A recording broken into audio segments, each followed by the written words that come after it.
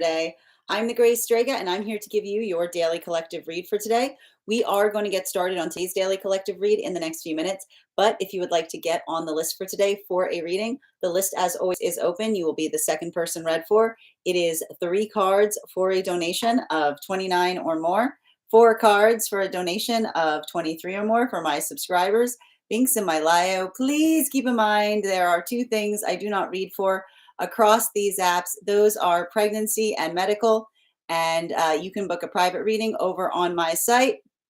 Prior to beginning today's daily collective read, I will be giving a brief recap on what we've been seeing in the cards over the last few days. If you would like to find that full reading, you can find it over on the place where we keep the videos. You can also find it as a place on the place where we keep the photos. You can also find it as a podcast over on my spot at Tarot Church and over on my stack. But before we begin, as we do always, first and foremost, how are you doing today? Scale of 1 to 10. There are no wrong answers. I think the best way I can effectively describe this energy right now is we are pretty much at the hump of the retrograde season. There are only 2 planets that are effectively not in retrograde right now. Those are Venus and Pluto. And the thing about those 2 planets, I was describing the energy yesterday as like it's giving Persephone. And, you know, I think that the best way to kind of describe it, and it's like, it's interesting too, because like the way I like to see it is like, never fear, like never fear. I know that there's a lot of planets in retrograde, but Venus and Pluto are here. It's like, oh goody. Love and dread. That's good. That's helpful. That's gonna it's gothic. I mean, it's gothic, but it's we're gonna get through it. I'll tell you right now. I want and it's really like to a certain extent, it's probably feeling really melodramatic. Whatever you're going through right now, I would not be surprised if the key word that feels like it unifies upon any kind of theme that's happening right now is melodrama. But I need to describe this though, and that's also like when we're going through very melodramatic moments. And this was coming through heavy in yesterday's reading. What helps us through melodrama? Logic. Because and this was coming through yesterday too. Drama is trauma, right? And often when we're going through something that's dramatic, it doesn't really make much sense, especially when someone's like deep in their ego. Like never do you experience more confusion than someone going through an egoic journey in like the highest way. But and if you're experiencing this, if you're experiencing it either internally or if you're experiencing it externally, I want to point out things, things that make sense heal us. It makes sense. Rationalization is a beautiful gift. And it's not surprising that often, I like to point this out, like I know that sometimes when we're going through spiritual journeys, and like this is what we talk about with Zen or things like that, it sounds so simple, but it's not, because it's rational. And it's like getting through the melodrama of the self to get to the heart of what's true, right? To be able to see, like, work through that. And in that modality, right? That modality of being able to accept things, right? And I'll point this out. And the reason that this is coming through, and I need to stress this, is for a lot of these moon relationships right now, there's something, and these are the new relationships that are coming together in this energy. There's something really beautiful that's happening, but the beauty that we see that's happening is working into it's working into the context of clear mirrors. And it's also like, I want to point this out. This has been coming through a lot too. It's been working through the true meaning of humility. We've forgotten what humility means in today's age. We have this confusing point that humility is somehow connected to embarrassment. There's no greater misambiguation of the difference between humility and embarrassment as it relates to our own misconceptions in terms of working through that. Humility comes from the understanding that the world has things, that there's always things to learn. There's always things to grow upon. It's the perception by which you approach things as the perpetual student, right? Because and here's the thing about it, like when you don't, like you can't, when you don't have a little bit of humility, you can't learn anything, right? Because you think you know everything.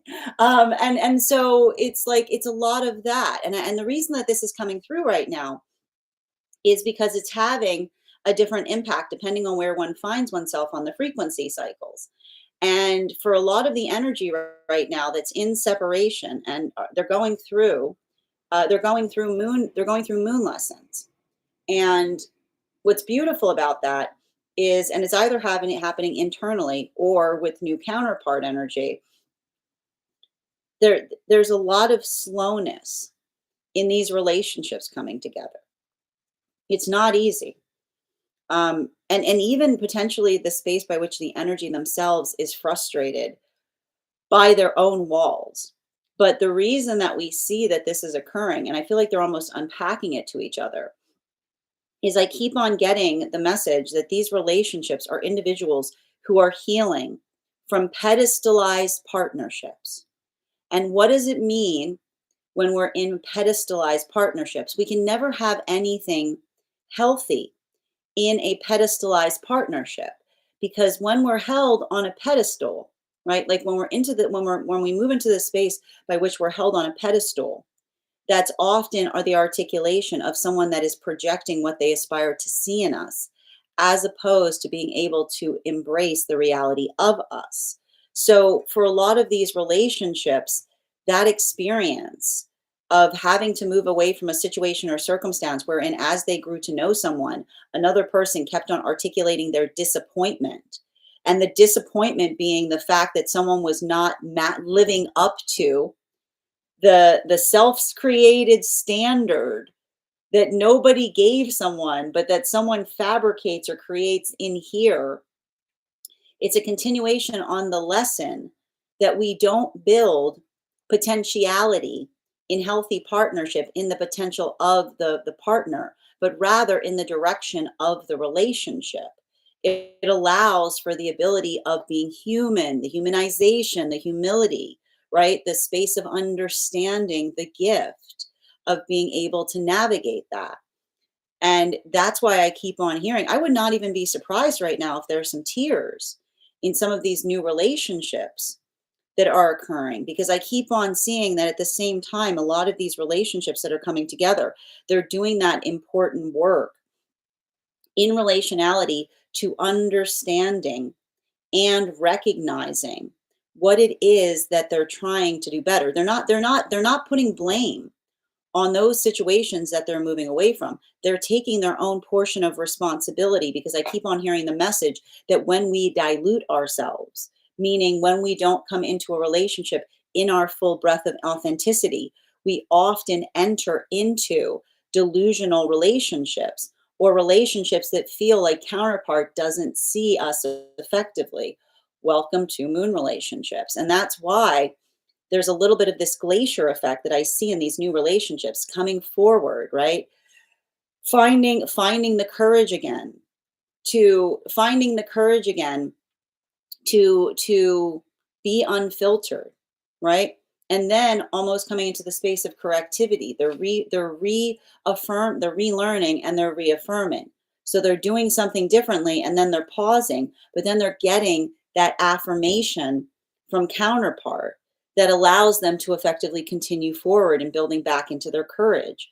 And so there's a little bit of this, like, I want to describe it. It's like the reconstruction of the egoic center that is happening right now for some of these new relationships, and in a good way, because we need an ego. You have to understand, like, A healthy ego is one that fits the form of what is within it. So that's why I keep on seeing that they're building each other up again from experiences where it feels like another person was dismantling them, trying to get them to conform to what they perceived or desired to see from them. But that's not easy work. So I wouldn't be surprised right now if there's a lot of contemplation and empathy that they're giving to each other as they continue upon those journeys. Now, this brings us to the temperance relationships. Now, the energy in separation right now is reaffirming and relearning. While we see that the temperance relationships, and for our purposes, the temperance relationships were the relationships that have been coming together between the time of between the time of Uranus going retrograde up until the time of the solstice period over the summer. For a lot of these relationships right now, it's giving a lot of bear energy is the best way I can describe it, because they've been coming to know each other more. They've been sharing more about themselves, and it's not the fact that when they first came together they weren't being completely honest about what occurred in the past. But I keep on seeing that this energy was building into the space where they didn't want the optics of something that they healed from to be the perception by which another person finds them. So that opening up more, right? Sharing more about that trauma. What's so difficult about this energy going through this right now is there's a double whammy that's happening, where not only is there something that partner sees in the past of counterpart that they want to protect against, they almost like want to go back to protect them from it, and they recognize that they can't, but it rests directly on a trauma trigger of counterpart. So something, and again, because trauma builds triggers in weird places. So it would feel so indulgent to do something about that. It would feel so indulgent, but they're refraining. They're refraining. They're refraining and they're reframing. They're taking that energy by which they want to do something about the past, and they're understanding a Neptune lesson, which is the space by which they are prioritizing the healing journey of the counterpart. They're not reawakening the past by inserting themselves into it, even though it would feel good to do so. But they're holding respect for the healing journey of the counterpart. And instead, they're filling their hands with the present. They're channeling that energy into doing things in different ways and being able to articulate the full breadth of how much something has changed. Welcome to a Taurus full moon in Scorpio season. But there's a little bit of this protective energy here. There's a little bit of this energy that says, don't mistake the kindness for weakness. Mercury and Mars, both retrograding in Sagittarius.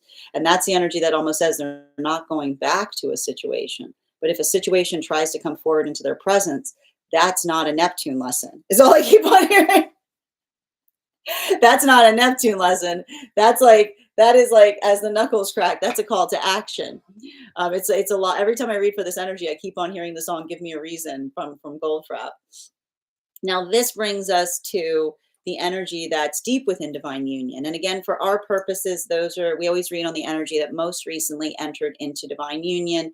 For our purposes, those were the magician relationships that were coming together between the solstice period up until the time of Mercury and Venus stationing direct behind Neptune. Now, these relationships are going through some ridiculous stuff. The best way I can describe it is ridiculous. And the way you can usually tell that you're going through a maturation cycle is when you feel like you're going through something ridiculous, like something that just straight up doesn't make sense.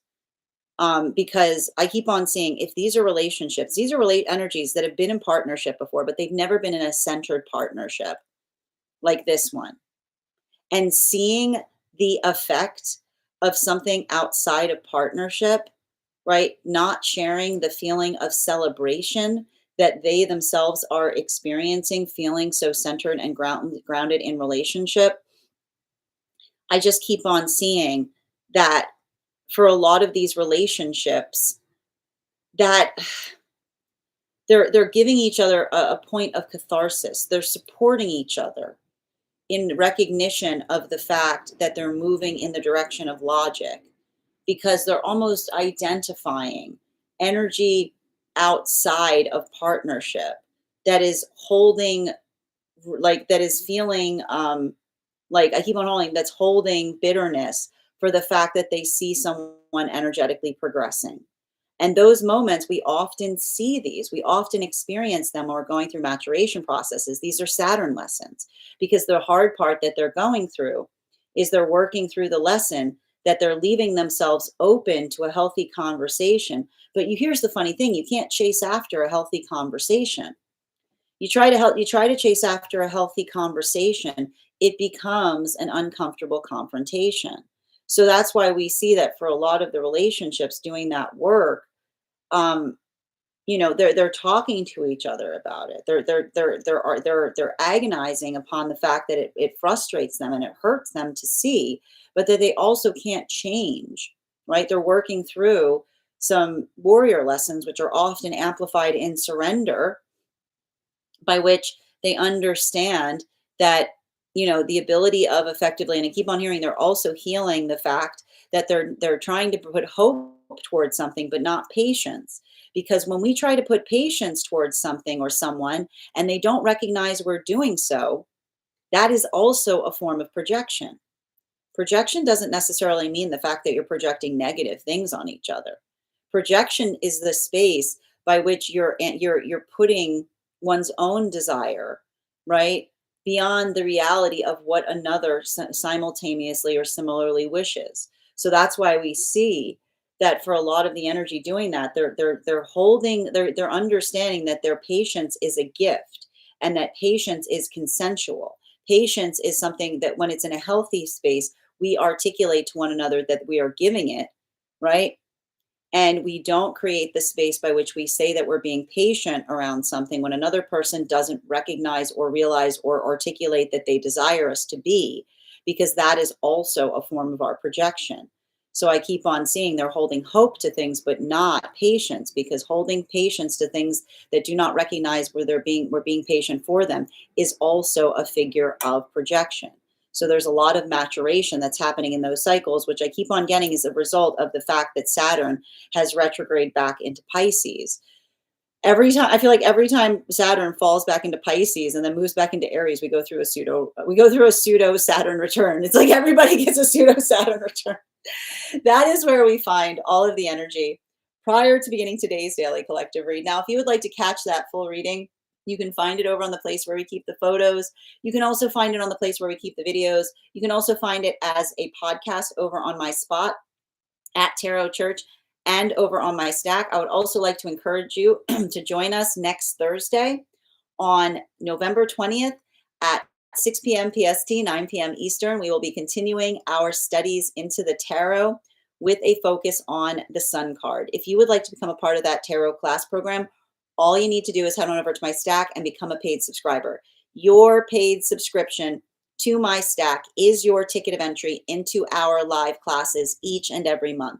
You will also, as a paid subscriber, have a monthly subscriber, have access to over 9 hours worth of material in the Tarot Church Library class archive. Now, it's not necessary for you to catch up. I'll be doing my best to give you an update on everything we have studied prior to beginning our next class, but the material is there for you to receive as you're ready to receive it.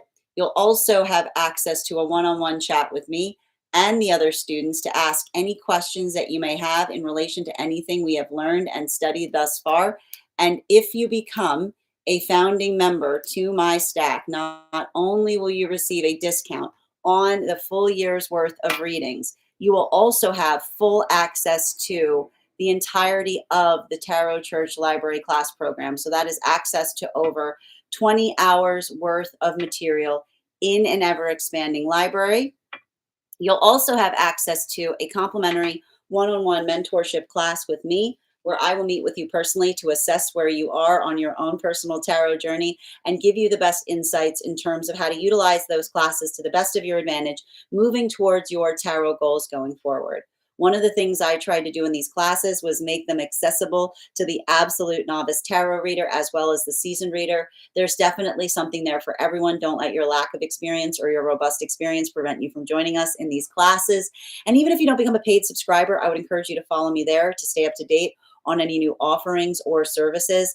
I also post my weekly newsletter there, which will let you know about my in-person events as well as my online live schedule. And you'll also have updates on my mystic meditation articles, which I release bi-monthly. They give you an update on everything we've been experiencing in the cards.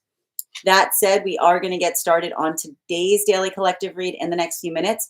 But if you would like to get on the list for today, it's a lovely time to get on the list. The list is open. It is 3 cards for a donation of 29 or more, 4 cards for a donation of 23 or more for my subscribers, Binks and Lio.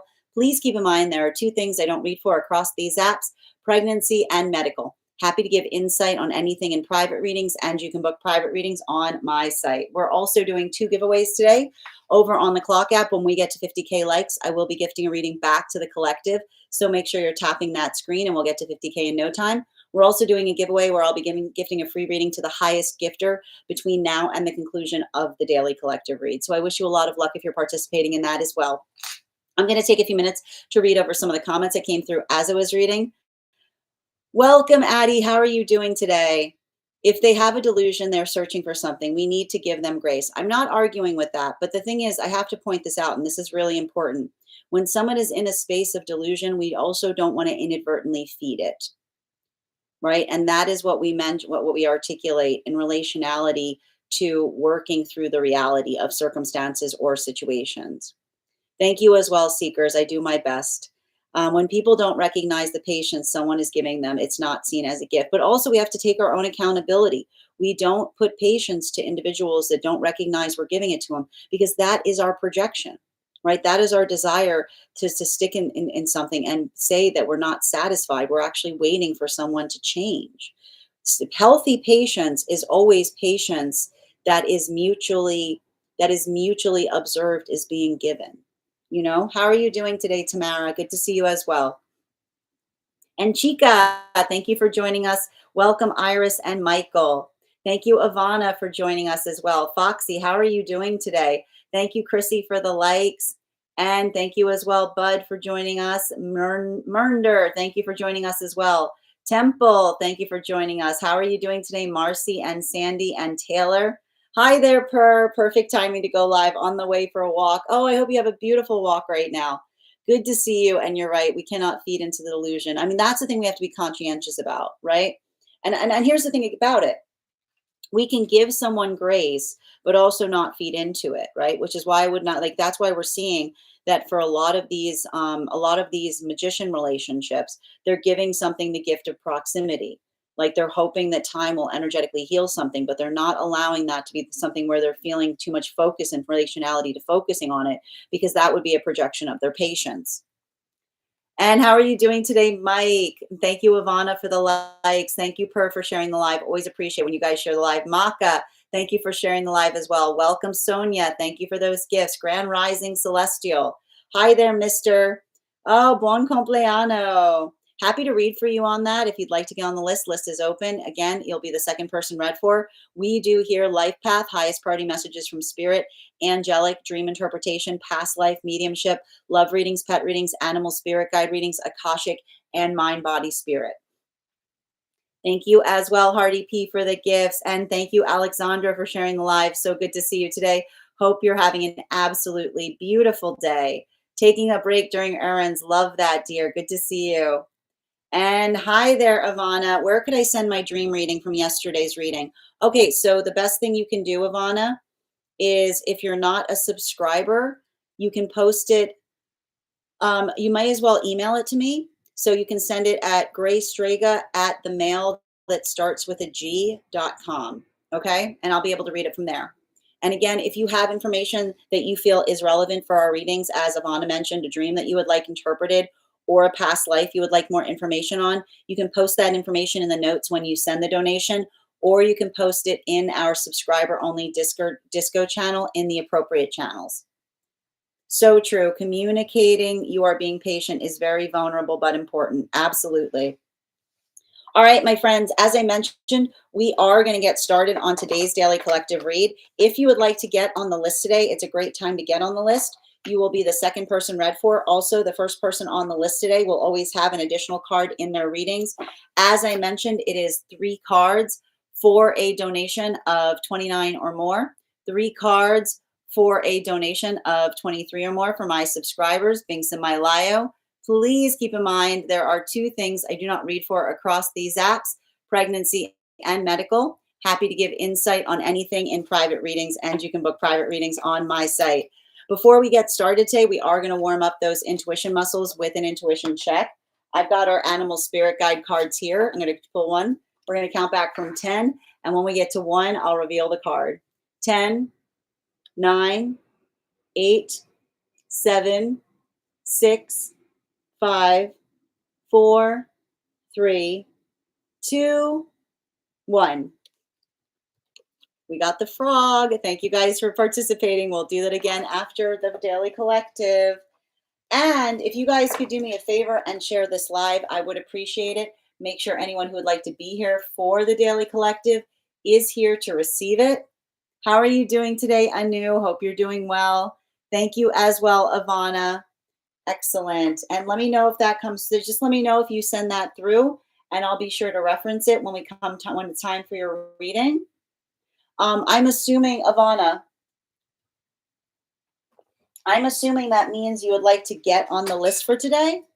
Can you confirm if there's anyone on the hold list who would like to be added back to the list today? Please let me know now so I can secure your spot on the list. How are you doing today, Rebel? Yes, please. Okay, perfect. So if anybody else wants to get on the list right now, you will be the 3rd person read for. 3 cards for a donation of 29 or more. Alexandra, you'd like to get on as well. Thank you for confirming. If anybody else wants to get on the list right now, you will be the 4th person read for. 3 cards for a donation of 29 or more. 4 cards for a donation of 23 or more for my subscribers. Links in my bio. Please keep in mind, there are 2 things I do not read for across these apps: pregnancy and medical. Happy to give insight on anything in private readings, and you can book private readings on my site. Also, please remember, we're doing 2 giveaways today. The first reading giveaway will be a reading giveaway when we get to 50K likes. So make sure that you are tapping that screen, and we will get to 50K in no time. The other giveaway we are doing today is a free reading for the highest gifter between now and the conclusion of the Daily Collective read. So I wish you a lot of luck if you're participating in that one as well. That said, no better time than the present. Why don't we get started? Welcome, everyone. Happy Saturday. I'm the Grace Strega, and I'm here to give you your Daily Collective read for today, Saturday, November 15th, 2025. What do we have coming through in the cards for today? Can I please have the first 2 cards in our 5-card spread? First 2 cards we are starting our day off with today are the Page of Wands in its upright in combination with our High Priestess in its reversal. It's so interesting because I've been feeling really called to do a breakdown of masculine, feminine, and non-binary energy, bearing in mind this is not based on gender, but what one feels most aligned to. And I feel like this is very much akin to what I was effectively reading for right now. Remember how I said before the podcast started that this is effectively like the heaviest point of the retrograde? I keep on describing this. This is like the apex of the retrograde season. It's like the hump. The reason for that is given the fact that we've only have 2 planets right now that are currently not in retrograde, and they're effectively Pluto and Venus. So we have them effectively represented here by Page of Wands energy in its upright and the High Priestess in its reversal. It's funny too, because I kind of mentioned before that it's giving a little bit of Persephone vibes, with Pluto and Venus being the only energies that are not in retrograde. But it is having a different impact on masculine and feminine energy. The thing you have to recognize too, and I need to describe this, we had this like 1-2 punch that occurred after that full moon that we just experienced in Taurus. It was a super moon. It was really intense. But I have to describe that one of the things that we saw with that is it's like we had the moon, a Taurus full moon in Scorpio season, And at the same, almost at the same time, right in sweet succession, we had Jupiter move into retrograde in Cancer. And then we had Mercury move into retrograde in Sagittarius. Now, the thing that we have to recognize there is, you know, and the funny part is, I keep on saying this, I'm not as stressed about Mercury retrograding in Sagittarius. Because honestly, I got to tell you a little bit right now. Mercury retrograding in Sagittarius can sometimes create a little bit of like look before you leap type of energy, right? It's the difficulty in relationality to throwing caution to the wind, but not necessarily in a negative way. But the thing that we see that's very important, that I'm more concerned right now with Jupiter retrograding in Cancer, because Jupiter retrograding in Cancer at the same time that we've got Neptune retrograding in Pisces, it can do a real number on the feelings. It can sometimes feel like, and I keep on getting the crushing weight of emotions that sometimes make us feel like, that sometimes feel overwhelming, right? What do we do with big feelings? Now, the answer is we channel them in productive spaces. Is what I keep on hearing.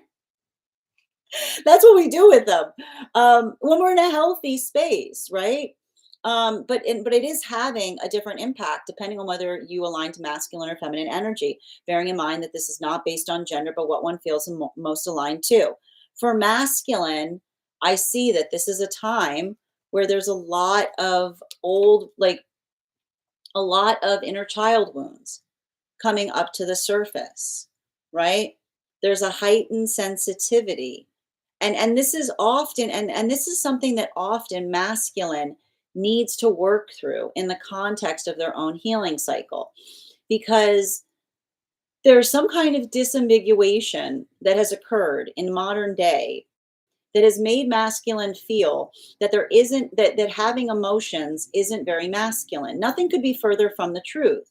We all have emotions. And in fact, and this is like often what happens to masculine energy that doesn't do the work to come into alignment with their emotions, things that we ignore have more power over us, have power over us in ways that we can't see, right?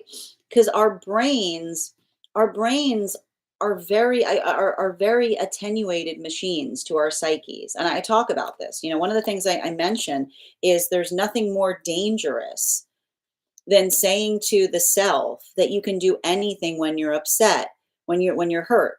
Because when you say to yourself, I can do anything when I'm hurt, I guarantee you'll become the most sensitive person that ever existed. A breeze will make you feel pain because you've just given yourself the directions of how you can get away with anything, right? Simultaneously, when we tell ourselves to quash our feelings, right? When we ignore the feelings don't go away.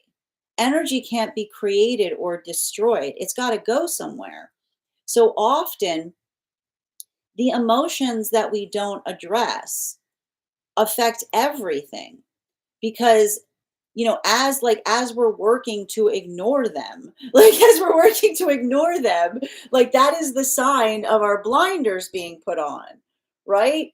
It's like they ever when we try to ignore things, everybody else has to contend with them, is what we see. So that is like effectively what's happening right now for a lot of the masculine energy. And masculine, if you're going through this, bearing in mind this is not based on gender, but what it feels most aligned to, I keep on seeing, I feel like this is masculine energy that's healing by saying having emotions, admitting that one has emotions isn't childish. It is the height of maturity, is what I keep on hearing. It is the height of reconnecting to maturity by being able to address the emotions instead of being affected by them, right? Talking through them instead of reacting to them, but it's not easy. For feminine, I feel like this is more the feminine.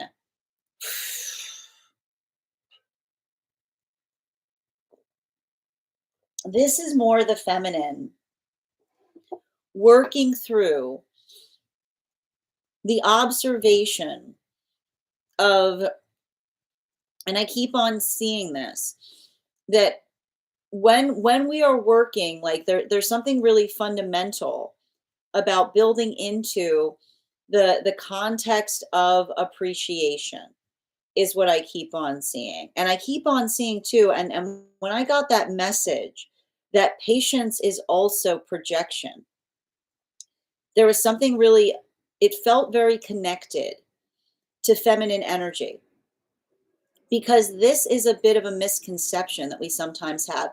There's a misconception that projection is negative, that the reason that the projection is so bad is because it's negative. Often, I keep on getting, often the projections that are most toxic are the ones that we look at with a sense of positivity, because it is an entitled perspective to look at something and say, I'm waiting for it to change, where when something has no desire to, right? That is the mode, that is the sound, that is the ringing of the bell of your delusion, right?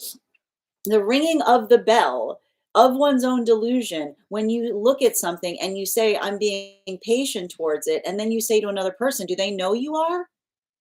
Because that isn't patience. That's projecting one's own desire upon something instead of embracing another person's reality. It's the sound of our energetic entitlement in association with the ego. And this is why we usually fortify, like, this is why the message was coming through upon the fact that our patience is a blessing and a gift, but only when it is mutually recognized that it is occurring. Because the way we find ourselves in unhealthy situations, the way that we find ourselves in unhealthy situations is when we effectively look at something that is embracing their reality or embracing their experience and saying, I'm being patient towards that. No, you're not. Like, that's not patient.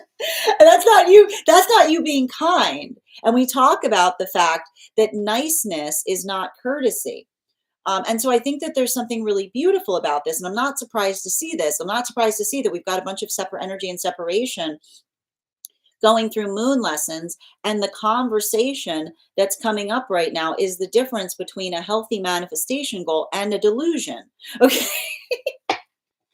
Center card for today's spread as we break down, right? As we break down the energy that we're seeing here, clarification. We've got here our 10 of cups, right? We've got the 10 of cups that's coming up right now in its upright. I like to see the 10 of the 10 of cups, because a healthy, I keep on getting the same message, and this is happening across all of the frequencies.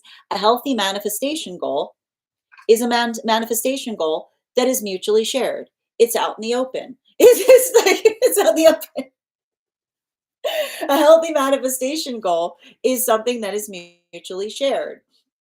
It's something that you can spread to those around the self. It's something that feels like it's energetically shared. Now, and it doesn't require us to be perfect. It requires us to be working towards it. This is very important right now for those moon relationships, and for our purposes, the moon partnerships that we're talking about are the energy and separation right now. From about the time of Uranus going retrograde, right before that eclipse cycle, up until today. Now, the thing about this, and I keep on getting, there is a lot of emotion coming out right now in some of these relationships. And I feel like the gift that they're giving each other is not projecting expectations upon one another. They're not projecting expectations upon one another. I keep on getting, these are energies. The reason I've been trying to uncover why they've been coming together so slowly, they're healing from pedestalized partnerships. And what happens when we're in a pedestalized partnership? This is why idolatry is considered so negative, because when we pedestalize, we project what we aspire to see in someone upon someone instead of embracing the beauty of who they truly are, right? And often, one of the things that happens in pedestalized partnerships is they start off on cloud nine, and then everything else feels like we're falling, like that we're moving into the space of disappointment, right? Because it's the sound of someone holding an unrealistic standard that often characterizes the trauma that occurs when we recognize that that someone has created an impossibility point. This is why it's continuation of why it's so vital and important when we build into relationship. We don't put potential in relationship on personage. We don't put it in what we aspire the counterpart to be. We aspire on where we go, right? Healthy relationship is a vehicle to have your dreams fulfilled. It's not the space by which you look to another to effectively identify that they go through them, is what we keep on seeing. So, for a lot of the energy doing this work, the fact that they're experiencing those modalities where they're getting their confidence back, and how are they getting their confidence back? They're they're relearning and reaffirming. They're doing something in a way that they haven't done it before. They're being more authentic than they ever have because they're also taking accountability and responsibility for the relationship that they're healing from in the past. Because I keep on getting the message that when we dilute ourselves entering into relationship, we often enter delusional relationships that don't fully embrace who we are. They don't see us with clarity. So they're coming to each other unfiltered, right? They're coming towards one another unfiltered, but then they're also checking, right? Because they're feeling the anxiety of potentially upsetting one another, and they're reaffirming to each other the confidence by which they can go on. And so I keep wondering, this is the sound of them slowly rebuilding the egoic self in a healthy way from a circumstance or situation by which they feel like another person was constantly perpetually tearing them down. Now, this brings us to the temperance relationships. And for our purposes, the temperance relationships are the relationships that were coming together between the time of Uranus going retrograde up until the time of the solstice period over the summer. Can I please get two cards to clarify? We've already got one out here. Clarification coming through right now with, whoop, oh, there's that. This is the moon card in its reversal, same exact spot we had it yesterday. Go check the tape. You can go back to that. You can go see yesterday's spread over on our stack, same exact spot. And the Five of Pentacles in its reversal, which was our ultimate card yesterday. So this is a continuation on yesterday's reading. So for the energy right now, that is the temperance relationships, there's a lot of frustration here, a lot of big feelings. They're opening up to each other about a past that they may have elided to when they first came into relationship. They're getting the full story of something that happened. And that's why I keep on seeing that for a lot of these relationships, big feelings, bigger effort, right? Big feelings, bigger effort, which is big feelings, which means they're not marching out the door to go address their feelings into the past by which they would like to do something, but they're putting the effort into building a present that is the antithesis of a past that hurt counterpart. This is the energy that is working on understanding. They're doing, I keep on hearing recentering. And I keep on hearing it's hard because there's a lot of that drag energy with all of this retrograde. It's a lot of that why I oughta kind of energy. The desire to like have to stop oneself from wanting to do something about the past. But instead, I keep on hearing recentering it and saying the way we heal from a past is not by making the past the present, by pulling the past into the present, but by filling one's hands with the present. So they're building into the space by which they're seeing relationship as a gift that they're giving to counterpart to restore any of the damage that may have occurred in past partnership. Now, for a lot of those energies or a lot of those relationships, it's funny because I told you there's a little bit of this bear energy. I want to know where Ursa Minor is right now, because the bear energy that I'm picking up on is the energy that's saying, I keep on hearing Mercury and Mars almost on top of each other. Mercury and Mars almost on top of each other in Sagittarius and retrograding. Don't mistake the kindness for weakness. This is the energy that keeps on saying to counterpart, this is not me doing what I would typically do. This is me honoring the sanctity of your healing journey. We're creating sanctuary in relationship right now. But if that past has the audacity to come here, the energy going, if that past has the audacity to show up here, that's no longer a Neptune lesson. That's someone taking care of business, is what I keep on hearing. So there's like a little bit of this, like I keep on getting, there's a little bit of this knuckle crack that's happening right now as it relates to the energy that says, I won't dare, but don't they dare, is what I keep on getting. Continuing to get clarification between our Page of Wands and its upright and the High Priestess. In its reversal, Pluto and Venus, only planets in upright right now. Fool card. Wow, there's that maturation processes are not fun. I keep on seeing they're learning to be the mature one. They're learning to be the mature one, is what I keep on seeing. And the thing about with these magician relationships, man, I can already see they are like the thing about it, and this is what's so this I keep on hearing they're having a lot of full circle moments because it's literally there are some energy right now that feels like they've come out of they've lost contact with energy. And they're trying to surmise why. And the only thing they can put together is the fact that they've entered healthy partnership. Do you know how painful that is? Do you know how painful that is when you look at a situation or circumstance and say, what has changed? Oh, I'm happy. Do you know how you know how upsetting that is? This is what we experience when we go through maturation processes where they're trying to figure out the catalyst by which another person is in a space of rumination, and the only amplification that they can articulate upon is the fact that they're in a space of that their vibration has shifted into one of joy.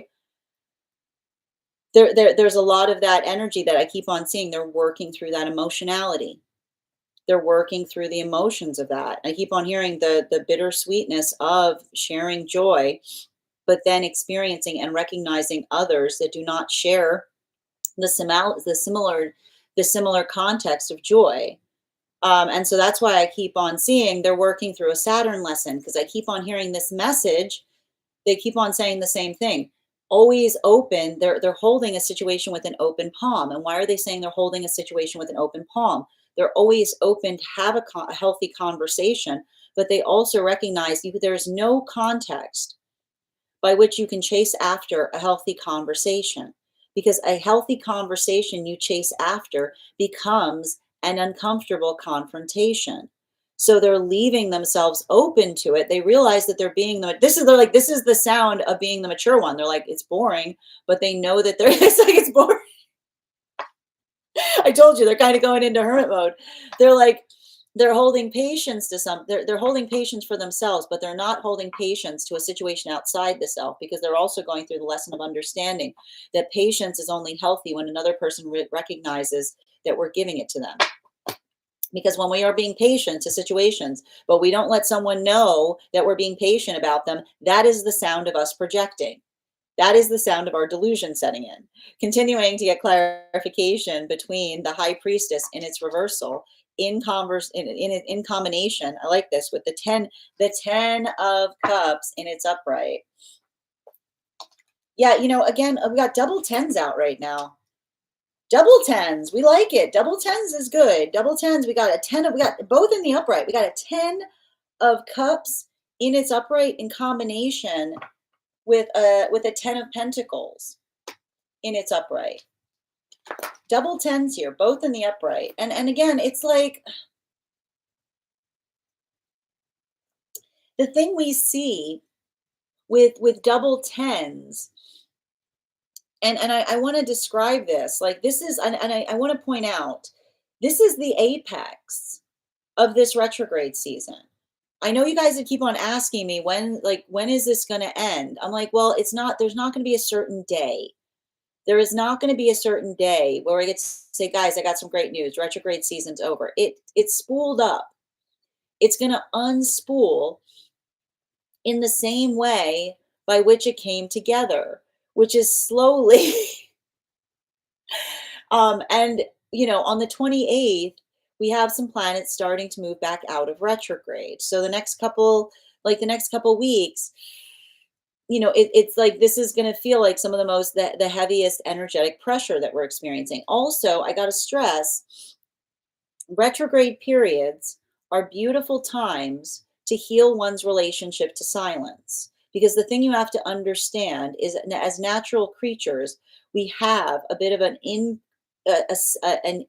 natural trauma trigger that's built into us in relationality to silence. Now, as we move towards the space of becoming energetically aligned, we often heal our relationship to silence. We feel the modality by which it feels energetically peaceful and it's productive.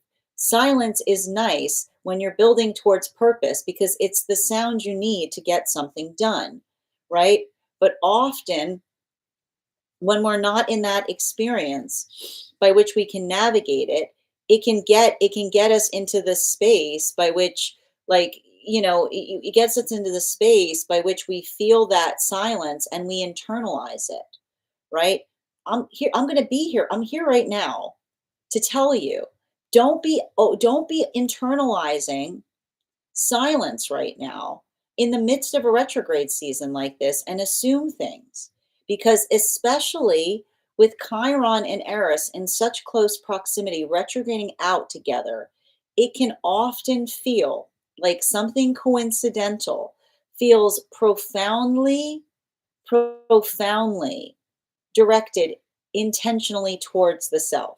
And I'm here to tell you not to believe the hype of this retrograde season. Okay? Don't believe the hype of the retrograde season. Don't be crashing out. Get down to business. Okay? Allow for that space of productivity to guide you. And if you're feeling this right now, right, I want you focusing and meditating on purpose and productivity. Like, let logic rule directionality. And I know that's not easy because I'm telling you right now, the thing with these retrograde periods is they can be highly productive. But if someone isn't doing their shadow work effectively, like I described, right? Feeling the silence, assuming things, and then projecting the energetic like anxiety out onto others, it can also feel like you're having to deal with a lot of others' projections. Don't match energy. If you're experiencing that, don't match it. Remember who you are. Remember how you navigate things. Continuing to get clarification between our 10 of cups in its upright and the moon card in its, there it is, thank you. Okay, cantilevered, okay. And the moon card in its reversal. We've got the three, we've got the 3 of wands tilted. And I know, and I have to put the tilt there because they're saying it's tilted, because it's interesting because the tilt, and again, make sure that you head over to the stack if you want to see today's spread, because and I need to stress this here. The card that it's tilted towards is almost pointing an arrow towards the 10 of Pentacles. So what we're really seeing, this is literally like letting logic rule, because it's the moon card in its reversal, which is, again, and it's the same thing I keep on seeing. Let the healthy conversation guide the self, right? Something that can be spoken upon openly is something that is energetically healthy. So that's why I keep on seeing. And this is also describing, remember I said there's a little bit of this curvature to some of these moon relationships that are coming together? There's a little bit of this glacier effect. This is what I mean about the glacier, because I keep on seeing they're pushing forward a little bit. They're doing something in a way that they've never done it before. They're being more authentic as they build into relationship. And then I keep on getting, they're going, ah, and they're pulling back. It's like dipping the toe in the water of authenticity, and they're going, ah, and then them being like, no, it's okay, and I'm going, oh, good, right? So it's a lot of like, it's literally like the way, like, I know it's gonna sound, it's gonna be, I know the only way I have to like like I have to dance through it to show you guys the way that the relationship is happening. It's the leap forward, the pull back, and then the jump forward twice, for like jumping forward twice more. So it's like the pull forward, and then diving. It's like the touch before the dive kind of thing. So there's something about that. But that's what I keep on seeing. They're giving each other permission to try. And that's why I keep on getting there's so much emotion here, because when we are pedestalized, it doesn't leave us any room to learn something.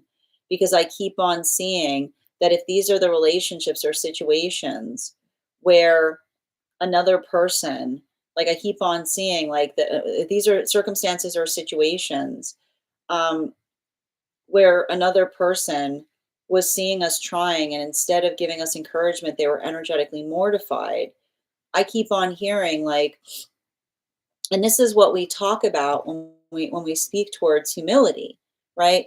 Um, we always have to have like you have to stumble before you can walk, right? If you don't have the ability to feel a little clumsy, if you can't hold your clumsiness with a sense of grace or with a sense of love, then that is the sound of you becoming energetically rigid, because it's the fear to allow oneself to learn. And when we learn, there's always going to be that uncomfortability point, right? There's always going to be those moments that we stumble, because the stumbling is necessary when we learn. So that's why I keep on seeing that there's relief, because what's happening in these relationships is they're giving each other permission to make mistakes. But I keep on hearing not grievous errors is what I keep on hearing. Mistakes, not grievous errors, because they're doing something in a way and then they're talking about it, right? They're assessing it. That like that is the sound of them learning together. They're acting as healthy mirrors, moon relationships. A mirror is a healthy thing. There's nothing wrong with mirroring so long as we like what we're reflecting. Is what I keep on hearing. Now continuing to get clarification between our moon card in its reversal and that five. I love this moon card in its reversal with the 5 of Pentacles in its reversal. Those two together are great. I love that for the temperance relationships. Yeah, there it is. I love, it's funny because I was laughing a lot when I was reading for the energy that was coming into, that was in separation. And now I'm laughing when I'm reading for the energy in temperance. Um, I keep on getting the energy like, I wouldn't dare, but don't they try? And it's funny because remember I said like for the energy and separation, the space by which they're giving each other, the space by which they keep on hearing, trying is the sound of us reaching towards perfection, because there is no trying. There's just better ways of learning how to do something effectively. But for the energy that is working through the Neptune lessons of temperance, this is the energy that's saying, I'm doing my best to channel my emotions upon something in the past productively. But if that past has the audacity of showing their face here, is what I keep on. That's not a Neptune lesson, is all I keep on hearing. That's not a Neptune lesson. That no longer becomes a Neptune lesson in the context by which the space of the past tries to resurface. That is something entirely different, is what I keep on seeing. And that's why we keep on seeing that for a lot of these energies. I just keep on hearing the energy that says the same thing, which is I wouldn't dare, but don't they try? Because this is the energy that is sanctifying the partnership by holding the partnership itself in a space of being energetically protective of the healing journey of the counterpart, but not articulating to the counterpart not to mistake the kindness for weakness. Not to mistake the kindness for weakness in relationality to the fact that they're almost literally saying to counterpart, you're seeing me healed. Like this is the energy going, this is me being healed right now. Like this is me working towards the healing and holding your healing as the priority. Continuing to get clarification between our Fool card in its reversal in combination with our 10 of Pentacles in its upright. Five, 5 of Wands in its upright. Now for the energy of for these magician relationships, I feel like the hard part that we're seeing is a lot of volatility in relationality to working. I keep on hearing when we are going through a moment of positivity, like when we're experiencing an amplification of joy, We articulate upon that joy by what is energetically shared. And that's why I keep on seeing that the energy is like consoling each other deep within divine union, because it's a conversation about what you can do about others' hard feelings. Others' hard feelings often become Saturn lessons. Because when someone is holding hard feelings towards you and there's literally nothing that you can do, like if another person, the way you can notice the difference between someone holding hard feelings that are a projection of their own feelings versus something that is actually productive is amplified and articulated in the statement, what would you have me do? And this is why it's really important that when we're doing our shadow work effectively, when we have feelings about something, we always look towards the amplification of what we can do that would right the feelings. Because if we experience a modality by which we hold feelings, but there's nothing another person can do to resolve those feelings, that is the sound of us projecting our feelings onto another person. That is the sound of us not doing our shadow work effectively. So that's why I keep on seeing that for a lot of these relationships deep within divine union, going through that maturation process and saying that they're leaving themselves open if they see someone with hard feelings as they're moving deeper into partnership, but they're always willing to sit down and have the conversation with someone upon what would you have me do? But the person can't come towards them because the thing that they would have them do is something that sounds ridiculous or something that they recognize that they themselves don't have the ability to articulate upon because they haven't figured out what that is. This is why it becomes a Saturn lesson, because this is the energy that effectively gives that to Saturn and says, I hope that the day will come that that person understands that that is something that they themselves need to work upon resolving within the self, right? Because and this is the hard part about this retrograde season, it's the understanding that honoring feelings isn't by giving each other our feelings every minute of the day. Not all feelings are alike, right? Babies, like little children that don't have the ability to navigate through their feelings will often put their feelings onto others to be resolved. But as we move into maturation, we recognize and identify that our ability to filter through our own emotions, to communicate upon what the emotions are asking for. The emotions are a bell that tell us that there's something that needs tending. And it is our job to identify if that bell is an internal bell, something that we need to work upon inside the self, or if there's something that can be addressed externally, something that can be changed and amended. So before we can honor, the way that we honor our emotions is not by giving them to everyone around us and then saying, I'm honoring, you have to honor, like, you have to accept these emotions. I'm honoring them because I'm feeling them and I'm telling you them. That's not honoring the emotions. That is projecting the emotions onto others around them, making your emotions others' responsibility. We fortify. When we fortify our emotions, we honor them. And so that is the conversation that I see that is happening right now for a lot of those energies that are deep within divine union. Continuing to get clarification between our 10 of Pentacles in combination with our tilted 3 of Wands in its reversal. Can I get one card to clarify? Death card in its reversal. We've got a lot of similar cards. A lot of similar cards to what we saw yesterday. If you want to compare yesterday's spread to today's spread, you can head on over to the stack. You'll find it there as a photo. But I like to point this out, and I need to stress this. I like to see a 10 of Cups above a Death card in its reversal because it's understanding. And again, the difference, change is not a manifestation goal. Change for change's sake is not a manifestation goal. But, and this is why I keep on saying this is coming back to the energy and separation. If these are relationships by which they're trying to heal because they were experienced pedestalized partnerships, what is the song you will hear when you're in a pedestalized partnership? I couldn't do anything right. Anytime I did something, I would be told that it was the wrong thing to do. Again, it's very convenient not to tell someone what to do, but only to tell them when they're doing it wrong, right? Like there's a hot-footedness in some of these relationships that someone's experiencing by which I keep on seeing. And this is why we do the work to understand and recognize our trauma triggers is not the space by which we're constantly, like not the space by which we're constantly feeling the need or the determination to perpetually adapt to situations.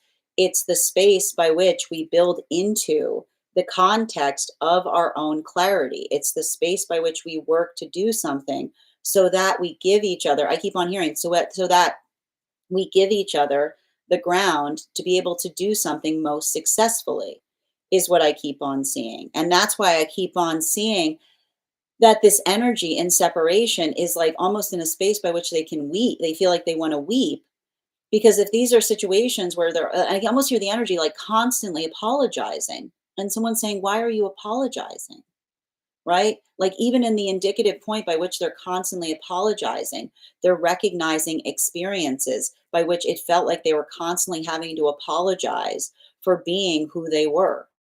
And I keep on hearing healthy relationship does not keep us in a space by which we're constantly apologizing for who we are, but rather celebrating who we are. It's not where we don't apologize. We're not in a space of constantly apologizing, but in a space by which we're perpetually celebrating.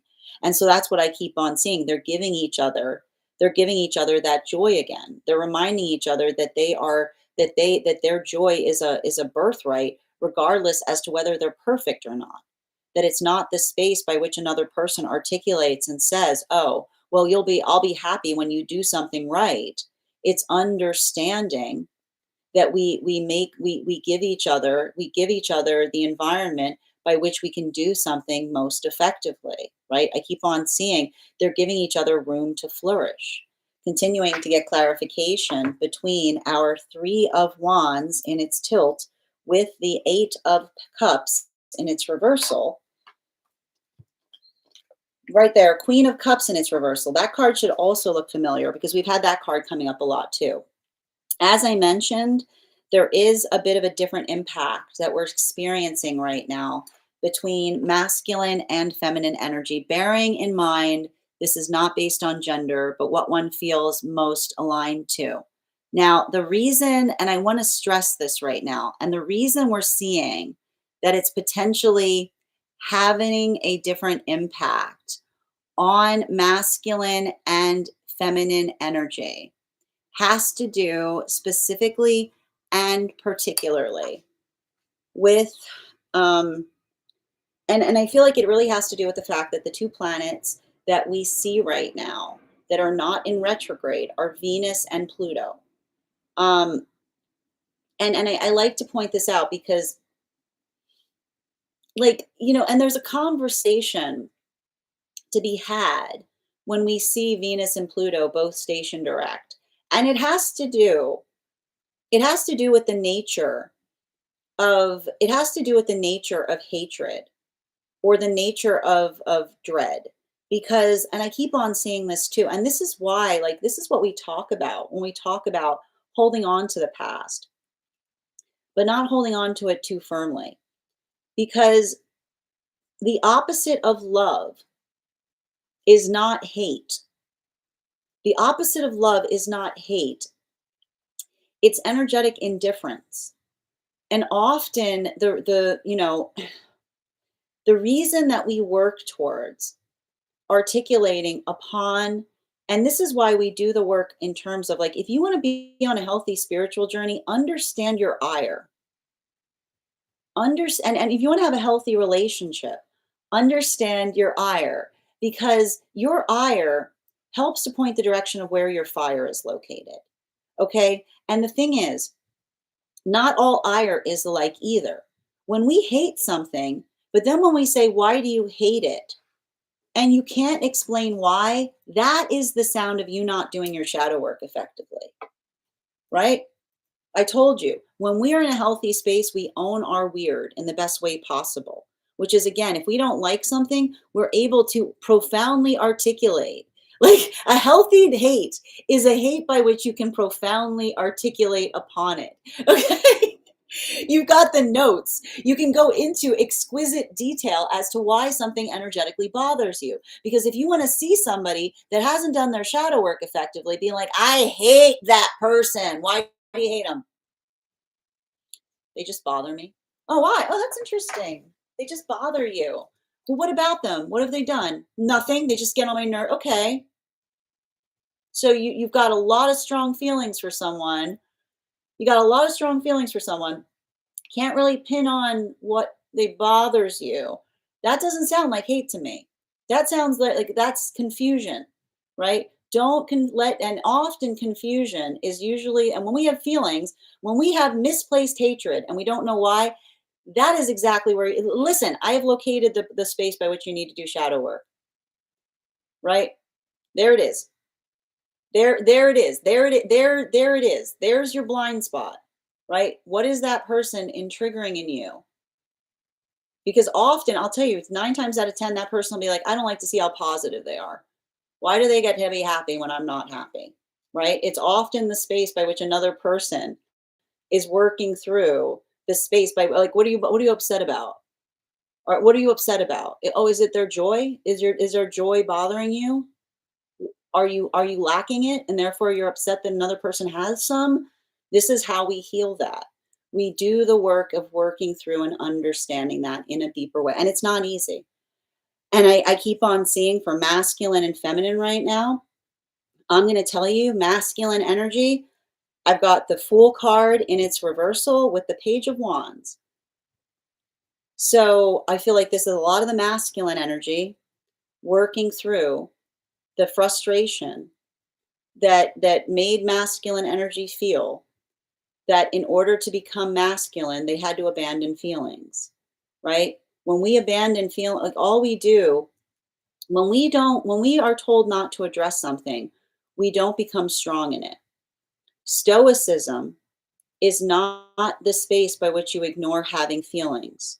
Stoicism is the ability to feel things, but not let those feelings control the self. To be able to feel the enormity, like this is what we mean by non-attachment, to not to feel less, but to feel more, and still be sure as it relates to the direction that one must go.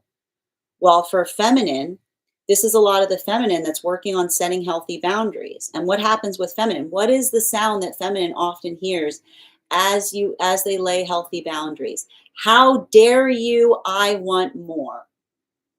How dare you, I want more. How dare you, I want more. So we see that for both of these energies, and I'm experiencing this across all of the frequencies, right? And this is why we see, like, this is what we experience with Venus and Pluto both being in upright, which is the space by which you have to, when you're on a healing journey, the first thing you need to do is get ready to navigate others' disappointment. Others' disappointment. Okay. For masculine, others' disappointment in the modality by which you express the fact that you have feelings, right? Being like, that's not very masculine of you. Being like, then you're not very good. Then you're not very much for me, right?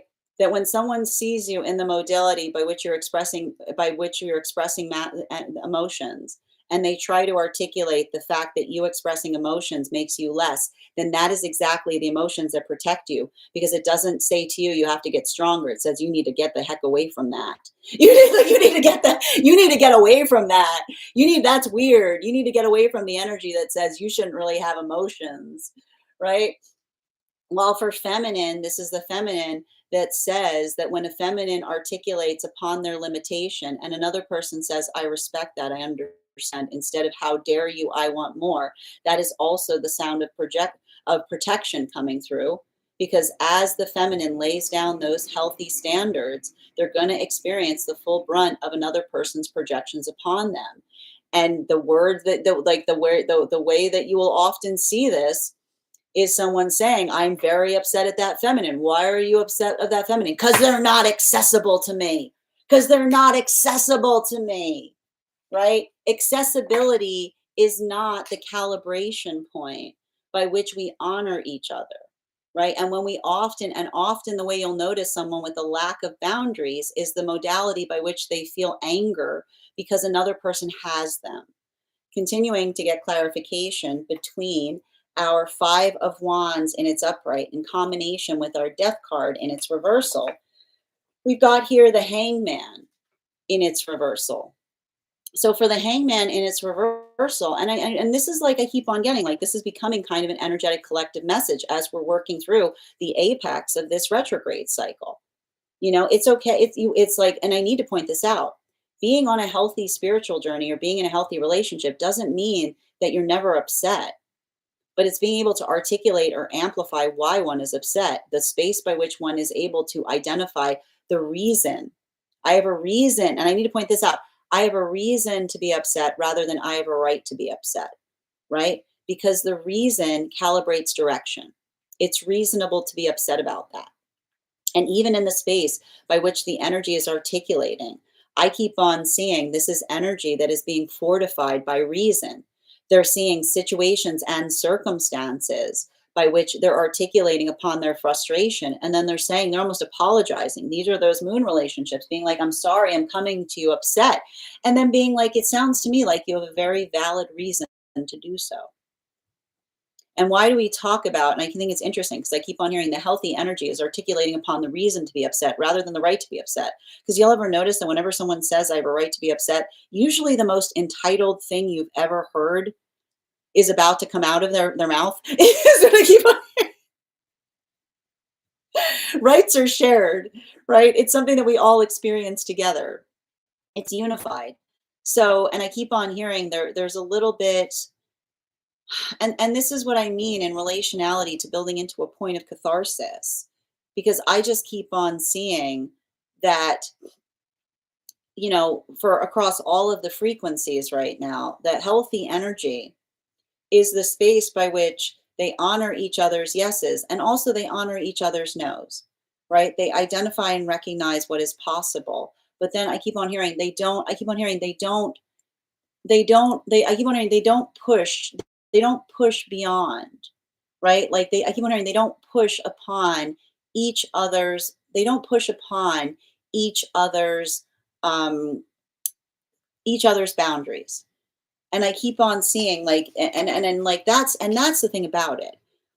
Often, like, and I feel like that's when I keep on getting in relationality to a lot of energy right now is working through, and I feel like this is what's happening collectively, working through the misconceptions that often occur when another person is intentionally trying to push into our boundaries, is what I keep on seeing. And I'll continuing to get clarification between our death card in its reversal and the Queen of Cups in its reversal. Yeah, there it is, the Three of Cups in its reversal, right? It's like, um, I feel like there's the thing that is articulated upon that has to do, and I need to describe this, and this is why I'm going to say this again. During these retrograde periods, don't assume anything. Don't assume anything because don't assume things. Ask healthy questions because, and I'm going to say this again. I feel impelled to kind of reaffirm this. When we go through retrograde periods like this, especially with Chiron and Eris sitting so in such close proximity, there are things that occur that are profoundly coincidental that we read intention into, right? It's too easy in this type of energy to make assumptions upon things that have nothing to do with you but feel very directed towards the self. But that's why when we are able to bring the force of our compassion and patience to things, right? It doesn't require us to be volatile and reactive to everything. Our anger is also a gift, and we give our anger to those that recognize that our anger is a gift, because the anger that we feel upon things is how we work to change something. It's the amplification of our frustration that allows something to be done more effectively. So that's why I keep on seeing that there's something really significant and important. And I keep on seeing the word being respective, right? Because when I keep wondering, when we're being energetically respective, we respectively articulate upon, I keep wondering, we articulate not just upon how we're feeling, right? It's not enough. I know it's hard because I know how hard it is for so many energies to get to the point. Like for some energy, I know that having the space by which we can articulate to our feelings in itself is a breakthrough. And I'm not diminishing the fact that that's the first part of the breakthrough. The second part of the breakthrough, once we're able to articulate upon our feelings, is doing the work of filtering upon them to articulate and define what is something that we need to work on within versus something that we need to work on without. And sometimes I get this, sometimes it requires a little bit of that external processing, right?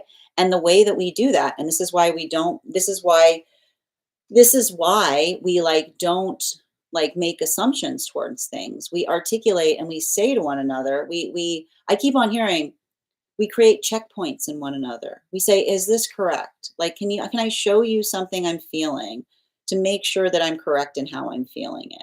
Right? Is what I keep on getting. This is what we do in healthy relationship. Like, am I missing something? Usually the sound of a healthy conversation is not, and this is what you'll see the difference between a projecting conversation that says, look what you made me do, right? The force of intention that tries to put blame on others for the fact that one feels something in the first place versus the space by which we're working through something and saying, can you check my work on this? Is there something I'm missing? Have I worked through this effectively? Right? It's the space by which we're coming to each other with a desire to learn more instead of the space by which we're trying to subject to each other to the breadth of how we feel about something.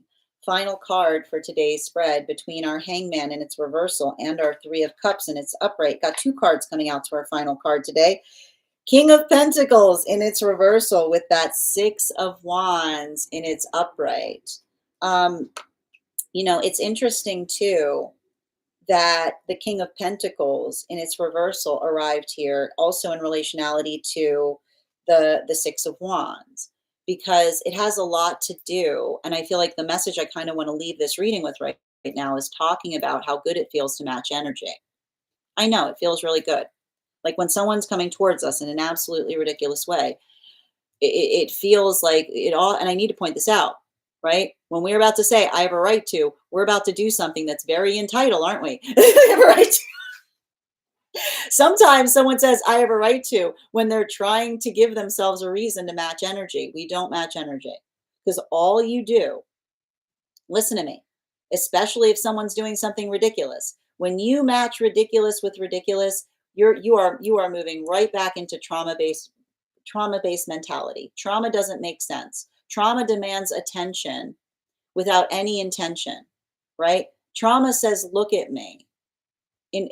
Regardless of on whether you glare or you look at someone with a sense of passion. It is literally just the energy that says it is glare energy.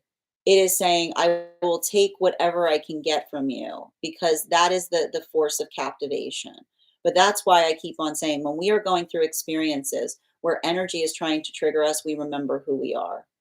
We stand up straighter because that modality, that experience by which we see someone that tries to come into the space by which they feel, right? And then, because then there's that aha moment being like, see, like all you teach someone when they come towards you in a ridiculous way and you match them going, look, I can get them to do anything. I can get them to do anything. Look, this is all I have to do. It's great. All I have to do is be like, look, oh, I just need to, if I just come towards them in a ridiculous way, now they're doing the same thing as we don't, we don't match energy. We remember who we are. So I know, and I know that some energy right now going through this right now, being like, but I know you have a right to, it's not about, I don't care who started it. I don't care. I care about you deeply. I don't care who started it because I care about you more than that, right? It's never about how we receive something. It's who we desire to be. And remember, no one can take that desire of who you desire to be away from you unless you allow them to. Bottom of the deck on that reading. Yep, we've got here the 9 of Wands in its reversal. Oh, 9 of Wands in its reversal, and here's, and like I told you, I know, I told you, I know. Listen, I got the 9, we got the 9 of Wands in its reversal. And that's the thing about it. 9 of Wands in its reversal, like talks towards how indulgent it would be, right? How it's not, I know. It's not about having a right to. It's about knowing what's energetically right, right? I keep on seeing it's working through the context of being able to energetically arrive to a situation and leave it better than you found it. And I want you to kind of think about that right now if you're going through something difficult, right? Not about working through the space of something being awful, but truly saying the force of love is saying, how can I leave something better than I found it? Even if things aren't working out, even if things aren't energetically perfect, right? It's the ability of being able to look at something and say that the space by which we put our intention in relationality to the direction that we aspire something to go in. It's a further conversation that we have as it relates to the nature, and that's what I keep on seeing. Don't allow this to be the retrograde where you feel like you're waiting on something that feels like it's interminable and it's making you feel like a space cadet. Remember that there's always modalities by which you can move something in the direction of fortuitousness, right? Fortuitousness has the base word fort, and what does that mean? Strength, right? So how can you bring strength to one's own fortuitousness? How can you move things forward in a way that feels like they're energetically productive? So allow that. I keep on hearing being fortuitous doesn't mean that one is sitting around waiting for something to energetically occur. It's allowing the space by which you're building into productivity, even in the space that something else isn't happening. So I want you to kind of embody that right now if you're feeling frustrated in this retrograde cycle. That is our daily collective read for today. I want to thank you guys so much for being here and experiencing it. Just a reminder, if you'd like to book a private reading with me, you can book one on my site. Please keep in mind, if you book a private reading with me, it is a two-step process. You have to book the reading, you have to pay for the reading.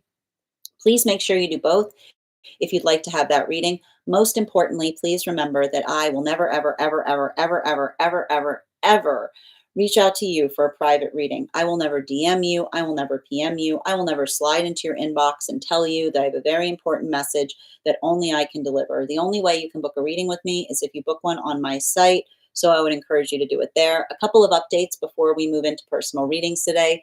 First and foremost, thank you to everyone who attended our recent class on the moon card. Our next class will be held on Thursday, November 20th at 6 p.m. PST, 9 p.m. Eastern. We will be continuing our studies into the tarot with a focus on the Sun card. If you would like to become a part of that tarot class program, all you need to do is head on over to my Stack and become a paid subscriber. Your paid subscription to my Stack is your ticket of entry into our live classes each and every month. You'll also have access to a complimentary one-on-one mentorship class. You'll also have access to a one-on-one chat with me and the other students to ask any questions that you may have in relation to anything we've learned and studied thus far. And if you become a founding member, not only will you receive a discount on the entire year's worth of readings, you'll also have full access to the entirety of the Tarot Church Library class program. That's access to over 20 hours worth of material in an ever expanding library. One of the things I tried to do, you'll also have access to a complimentary one-on-one mentorship class with me if you choose to have one, where I will meet with you personally to assess where you are on your own personal tarot journey and give you the best insights in terms of how to utilize those classes to the best impact moving towards your tarot goals going forward. One of the things I tried to do in these classes was make them accessible to the absolute novice tarot reader as well as the seasoned reader. There's definitely something there for everyone. Don't let your lack of experience or your pride or your robust experience prevent you from joining us in these classes. And even if you don't become a paid subscriber to my Stack, I would encourage you to follow me there to stay up to date on any new offerings or services. I also post my weekly newsletter there, which will let you know about my in-person events as well as my online live schedule. I also want to let you guys know that on top of my standard life path readings, I also offer mentorship classes. These are for any of my students seeking a more personalized educational experience with me. I take a very limited number of students for this reason, as those classes are focused on each individual's personal spiritual goals and journey work. Those classes can be purchased on an individual level or as a monthly class series, weekly or bi-weekly, as your schedule permits, so that you can stay more consistent on your personal journey. I'm also very happy to now offer dream interpretation readings, which you can purchase per dream or as a series If you purchase the series, I would encourage you to start to keep a dream journal, as we will meet weekly or bi-weekly with that journal and utilize the tarot to understand the key themes and messages coming towards you in the dream space. I want to thank you guys so much for being here today and sharing in these messages, and we will do this again tomorrow.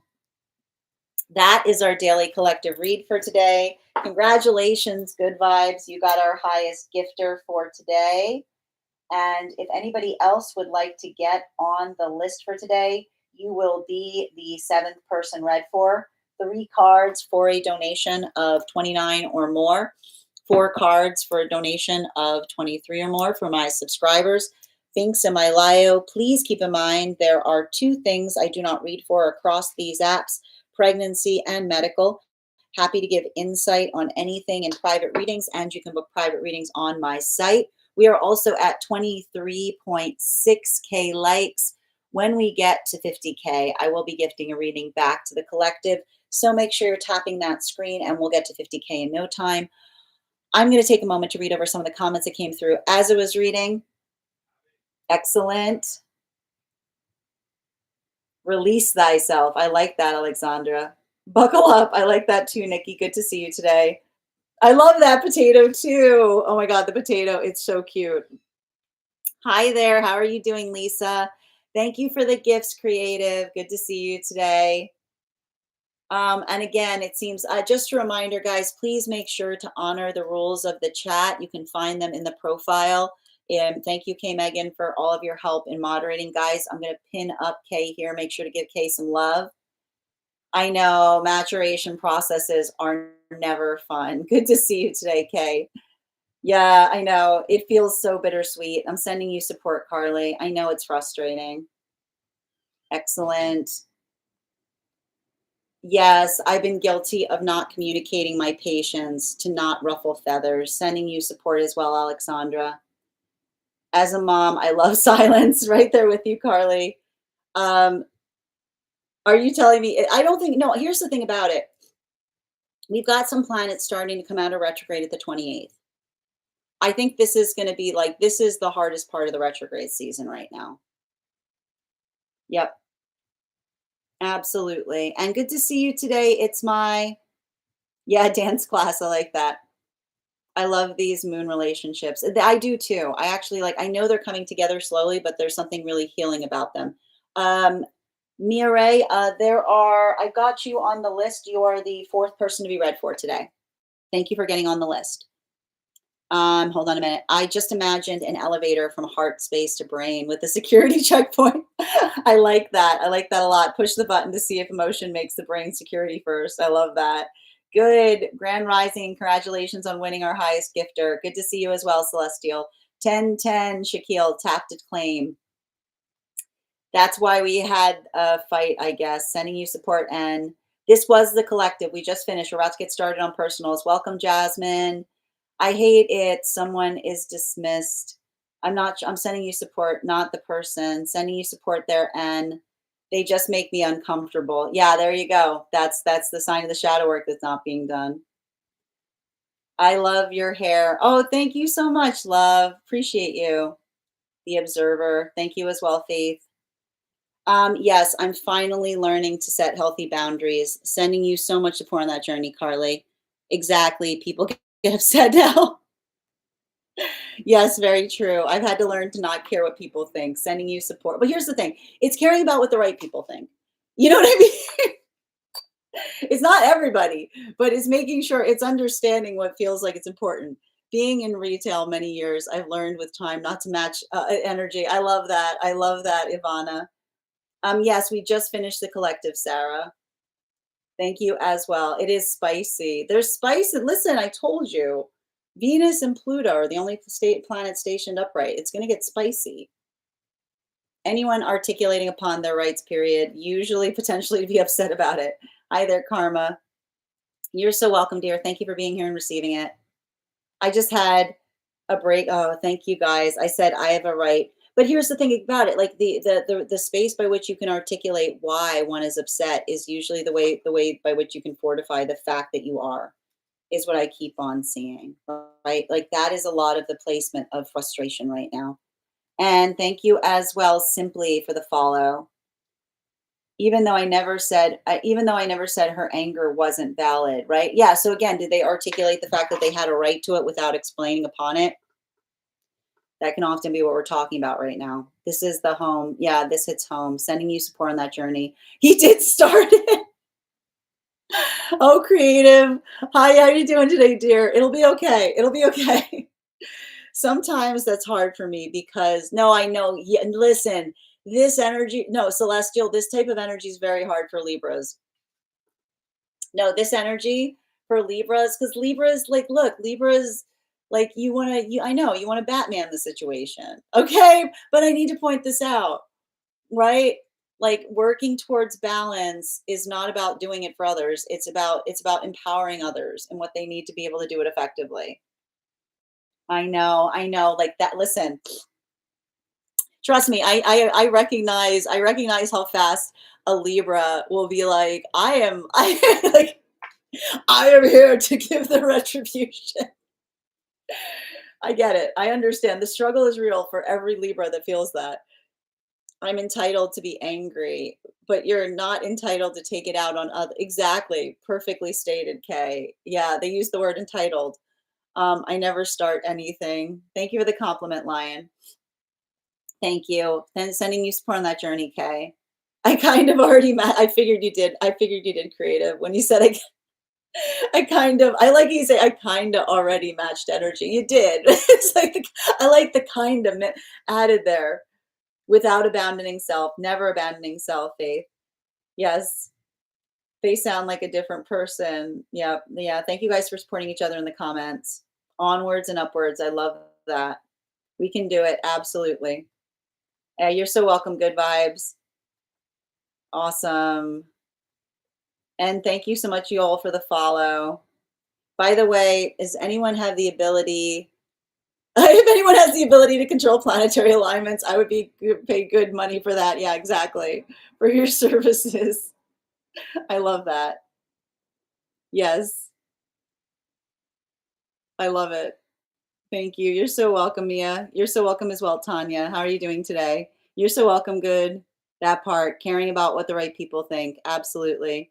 Hi there, oh, I keep on saying faith, but it's fat. It's faith. It's either absolutely with perspectives deserve your time and which release without sacrificing self care. Beautifully stated. I know, Celestial.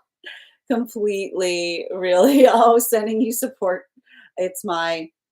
I'm reflective. I'm a reflective Libra more than a reactive one these days. I know it takes a lot of work for a Libra to be in that modality. You should be proud of yourself. Hi there. I am back home first. I really never start anything. Libra light rising. Yes. A Libra rising support group is needed. I like that. Yeah, I don't either. I just help them finish exactly. All right, friends, we're going to get started on personal readings right now. If you'd like to get on the list is open. It's a great time to get on the list. You'll be the sixth person, you'll be the seventh person read for. 3 cards for a donation of 29 or more. 4 cards for a donation of 23 or more for my subscribers, Binks in my Lio. Please keep in mind there are 2 things I don't read for across these apps, pregnancy and medical. Happy to give insight on anything in private readings. You can book private readings on my site. Reading over some of the comments that came through over on the place where we keep the videos. How are you doing today, Tamara? Good to see you too, Addie. And you're right, we cannot feed delusion. Hi there, bot. Oh, thank you for the compliment on my tattoos. Mutual recognition is key. Men sharing pure emotion is a gift. I mean, but here's the thing, the ability to articulate it, not react it. And bearing in mind, this is not based on gender, but what one feels most aligned to. We sometimes bring past trauma to new situations, which is unfair, but we have to, and listen, it's impossible for us not to. It's not sometimes, it's always. But the important thing that we do about it is recognizing that we're doing so. That is so true. That's what people need to be friends first that you can count on and trust that it will work out in the highest good manifestations of love and commitment. Beautifully stated, seekers. Thank you as well. I know growing up, this is why growing up is hard, right? Yeah, exactly. I'm so bored now. Yeah, because it's like you walk away from the drama. Always ask yourself what is yours and what is being projected on you by others, insecurities or false illusion and projections. Beautifully stated. To try is to fail, to do is to succeed. But often we have to try, like when I keep on saying, sometimes we say that we're trying when actually we're doing, is what I keep on getting. Yes, you're seeing me healed. Holding space as a priority for your inner healing. Don't mistake kindness for weakness and practicing patience, but not permission to mistake kindness. Beautifully stated. Healthy communication is key to elevate energetic misunderstandings. But I keep on seeing, like, the communication allows for the misunderstandings to be new grounds by which to build something fresh, right? It's like the misunderstanding that becomes the grist for something better. Reason versus right to be upset. Great reason. Checkpoints, beautiful and acceptable, logical, heartfelt connection. You're so welcome, seekers. Thank you for those points as well. All right, friends, as I mentioned, we are going to get started. The first person on the list for today is Bridget. Bridget, if you're here, can you respond in all caps? Let me know if you'd like a general reading or if you have a specific question you'd like me to answer. Also, friends, we're at 32.9K likes. When we get to 150K, I'll gift a reading back to the collective. For anybody interested in getting on the list today, we do here Life Path, highest priority messages from spirit, angelic, dream interpretation, past life, mediumship, love readings, pet readings, animal spirit guide readings, Akashic, and mind, body, spirit. If you have information that you feel is relevant for our readings, you can post it in the notes when you send the donation, or you can post it in our subscriber only disco channel in the appropriate channels. I'm going to take a moment and while we wait for Bridget's question, I believe you sent it last night, Bridget. I just want to confirm it's the same question. Let's warm up our intuition muscles with an intuition check. I've got the animal spirit guide card here. We're going to count back from 10. And when we get to 1, I will reveal the card. 10, 9, 8, 7, 6, 5, 4, 3, 2, 1. Seal. Thank you guys for participating. We'll do that again after the next reading. All right, if B is not here right now, we're going to proceed to Ivana. Ivana, I believe you stated that you had a dream interpretation. I think you also clarified that you were going to be sending that over. I think you already stated that you were going to be sending that over my email, so I'm just pulling that up now. Thank you for confirming that. Yep, I see it here. Can you please let me know if this is inside tea or outside tea in relation to the reading, if this is something you're comfortable with me sharing to the group, or if I'm supposed to be keeping this reading private? 1 minute, I just need to grab something. Okay. Perfect. There we go. Okay. Would you be able to grab a 1 card? Absolutely. So if you could just let me know what that 1 card is, Kay. And guys, please thank Kay for all of their help in moderating today. Deeply appreciated.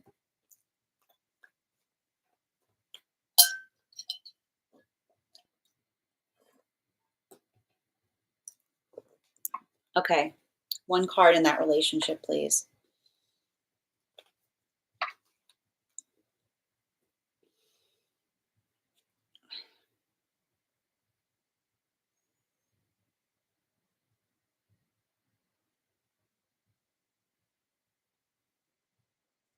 I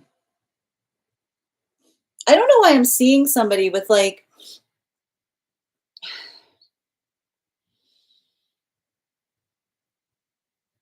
I keep on, code of conduct is something that is reserved for partnership, is what I keep on getting. You know? Like, I keep on hearing, like, there's no, it's like, it feels like somebody being overprotective on you, you know? And I keep on hearing, like, there's something about, like, it's giving me somebody who's, like, I don't know, like, we don't have to run choices through friends, is what I keep on seeing. You know, like, that's the thing I keep on hearing. We don't have to, we don't have to run choices through friends. We catch up. That's what we talk about. We catch up. I keep on hearing, we catch up with each other, you know? And I do feel like I see somebody who feels kind of left out of something, but I almost feel like I feel like that's the space by which you have to like, I feel like I keep on hearing it's not your, like, it's something, I keep on hearing like the difference between someone that says, I'm feeling like I'm feeling lonely versus someone saying, where have you been? Is what I keep on getting, you know? Um, yeah, the Empress in its reversal. I think it's interesting because I almost see a situation where you've like if you've been working, I keep wondering if you've been working, it's not like you've been leaving someone out of something. Like I almost see you in a space by which another person feels like you're leaving them out of things, feeling I feel like they don't recognize the fact that you're in hermit mode, which is you being I'm like I almost see you being like, what, you want to come over here and fold socks? Like I almost see you being like like it's not like you're missing something in absence. I just feel like this is you like not being as accessible because you've had your nose to the grindstone. Animal spirit guide, the owl energy. I wouldn't be surprised if someone tries to come towards you with an apology, you know? Like I almost see somebody who's feeling very rash in this energy. Remember how I said, remember when I told you everything? I keep wondering everything I told you about someone letting the quietude of the retrograde get the better of them, like feeling something intentional that was not necessarily intentional. I feel like you're experiencing the full brunt of that, right? It's like projection central, and you saying like, "I'm sorry, I had no idea you felt that way. I wish you'd said something," kind of thing. Sending you, I keep on hearing, make sure that you're not matching energy. I keep on hearing, what would you have me do? What would you have me do differently? Like, let that be the grounds by which you can recognize if there's a path of healing there or if it's the space of another's projection. Thank you so much, Kay, and thank you for all of your help modding. And again, we are holding right now on one card readings for subscribers. I was doing the one card for our mod, but if you are a subscriber, you become eligible for a one card reading later today. All you need to do if you'd like one of those one card readings is become a super fan. Your super fan status will make you entitled to a one card. Yep, I got you, Bridget. You're the first person on the list today. Excellent. And you're back right on time. Okay. So if you hold Amana, we'll do you right after. We're going to have you right after Bridget. Could Bridget have her reading held? So welcome. And Bridget, I wanted to see if it's the same question that you had yesterday, if anything changed. Thank you, Hardy P, for those little spices. Hope you're doing well. Hi there, Ivana. Yep, I've got it. I see it, dear. Excellent. Okay, yeah. So basically, Ivana, typically when I do a dream interpretation, I read the dream out to the collective. But if the dream is too personal, then you can say to me it's inside tea, in which case I'll just read it privately and then do the reading. Thank you for the help, Alexandra. I appreciate you. Yeah, I know you're not late. You're right on time. You're just in time for your reading. Excellent. Appreciate that, Ivana. You're so welcome, Kay. All right. Thank you for letting me know it's outside tea. And again, Bridget, is yours inside tea or outside tea?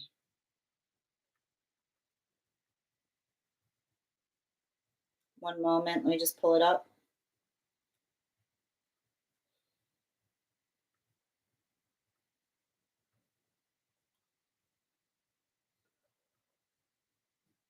Ooh, where'd that come from? It can be outside. Okay, great.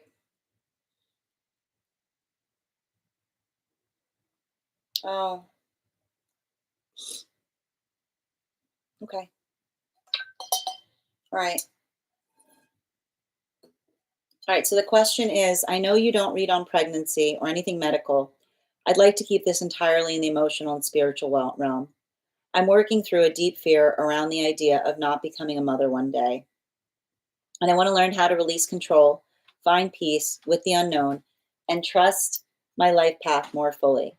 Can we look at the things like the root of this fear, how I can surrender to the outcome, And what will help me feel more grounded, accepting, and aligned moving forward? Got you, dear. Thank you for that beautiful question. Can I please get, and thank you for being on the list from yesterday. You'll have additional cards in your reading. Yeah, can I please have 5 cards? Thank you. And I feel impelled to give you one more here. Okay, thank you. Yeah, that makes sense. And I'm also going to pin up Bridget here. Make sure that you give Bridget some love.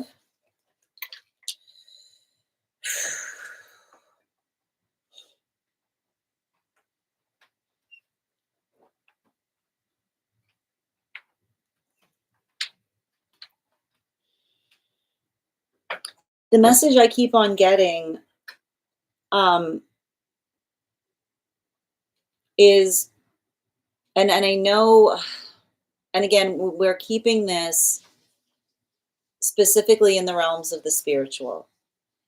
And the message is, I want you to recognize that there's never been an iteration that you haven't been here and not been a mother. And I keep on hearing that includes this one, because one is a mother when one embodies the maternal instinct, is what I keep on getting. And it's a very profound, and it's funny too, because the message is actually coming, like, it's funny because I keep on getting, every time I read for you, the earth is one of your guides, which is like wild and really cool. But I keep on hearing, and it's funny because, like, when I'm reading into that guide, they're basically like, you can become a mother anytime you want. It's the choice by which you look towards something and make it your responsibility to put that maternal energy towards it. And I keep on seeing that there's something, I keep on hearing, the way that you can continue to work to heal that is by saying, not the anxiety, like not working through the energetic fear of becoming a mother, but almost saying to oneself, how can I embody, how can I how can I bring myself into the space of having a maternal experience now, is what I keep on seeing.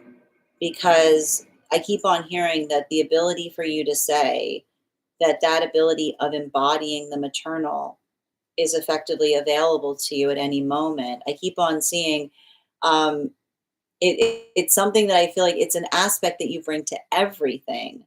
But I keep on seeing that you might want to think about, um, you might want to think about um,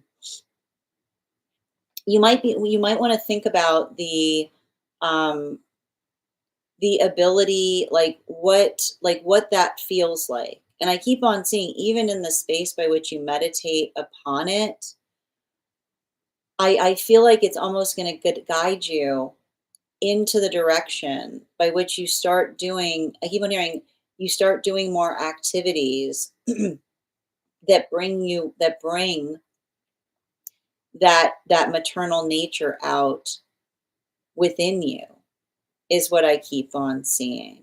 So I feel like that is how you heal this, which is not to say, the way you're going to heal this is not to say, I'm afraid that I'm never going to become a mother, but say, how can I let the maternal out? How can I release the maternal? Which is to say, how can I find a space that allows me to embody the nature of myself, which is very maternal, in a place by which that would be celebrated and deeply received and appreciated.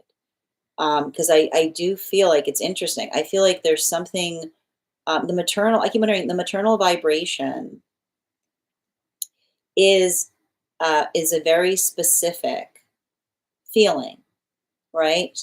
And I feel like there's something about your connection to it that's also helping you heal the bonds of, like the bonds or the wounds of intimacy. Because I almost see the fact that, I feel like I almost see a little bit of this distortion that's happened in some relationships for you, where energy has, like, tried to come towards you in the passion center, but then required you to embody too much of the maternal energy. And I keep on hearing, Having too much maternal energy in a relationship is a surefire way to ruin a relationship, because I keep on seeing we should never feel like we're in partnership in the context by which it feels like we're looking after someone instead of being energetically cared for. So I feel like it's actually good. I keep on saying I actually get the message that it would be very good for you to find some activation points or some nodes. I keep on hearing some nodes. I keep on hearing look for some nodes that allow you to fully bring out your maternal, is what I keep on hearing, because I feel like the ability to be in a context by which you can allow for that sense of compassion to be given to someone that's in need of it. I keep on hearing that those opportunities are available around you, and the more that you're able, I keep on hearing, the more that you're able to find a healthy channel for them, the more that you're going to be able to delineate the difference in relationality to healing from relationships or past relationships that required you to become someone's mother versus allowing you to be in a space by which you feel energetically safe to become one. Because I keep on seeing that's the hurdle that often happens when we're in relationship with energy that seeks for us to be too much of their maternal, right? It's like the space by which we say, I can't be a mother to you and a mother to someone else, is what I keep on seeing. It's almost like the requirement point of being able to be. I keep on hearing that ability of doing so, and I feel like you're already embodying it. I keep on hearing, and I feel like it's true. It's interesting too because I keep on getting the message from the guides that's giving some point of assurance that the next relationship you're going to be in is going to be the energy that allows you to become a mother because it's not requiring you to be one to be in it, is all I keep on hearing. You should write that down because I keep on saying that that's in a way has acted as some kind of energetic block as it relates to being able to facilitate upon it. Bottom of the deck. It's interesting because I went to draw the bottom of the deck, but I saw the judgment card come out. And that's what I said. Like, this is going to help you alleviate the fear. I see the way that you alleviate the fear is meditating not on the fear of becoming the mother, but embodying the fact that you are one, right? If there's energy that looks towards you, I keep on hearing the minute that you become a sanctuary for another person, you become their mother, right? That the moment that another person identifies you as a safe space that they can turn to when something is bad, you're already in the modality of being another's mother. So I feel like the way that I keep on hearing, like the space by which you start to feel the anxiety about whether you'll ever become them, that is you have to dispel that illusion, which is the space by which you say, I am already an amazing mother, is what I keep on hearing. I am already an amazing mother. There are those who understand that they can come to me and they know that there is shelter here. So that ability of you kind of like, I keep on hearing you want to counteract that energy within you that is articulating the fact that something is denied to you by saying it's not a denial because you're actively doing it. And I keep on hearing that the ability by which you articulate or amplify proof is the space by which you want to say to yourself, it's not the fear by saying, I'm afraid I'll never become one, but you almost saying, I look forward to the day by which I can be even more of one. Thank you so much for having that reading with me, Bridget. And if this message connected to you as well, it's very, and the one assurance I'm getting in relation to that is the next part. I keep on hearing the next partnership coming towards you is finally going to create, I keep on hearing the next relationship it will serve as a cradle, because I keep on seeing you can't become a mother in a relationship that requires you to be in mother mentality in order to facilitate being in it, because it requires you to put all that energy towards someone, right? I keep on hearing the next relationship will act as cradle because it's going to be creating a space by which you feel safe enough to become a mother because another person isn't looking for you to become theirs, is all I keep on hearing. Thank you so much for having that reading with me, Bridget. And if this message connected to you as well, it's very common for those who need these messages to be here to experience them. We are doing personal readings right now. If you'd like to get on the list is open.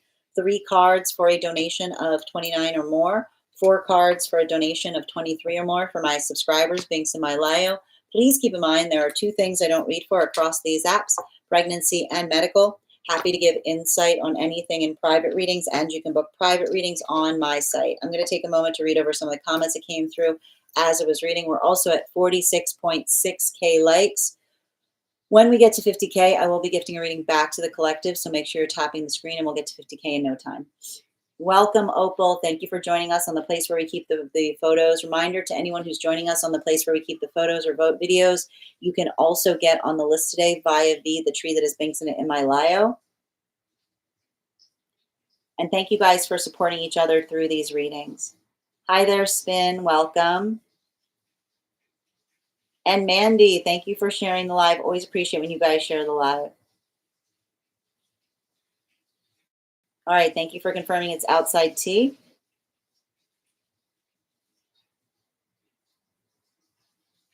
And thank you for guys clarifying about the difference between inside tea and outside tea. And thank you guys again for supporting Kay and Bridget in their readings. Yep, it can be outside. Grand Rising, Team Milsana, good to see you today. And thank you guys again for supporting each other. I find it fitting that I was right on time for this and that's again, you are always on time for your own journey. You're not going to miss what's for you. It is such a beautiful message. I resonate with it as well. Oh, your wind chimes are going crazy too. That's what. Thank you for confirmation as well. Thank you as well, Mandy. I've been a mother my whole life, Mother Nature, Mother Earth. I think that's why I've watched children my whole life. Absolutely. And Joe, thank you for the follow. Yes, I've had that with past relationships. Yes, exactly, Nikki. I can imagine. And that's what I see. Like I keep on hearing, in what part of your life are you not maternal? Is what I keep on hearing. Yes, I was being called to step back from nannying to focus on myself. Thank you for confirmation. Yep, and you are gonna be the best auntie. I do. I have a lot of kids that consider me another mom. There you go. You'll be the best mom. Exactly. That was beautiful. You're so welcome, dear. And thank you guys for giving the confirmations that you are also receiving in that reading on your sides. All right, the next person we're reading for today is Ivana. We're doing a dream interpretation. So if anybody wants to get on the list right now, we do here. Highest priority messages from spirit, life path, messages, angelic, dream interpretation, past life, mediumship, love readings, pet readings, animal spirit guide readings, Akashic, and mind body spirit. And if you have information that's relevant for our readings, you can post it in the notes when you send the donation, or you can post it in our subscriber only disco channel in the appropriate channels. Ivana, if you're here, can you just respond in all caps so I know that you're still in the room? And before we continue, let's do an animal spirit guide reading. I've got the animal spirit guide cards here. We're going to count back from 10. And when we get to 1, I'll reveal the card. 10, 9, 8, 7, 6, 5, 4, 3, 2, 1. Got the horse. Thank you for participating. We'll do it again after the next reading. All right. What do we got here? And I'm going to pin up Ivana. Make sure to give Ivana some love. And if anybody wants to get on the list right now, it'll be a great time to get on the list. You'll be the 5th person read for. Ivana. Dream interpretation. My dad and I were walking into this huge house. When we entered, it was very dim. Right at the entrance, there was a long, enormous table, and in the middle sat a very tall man with others gathered around him. I couldn't see the people around him clearly, but I could see him. He didn't look like he was from here. He looked unusually tall, and in my dreams, I interpret him as a doctor. His eyes are a bright blue, almost like the blue eyes from the movie Avatar. He asked me if I was ready for my surgery. I said yes. He then walked me into a small room. My dad was still with me. The man laid me down as if on a surgical table, but it was actually made of wood. There was a kind of chakra lamp above me. When I lay down, I could see all the different chakra-colored light bulbs. He asked again if I was ready, and I said yes. The people who had been sitting around him at the table were now in the room too. They placed their hands above me, not touching but hovering, as if they were sending energy into my body. Then suddenly, in the dream, I saw myself outside my body. I could see myself lying there on the table. I could see everything happening in the room. Then I saw another version of me walk toward a corner where she was talking to another me who was crying. One version of me told the crying one to stop crying, that everything was okay, and then those two left together. Meanwhile, the original version of me was still lying on the table. So in total, there were four versions of me. As the other two versions of me left, they ran, and there were obstacles blocking the way out of the house. That's when I woke up. Can I please get four cards, please? Yep.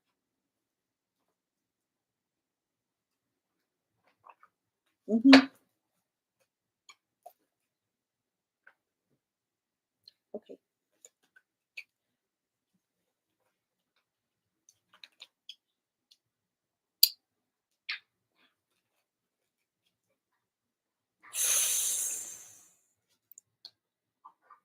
Okay.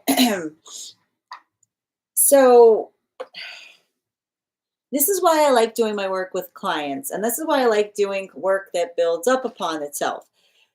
Because yesterday you asked me for an Akashic reading, okay? And when we did the Akashic reading, we got a lot of strong indications that were coming through in that reading that you weren't effectively from here, is what I was getting. You come into, I keep on hearing, you've come into a line that has a lot of roots here, but you're not initially connected to that energetic lineage.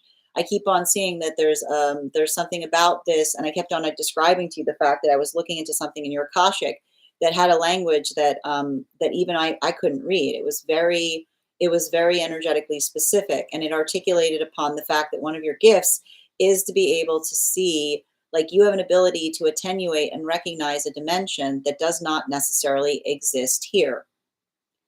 This dream is an amplification point of what I was talking about. The dream is the dream is a confirmation on the reading. So I appreciate receiving it because it's confirmation on everything I was reading in the dream space, or on the Akashic. Now, when you talked about the fact that you are entering into a house, we understand that often houses are, when we see mansions in dreams, they're the mansion of the self. You are entering into the self when you came into the when you were walking into the house with your father.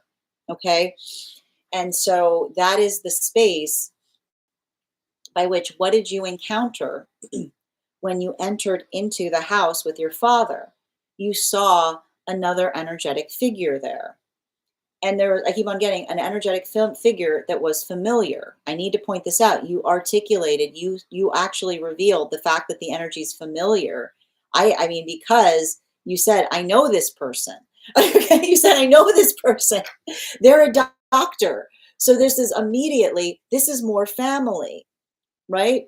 So you walked into the realm of the self, right? You walked into the realm of the self with the natural father, right? With the father that you know in this experience.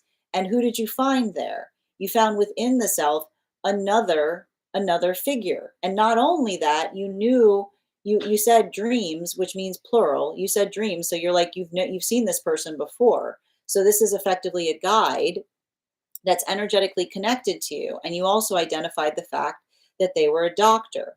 Now you said, and it's funny too, because you'll recall that I said in the Akashic, remember I said there's a lot of blue energy around something. I kept on articulating the fact that I said that there was a lot of blue energy. Well, again, further confirmation of what I was seeing in your Akashic reading, because you said their eyes are bright blue. almost like the blue eyes from the movie Avatar. So that's further confirmation that this is someone that is connected to your Akashic record, right? And often, like I like to point out the fact that you said that they're a doctor, it's like they're working you through the path work and helping you find your energetic sense of purpose. Now you said in the space by which you had the dream, the individual asked you if you were ready for surgery and you said yes, and they walked you into a small room. Your dad was still with you.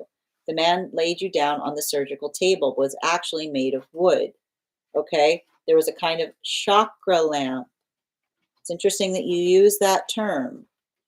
How do you know what a chakra lamp is?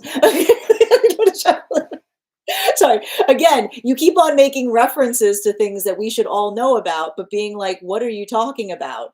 Often I love reading I love reading certain individuals because it's a space by which they recognize something that does not exist. Okay, like the space.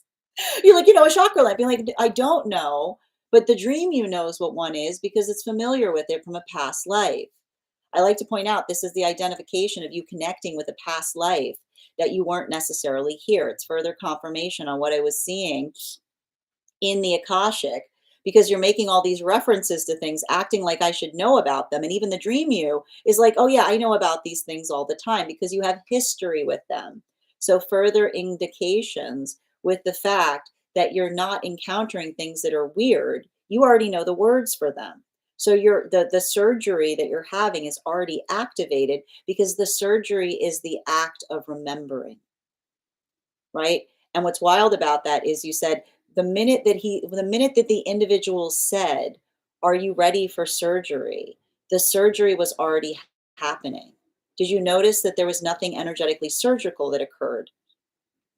It was the space by which you laid down and the space by which you started recognizing things and knowing the words for them. Being like, "Oh yeah, that's a chakra lamp. Oh, this is the doctor." Right? This is you coming into the surgery of energetically remembering the past life. Now, then you then saw, remember when I said in the space of the reading that you have an ability to channel into a dimensionality that we don't experience here. The past life used to not experience time as linear. Wherever you were, wherever this dimension is, and I don't have experience in it. I'm just reading it from what I see.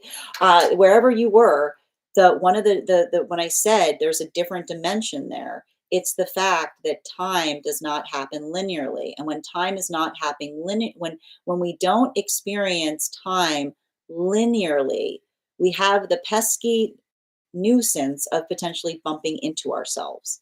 Is what I keep on hearing. When we don't experience time, the big change that happens when we don't experience time linearly is the pesky. I keep on hearing, and I keep on hearing the pesky problem is what I keep on getting. And it's funny that I'm hearing pesky because pesky is not something that I'm attuned to, but I'm reading into the dream space in the fact by which it can sometimes be upsetting when that happens. So there's something about the fact that you would sometimes bump into yourself when you're in a space by which time isn't acting in the way that we're walking through it linearly. And you saw this when you said that in the dream you saw yourself outside the body. The surgery isn't a surgery, it's a past life recollection. And so the space by which, and that's why and then you said the space by which you said that you were lying on the table, but then you could see everything happening in the room. Everything happening in the room. The room is you.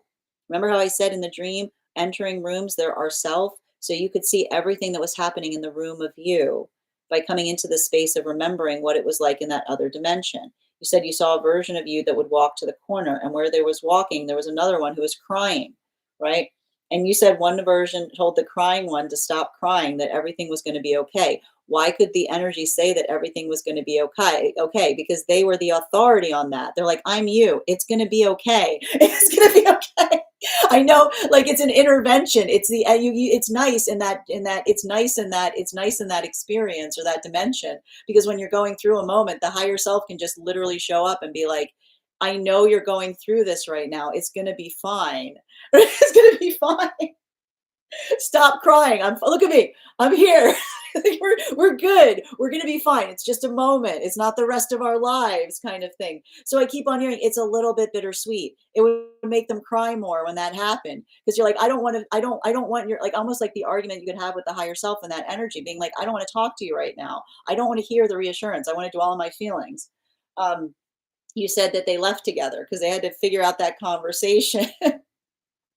And meanwhile, the original version of you is still lying on the table. Now it's interesting too, because I think the thing, I mean, I don't know, I'm not aware of this dimension. I'm curious if this is something that would happen all the time, or you needed the chakra lamp in order to do it. Um, so that's like a whole different thing that we need to get to. Because the funny thing is, and this is just confirmation, I read into things. I don't know everything because if I haven't been to this dimension, I am also learning about it for the first time through the dream and through your Akashic. So, you know, when you said that the two versions of you left and they ran, and there were obstacles that were blocking the way out of the house. Well, the obstacles blocking the way out of the house have to do with the limitations of this dimension. We can't do that here. Like there, like when I said the fact, and I think that you even recognize this, there's a very interesting space, and it's interesting too because like there's almost a question that's being asked because even in the space by which you moved into this experience, you made the choice to specifically come here where there is that limitation. Now, what's interesting about it is there's a question as to why. I didn't see that opened up in your Akashic. And what's funny about that is, again, even in the space by which you saw the energy run and you hit the blockage, that is also like, I feel like it's interesting because the dream's begging the question to understand like the sense of purpose in relationality to coming specifically here. And I feel like it's interesting too, because even in the context by which you said that there were a bunch of energies around the energetic doctor, if you will, um, that put their hands around you. Like, I feel like this is something about you making a very specific choice in arriving towards, like, I keep on hearing, like, the question being, why did you choose to arrive to a dimension where you realized that there was a limitation or a hurdle, right? They were trying to leave the house, but you used the word, not me. You said obstacles. So there's actually a bit of a koan that's been placed in the dream because you said those two are running. You're like, oh, that seems convenient. Oh, I can't go there. I made the choice of being here. And it's interesting because it's the wood, because the wood is the space by the natural context by which the dimension is experienced that begs the question. Yeah, again, it's not. I like to point out that even in this space, and again, a good guide can't tell you everything. They can only tell you as to how far you yourself are come. So there's a limitation and there's a question there that's being pursued in relationality to if you had like why if you were from somewhere else, the choice to effectively arrive here where you recognize that there were obstacles. It says to me that there was some kind of intentional choice that was made in relationality to you desiring, like there's something very special about you being here or the choice to arrive here. And I think that it has to do, and I think that this has a lot to do with the energetic point that you made. How did you arrive towards the house, the father, the father or the energy that you're connected to now? So there's a lot. It's interesting because I keep on hearing you're like the dream itself is like a tip of the iceberg moment in terms of you building into that pathwork of recollection. Thank you so much for having that reading with me, Ivana. And if this message connected to you as well, it's very common for those who need these messages to be here to experience them. We are doing personal readings right now. If you would like to get on the list is open.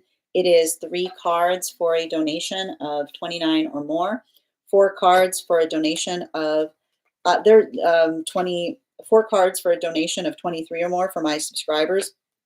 Links in my bio. Please keep in mind there are 2 things I don't read for across these apps, pregnancy and medical. Happy to give insight on anything in private readings, and you can book private readings on my site. And it's interesting too, I didn't get a chance to show you the cards. You had the Lover's card in its reversal twice, which is interesting. It's very interesting. And because again, I was drawing from different decks, but I think that that's like, I feel like there's something about you understanding and recognizing why you energetically desired an obstacle. Like there's something about you pursuing the choice to be here, but recognizing that there was going to be an obstacle, but not allowing, but feeling like I keep wondering the obstacle not being like I keep on hearing, especially with lovers in its reversal twice, an obstacle is only an obstacle depending on what one's purpose is or what one is seeking, is what I keep on hearing. It's very interesting. Thank you again, dear. All right, and I'm going to take a moment to read over some of the comments that came through as I was reading. We also hit 50K. Thank you guys for helping us get to that benchmark. Just bear with me as I read over some of the comments that came through as I was reading. You're so welcome, Bridget. Phoenix, I've always been nurturing and paternal, but it's left me abused and jaded. But I keep on remembering that's a gift, right? And a gift is something that is reserved to those that don't assume it, energy that doesn't take advantage of it, but energy that cherishes it for what it is. Hi there. How are you doing, Ivana? That dream is amazing. No, I mean, listen, I mean, I got to point out, like, there's no greater gift to me as a reader than to have a dream that affirms something that I gave another person. So, like, I appreciate this because the dream itself is building a lot of affirmation in terms of confirmation on what I was reading into someone's Akashic on. Super cool. I remembered this dream yesterday because of the Akashic reading you did for me yesterday. You see? You see? Thank you for confirming. And again, I'm really, really happy to hear that the reading unlocks something for you. It's crazy because you said something about the color blue and their eyes popped into my mind because they're in the same lineage. So thank you for confirming that. Yep. I had this dream 3 months ago, more or less. Yep. And my dad, and your dad in this life is a doctor. That's wild. That's amazing. You're blowing my mind right now. I'm so glad, dear. Thank you as well, BB. And thank you for those gifts, Monique. You're so welcome, dear. All right, we're going to continue right now. It's not holding me back to give up on my purpose, maybe. I think there's something, I mean, listen, things are opened up to us as we're ready for them. And I feel like there's something, it's interesting because even I'm trying to read into that, and there feels like there's an energetic block there because it's something that you yourself are working through, you know? Like there, it's like that's what I meant in terms of there being like, and that's enough. Like, it's like, and that's enough. You know, like there's it's interesting. Don't be patient with yourself in relationality to that, you know? Yep, absolutely. All right, we're going to continue right now. The next person,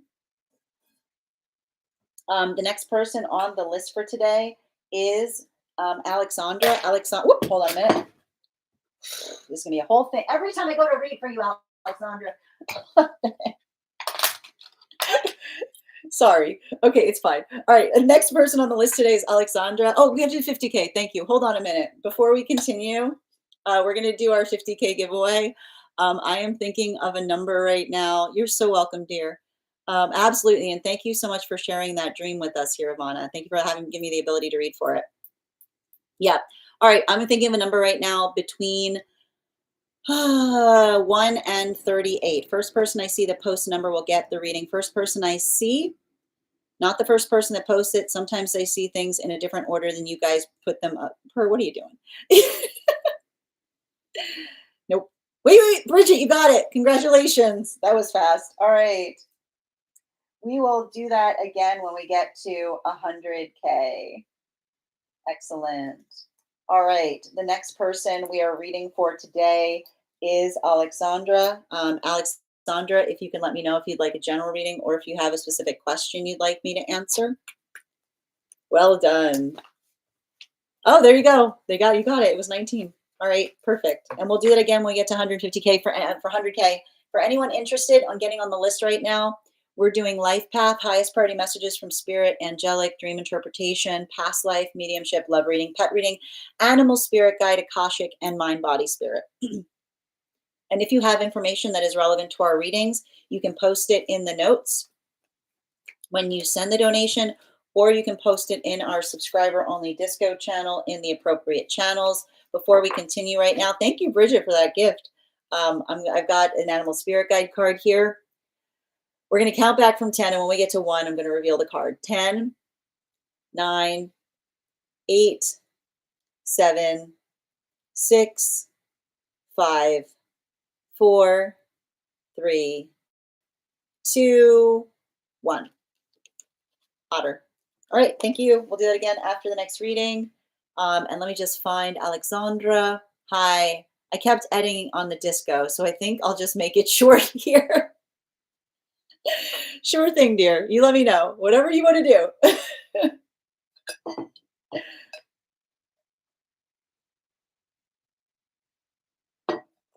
Oh man.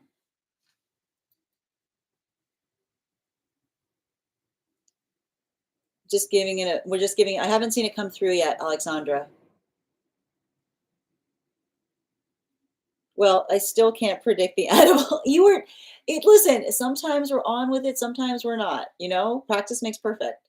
How are you doing today, Opal? And welcome. I haven't I'm not trying to rush you. I'm just gonna keep saying I haven't seen it come through, Alexandra, because you know that sometimes this app likes to filter things. So I'm not saying it to rush you. Uh, it's the question, it's the question of career pathway. I got it. Hmm. Okay, 4 cards. Sorry.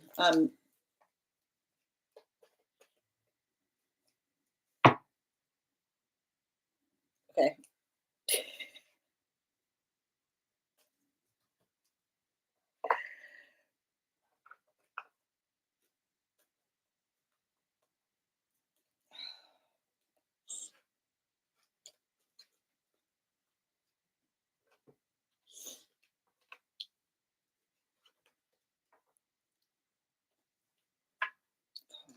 Okay.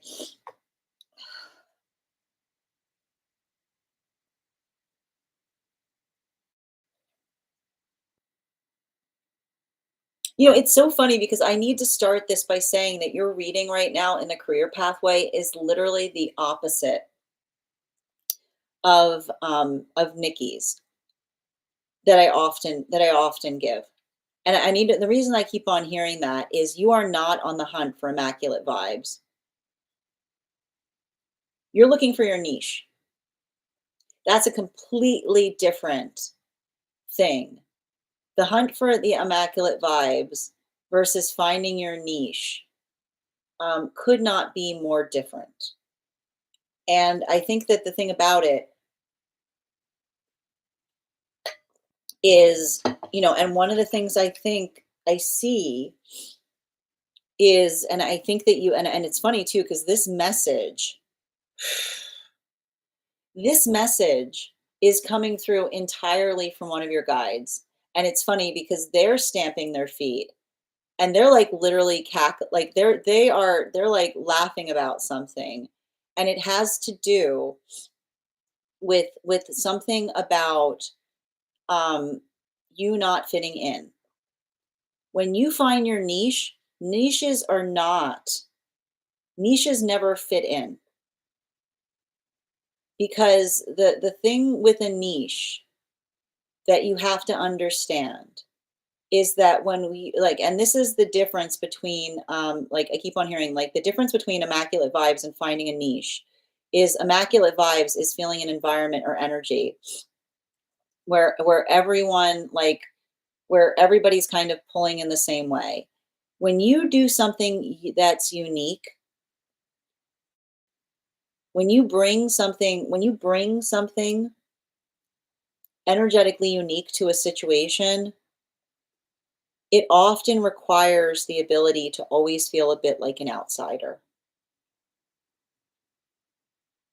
Because, and I'm not sure what you do, but I keep on hearing you being an outsider becomes your superpower when you say, I don't subscribe to, I'm not here to tell you what you want to hear. I'm here to tell you what you need to know. I want you to write that down. When you are working in your niche, you basically say, I'm not here to tell you what you want to hear. I'm here to tell you what you need to know. There is a gift.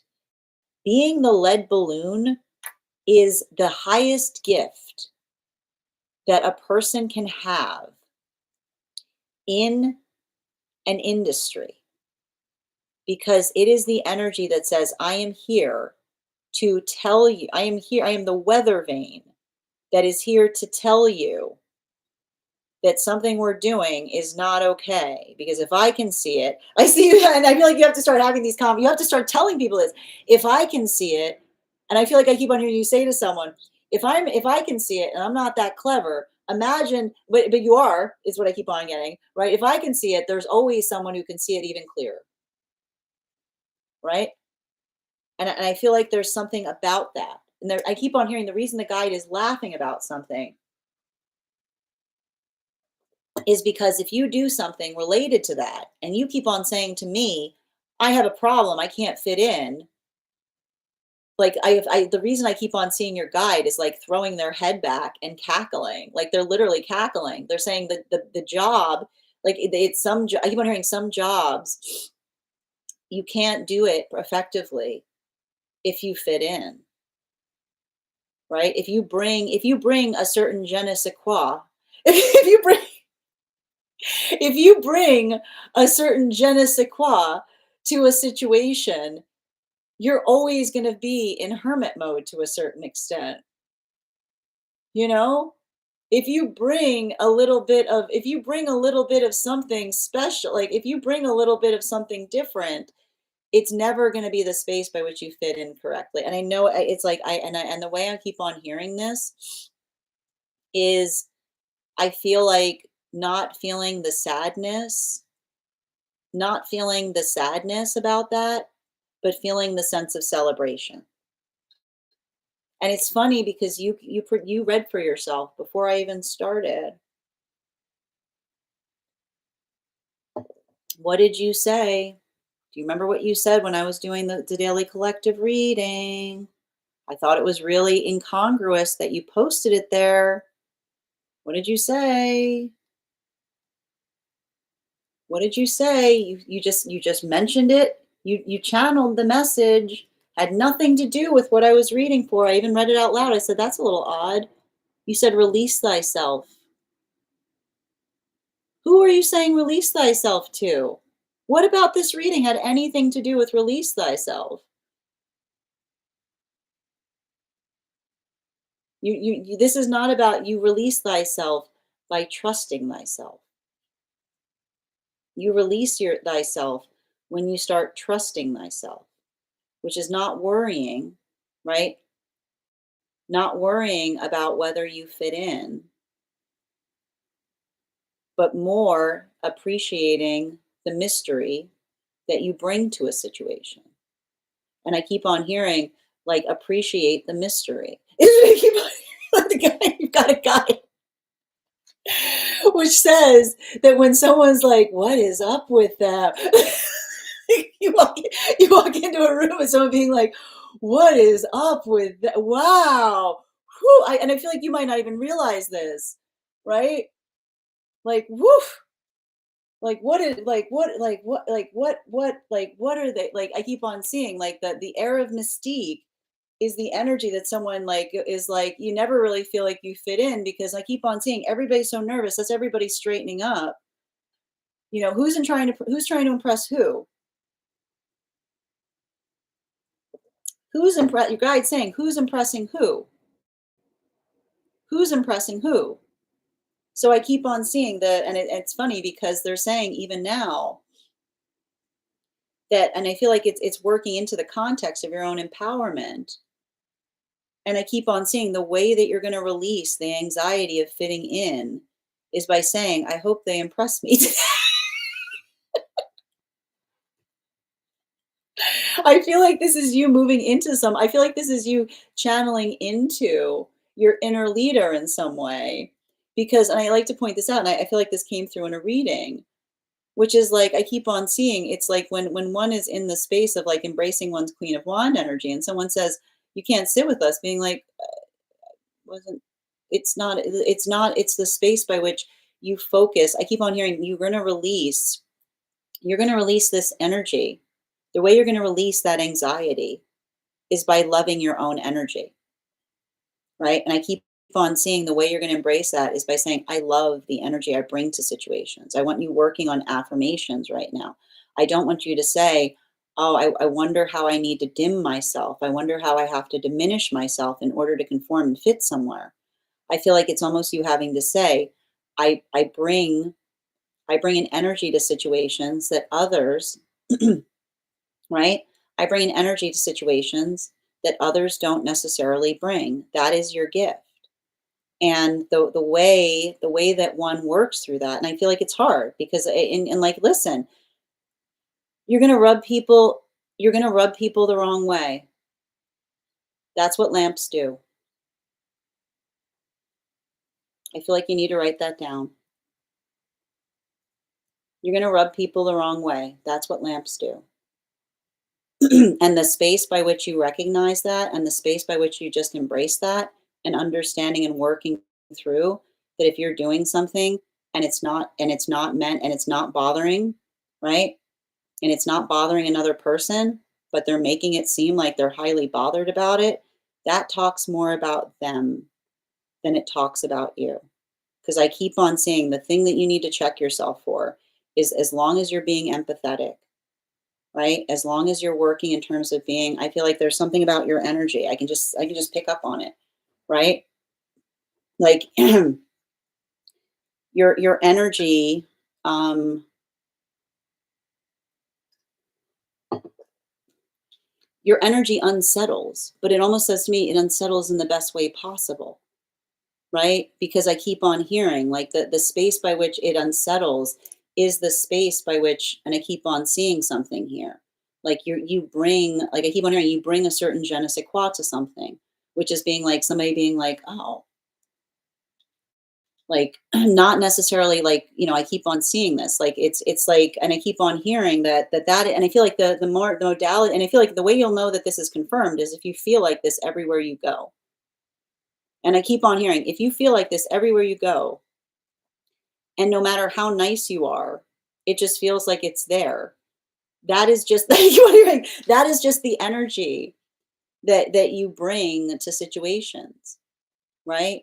And so I feel like there's something about you understanding that that's always and I know, and I'm kind of like I'm trying, like it's funny because I feel like it's a guy trying to let you down gently by saying the space by which you, I keep on hearing you keep on saying like the space by which you say when I'm going to fit in. I've literally got a guide by you going, darling, like they're literally saying darling, and I don't use the word darling. They're going, darling, why would you ever desire? Like, it's like this is your guide that's going, darling, what are you saying? So they're going, like I literally have a guide and you say, like I hear the guide, I literally hear an argument between you and a guide, and this is what I mean about the two-mindedness that you said that you have with someone, and you being like, why don't I fit in, and the guide being like, why are you denying a gift? Like why are you denying? They're going rude. They're going, how dare you? It's a little bit, not in like an angry way, but like I keep on hearing, it's funny because I can see the guide and they're like their jaw is dropped and being like, why would you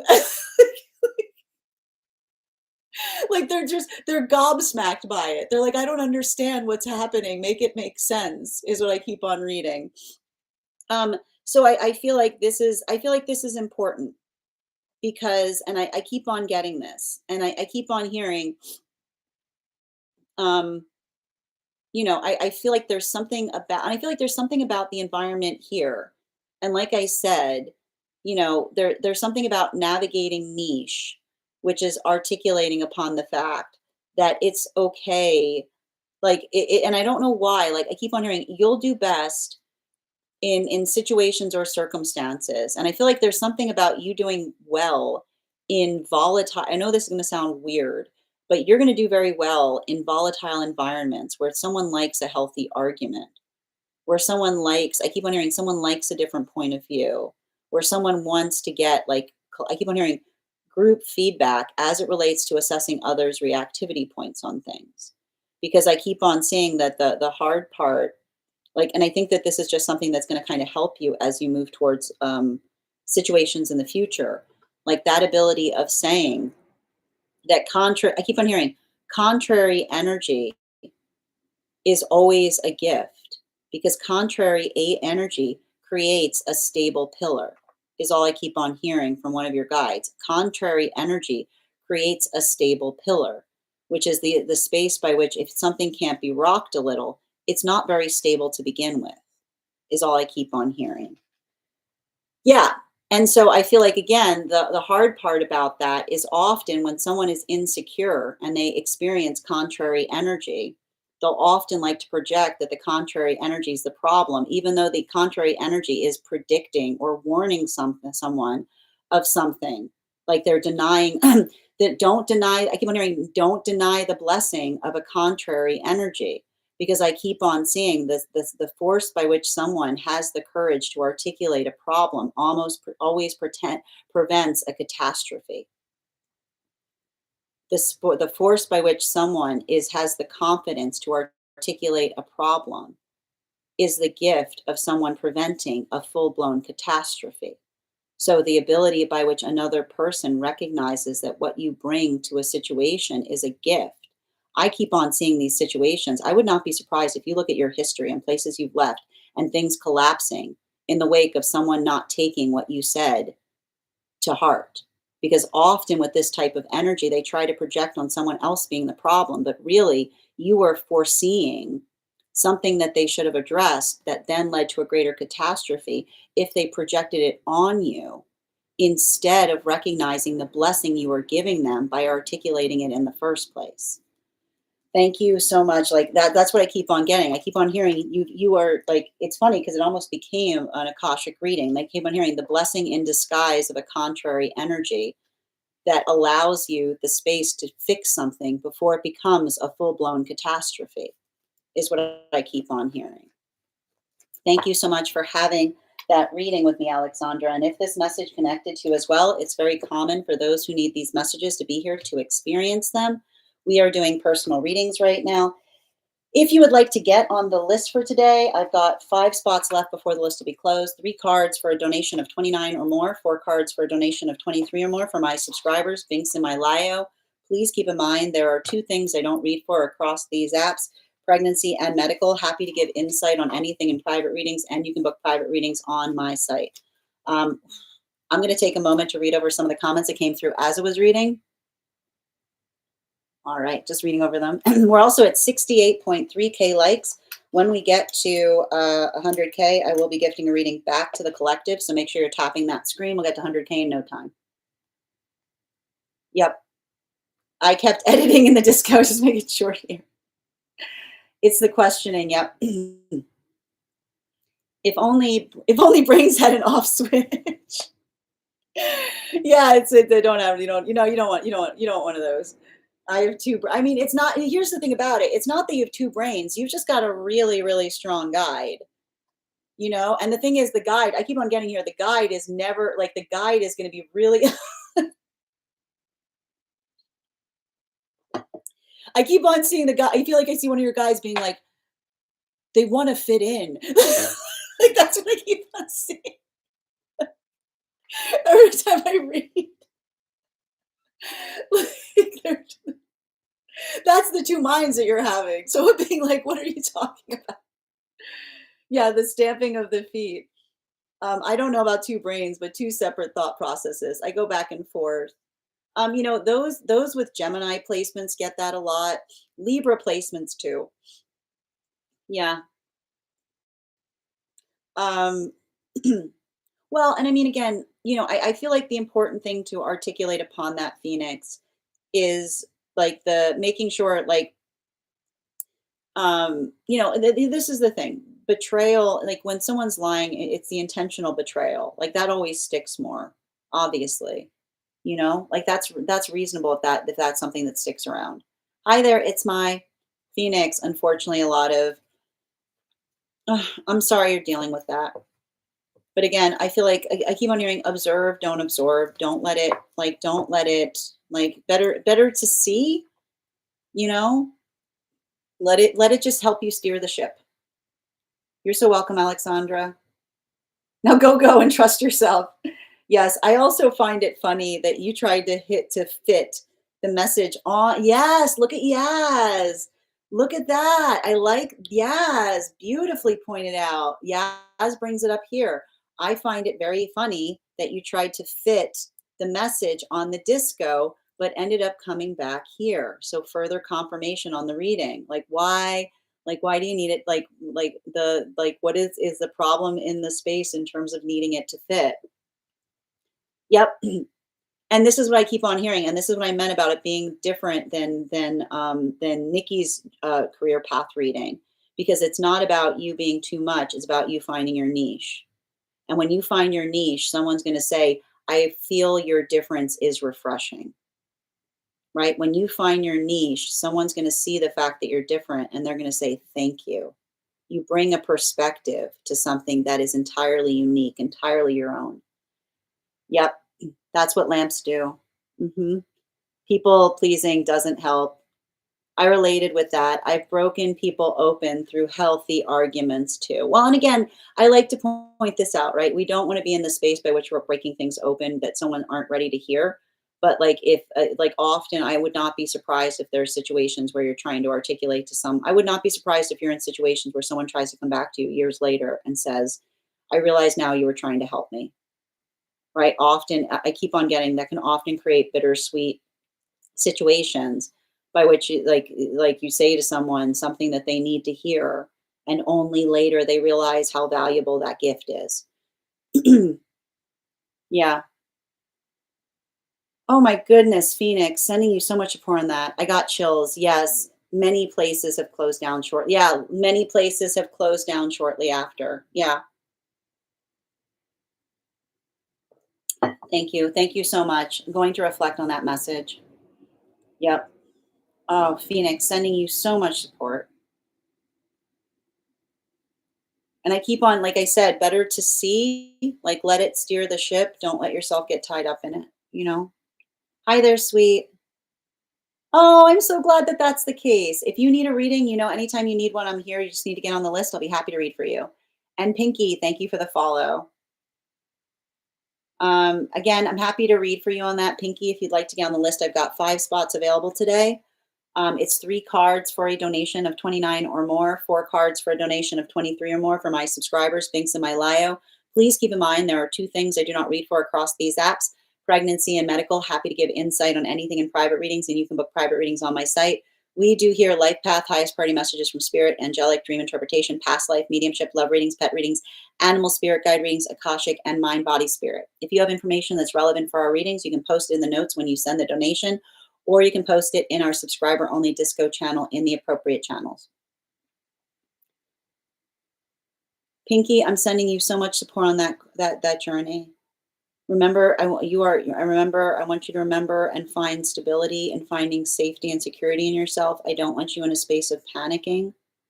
I want you to remember that Spirit's first direction is to make sure that we're taking care of our person so that we can facilitate helping those around us as well. So make sure that you're taking that time to feel the energetic stability point, and make sure that you're not operating from a fear mindset. I'm sending you so much support on that journey, dear, and I hope these messages help.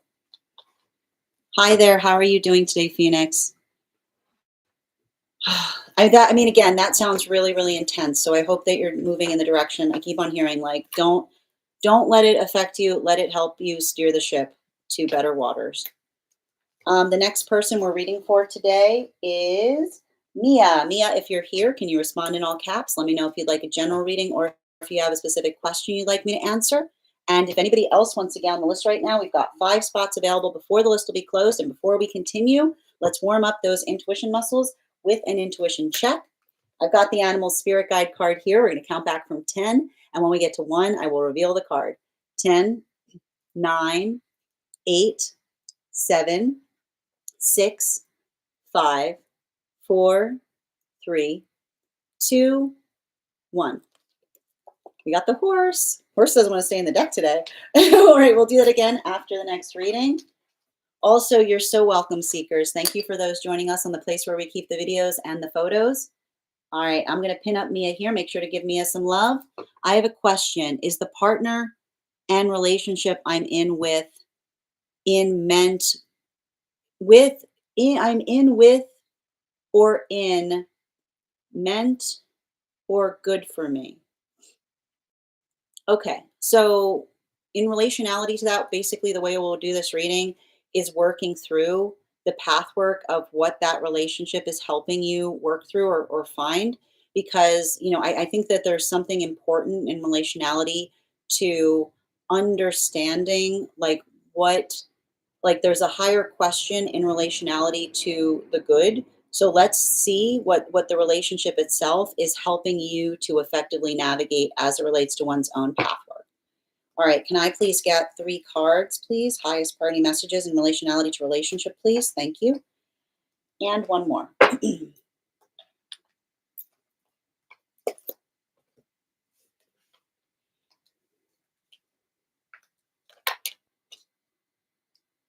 So I think that there are some things that need to be navigated. And I feel like one of the hurdles that's potentially happening right now has to do with, I keep on hearing something about you and another person experiencing or feeling some shared trauma that feels like it is similar. Now, I need to stress this.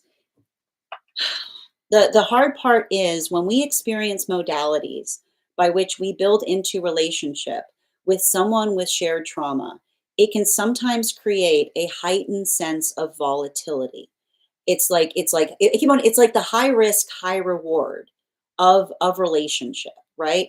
Because on one side, the space by which you and another person completely understand one another, completely are on the same page, completely are working through the same energetic lesson. Like when we talk about the space by which you and another person get one another, I keep on seeing like lockstep. But the hurdle that can often evolve in relationships of this nature is that when it's like the poem with, it's like the poem with the girl who has a curl right in the middle of their forehead. When things are good, they're very, very good, but when things are bad, they're awful, right? Because what happens is when we are in relationship with someone that shares the same trauma as it relates to past experience, then when we are triggered, right? What does trauma do? Trauma builds triggers in weird places, right? Trauma builds triggers in weird places. And often I keep on seeing the space by which, and when I keep on seeing the space by which you potentially get triggered, right? It never feels more tempting for another person to match your trigger, because I keep on seeing that it's too, and this is the thing about it. This is the thing about a trigger, right? It reminds us how indulgent it is, how indulgent it can sometimes feel to go back into the mentality or the modality by which we were first traumatized.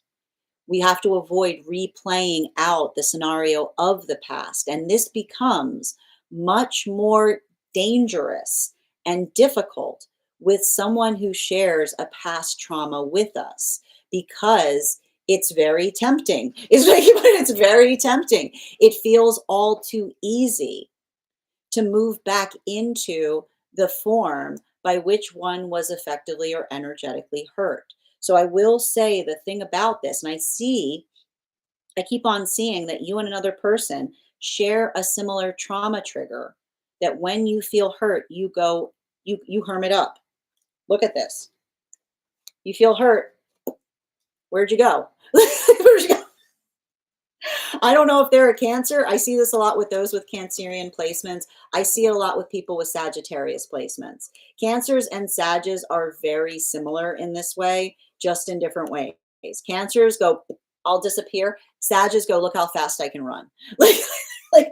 Oh, this is a race. I'll see you on the other side. Versus the energy that says, I'm not opening up anymore, right? So, and I feel like there's a bit of this space here that I keep on seeing about relationality to those placements, because I see that you and another person have a tendency of, when you feel hurt, shutters close, can't get anywhere, can't heal anything, can't heal anything. When we get into a space that when we heal, we shutter up. And here I keep on getting the difference between, I keep on seeing this too. The difference between shuttering up for 5 minutes and 5 days is usually the architecture by which we're able to navigate how well we've healed. Not whenever we're feeling triggered, it's natural to just want to take a minute because I keep on seeing that you and another person not wanting to pop off on each other, right? Sometimes when we're triggered, our brains are not working right. So sometimes that's healthy. And I keep on hearing the way you can usually tell if it's healthy is if someone says, I need a walk, not a week, right? Someone being like I keep on hearing a walk, not a week. Somebody being like, I need to take a walk. I just need a minute. I need I need to get some air. I need to get some air because my brain is not working the way that I want my brain to work right now because I'm feeling really energetically triggered and I don't want to say something that's going to kind of erase any kind of progress I've made. And the way you can usually tell this, and I feel like you need to write this down, a walk, not a week. When we're in a healthy space, it's okay to ask for space, but healthy space is identified with a walk, not a week. Sorry, I just needed a minute to clear my head. It was getting a little too hot, right? I needed to step away. I needed to get some air. I got the air and now I'm back. A walk, not a week. That is the milestone between you and another energy, which is the space by which it's okay to hermit up, but you better start putting a timer on it, right? Literally, get a timer. I'm being serious. Be like, okay, this is how much time you have to hermit up. All right. I'm done hermiting. I gave myself the time to hermit, and now I got to step out of my comfort zone. And I feel like here's the problem about this. You're asking if the relationship's good or bad. It's challenging. Nothing is good and bad. It's the question as to whether, and this is the most important thing you need to ask about this relationship. Are you both mutually invested in healing from this trauma? You cannot heal something entirely on your own. I can see you saying to another person, we need to have these uncomfortable conversations. We need to stop. We cannot get into the space by which we harbor something and we refuse to talk about it. Nothing gets healed unless it's through healthy conversation. It's going to require, and I feel like this is the thing that you need to have a conversation with. You need to be able to talk to someone about how. And I keep on hearing you need to quarterback. I feel like there's something that is happening between you and another person and saying, I'm not going to let that happen again. Stop that. If it's a trigger, you have no control over it happening again. Don't be saying that you're going to stop something to happen again that you have no control over. You can't say to someone when they're triggered, I promise I won't let myself be triggered again. If you had control over it, it wouldn't be a trigger. The conversation you need to have with another person is saying, what do you want me to do next time you're triggered like that? How can I navigate through that? Because I keep on seeing, making sure that you're not holding each other to unreasonable standards in terms of saying, just don't be triggered anymore. But instead saying, I recognize and value the fact that you're working through a trigger. And the next time you're triggered like that, this is what we're going to do instead. I keep on hearing no sweeping anything under the rug. Because when you sweep something under the rug, all that you assure is the fact that it will definitely happen again. Bottom of the deck. It's not about, I keep on hearing, it's not about blame. If the work is mutual or not at all. It's not about saying to someone, you're not giving me this, you're not giving me that. When you say to someone, you're not giving me something, that's the trauma talking, right? It's not making the assumption and saying you're just like, right? Because the minute that you build into the space by which you say that another person is intentionally trying to deny you something, I keep on hearing that's the sound of the trauma getting in.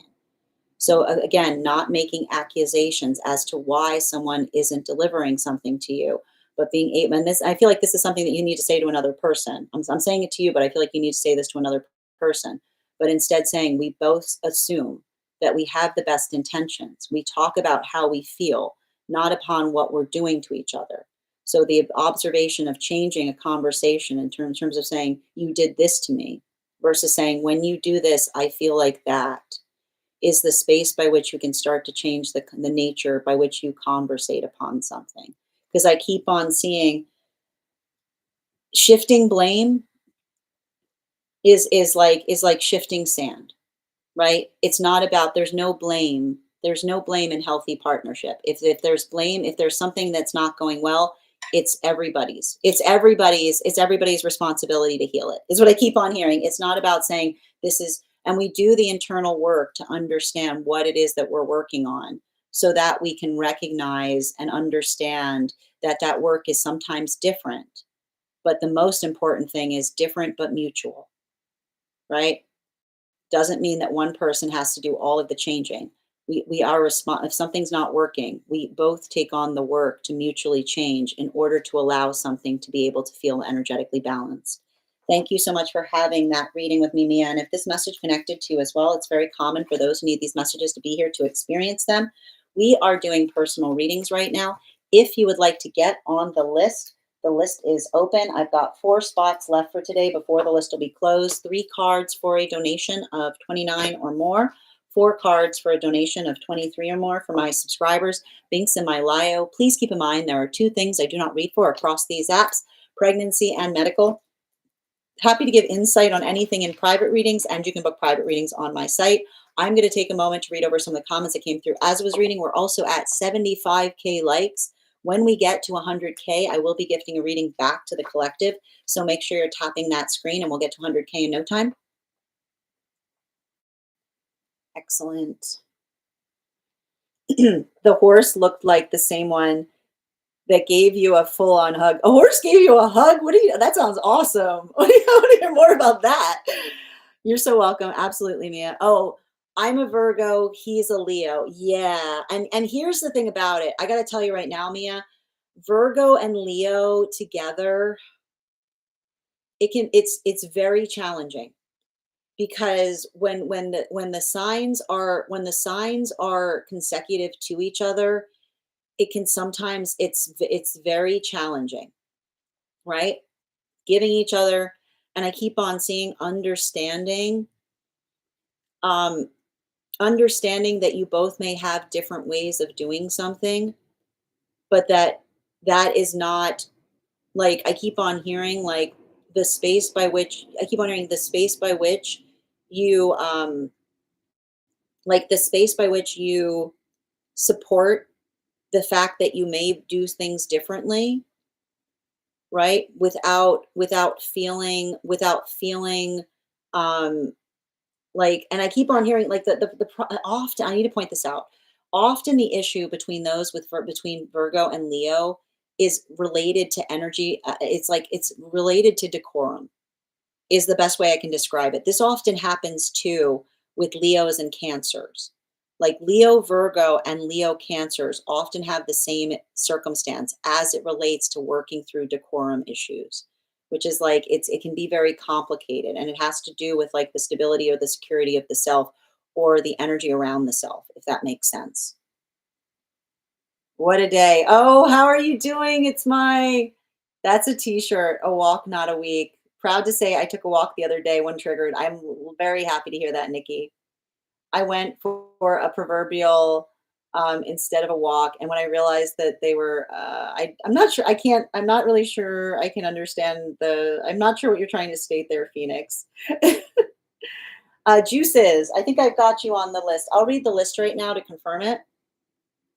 And thank you as well, Whitney, for the follow. You're so welcome, Mia. I hope that that helps. And I feel like it's like the ability to kind of navigate. The thing I keep on seeing is like you have to have a conversation with someone and saying, like, look, we have the shared history. It binds us together, but it can also have the ability, it's far too easy to get triggered and be in the same reactivity point. So make sure you're leading with that way and saying, how can we support each other when we're feeling mutually triggered? Great. How you doing, Lena? Great. I'm confirming this. I'm a Scorpio and recently ended a difficult relationship with a Sagittarius. Scorpio Sag relationships, man. Oh my God. Oh my gosh. Scorpio Sag relationships terrify me. Okay. Scorpio Sag relationships terrify me in the best way possible. But it's like, you know what I mean? Like, you know what I mean? Like, oh man, it's intense. You know, it's like hard in the paint. It's like hard in the paint every single minute. Oh my God, that sounds incredible, Phoenix. You drew four horses to you and the white one wrapped its neck around you. Oh my God, I love that. Cheek to Mine. Oh my God, that's incredible. Totally unrelated, but great show on. Oh, really? Ooh, Posted in the Disco. I tried, I was watching Frankenstein last night, which is amazing, and I fell asleep. So sleepy. I'm old. It's hard for me to stay up on things. I want to watch it again. Yep, really true. As an Aries, I was once with a Taurus. Yeah, Aries and Taurus. Aries and Taurus. The thing with Aries and Taurus is like Aries and Taurus is often working through. I keep on seeing here Aries and Taurus is often working through like it can be really difficult for Aries and Taurus relationships because the thing is like Aries want to do new things and Taurus like to do old things. You know what I mean? Like that's the hard part with Aries and Taurus. Aries are like, what next? And Taurus are like routine. And Aries are being like, what? Like, no, like we do something new now. And Taurus being like, no, we do what we always do. It's a lot of that. Oh, I must check it out. Okay. Yeah, sending as an Aries daughter Taurus triggered for months now. Fire and water, truly. Absolutely, Lena. Yep, absolutely. We need a list of we need a list of terrifying combos from me. I mean, it's not, I mean, I need to stress this. It's not the fact, there's no combination that's terrifying so long as it's in a healed space. It's really a question as to whether the connection is detrimental or exceptional, right? Because if it's in its detriment, it can create a lot of that. It's like, and again, it's not to say that a Scorpio and a Sag can't be positive together, but it's harder, right? Because it's far too easy to slip back into unhealed paradigms. Yep. It was so good. Oh, I want to rewatch it. It was amazing. I started it exhausted and I need to point out it was like I was just completely enraptured by it. I can't wait to watch it again. Like I was just I wanted to watch it so bad. I was already struggling when I started watching it. So I'm very excited to give it a rewatch. Um I You got a pet fox? What? Oh my gosh. No. Okay, what about Scorpio and Taurus? Yeah, here's the thing again. A Scorpio in a Taurus will be fine so long as the Taurus. But here's the thing about it. The Taurus needs to give the Scorpio privacy. And the thing about it is, this can often, like I keep on hearing, like the difficulty with the Scorpio and a Taurus can often be the space by which another person does not does not honor the rich space. But a Scorpio needs mystique in order to thrive. There needs to be, and here's the thing about it. Taurus thrive on stability and security and practicality.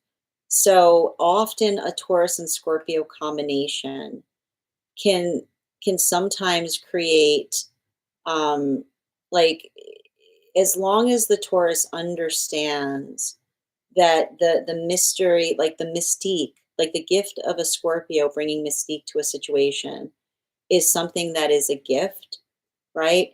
To make sure that the Taurus isn't trying to impress banality into the scorpionic journey. It can be a little bit challenging. They can be really helpful to each other, right? But again, and this is what we talk about, like Scorpios thrive on change. Taurus like to hold on to things from a point of stability. So it can be a challenging relationship in the space of being able to honor the fact that you're having different experiences, particularly as it relates to your relationship to change. Exactly. Thank you for confirmation on that.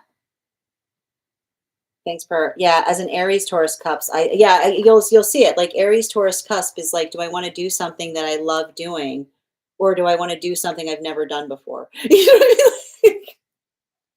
And then feeling frustrated with the self because that's a problem with an Aries and Taurus being like, oh, I hate that. I should have just gone like this is like the Aries being like, oh, that wasn't as fun as the thing I love doing. But then feeling bad and being like, I bet if I did something different, it's like healing and finding the security point between the two. Yeah, on the seventh in Aries as a Taurus. Let's do both. Exactly. Let's do something we always do, but in a way that we've never done it before. I was told to get it. Phoenix, that's wild. I want an adventure, but I'm home. Exactly. Okay, a list of harder combos for Sinbad. This is that's wild, Phoenix.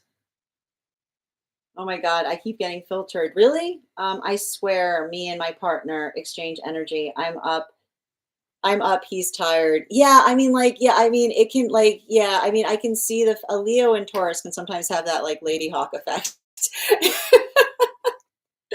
Finally, yeah, yep. We were just talking about that line. Leo and Taurus, um, it can be absolutely beautiful, but the problem with it has to do with it requires like the problem with like a Leo and Taurus is understanding a Taurus needs to understand that a Leo can't help the attention that they generate is what I keep on seeing. And like the modality by which that happens, it's like it's working through. It can be really beautiful, but it has to be in a space. The Taurus needs to be secure in understanding and feeling like healing from the fact that often those with Leo placements attract energy without intending to. is what is sometimes and that can sometimes act as an energetic like problem with those type of relationships, right? Whenever like you want to avoid the space by which someone says like stop doing that and someone being like doing what and they're like being you, right? Like that can often be the detriment to a Leo Taurus partnership. You're so welcome, Daphne. All right, we're gonna, and again, everything has the positive and the negative, but it's always working through the challenges of the sign work. All right, the next person we're reading for today is the next person we're reading for today is great. It's my day. It's my day. If you're here, can you respond in all caps? Let me know if you'd like a general reading or if you have a specific question you'd like me to answer. And if anybody else would like to get on the list for today, Lisa, if you want to get on the list right now, you'll be the fourth person read for. All right. And we've got 4 spots left before the list will be closed. And I'm going to take a moment to read over the comments. No, we already read over the comments, but the next person on the list today is It's My. Could you let me know if we're doing a general or if you have a specific question you'd like me to answer? Like a cozy picnic, but on a canyon. I love that, Alexandra. Yeah. I think that's why I like the idea of home on wheels. No, I again that feel like literally when you say to me that you want a home on wheels and then you tell me that you are a Taurus and an Aries, I'm like, yeah, it's tortoise energy. You're like, I would like to find a way to take my cozy place and just bring it anywhere I desire it to be. Like, it's like yes, that makes perfect sense. It tracks.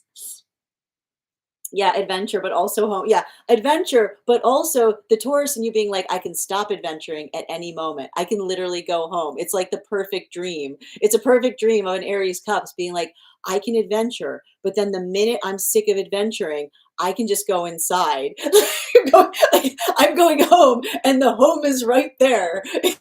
It's like I'm done now. Exactly. Yep, that's all too familiar. Yep. For when the discomfort exactly, because that's the thing, like, that's the thing with Taurus too. Like, when Taurus are done, they're like Leos like that. Like, when Taurus and Leos are done, like, their battery shuts down. They're like, "I'm done." Like, "Done, going home now. I'm done now." Yep, absolutely. Yes, I got you. I'll read the list right now. Yeah, I've got you good. You're the next reading. Yep. Tortoise. Yeah, it is. No, that is like Aries, the Aries Taurus cusp is the tortoise energy, which is saying like I can we go somewhere, but also can we bring the coziness anywhere we go? My house is right here. Yes. All right, I'm gonna before we continue, let's do an intuition check. I've got the animal spirit guides cards here. I'm gonna count back from 10, and when we get to 1, I'll reveal the card. 10, 9, 8, 7, 6, 5, 4, 3, 2, 1. Hawk. Okay. Let's see here. And I'm gonna pin up all right. Pin. Guys, make sure to give It's My some love. 4 cards, please. All right, those are them. I got one more coming. Thank you. Which one you want? Okay.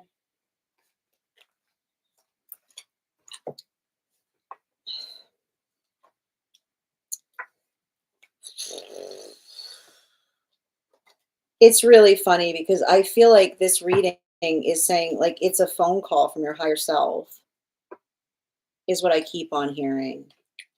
It's funny, like I kept on hearing your higher self wants to talk to you. I keep on getting if you've been if you've been getting signs a lot today, I keep on hearing if you're wondering what those signs are, I keep on hearing specifically they're your higher self, is what I keep on hearing. I keep on hearing they're signs to you to that's okay, yeah. Um and I feel like there's a lot of and it's interesting because I keep on seeing um it's interesting because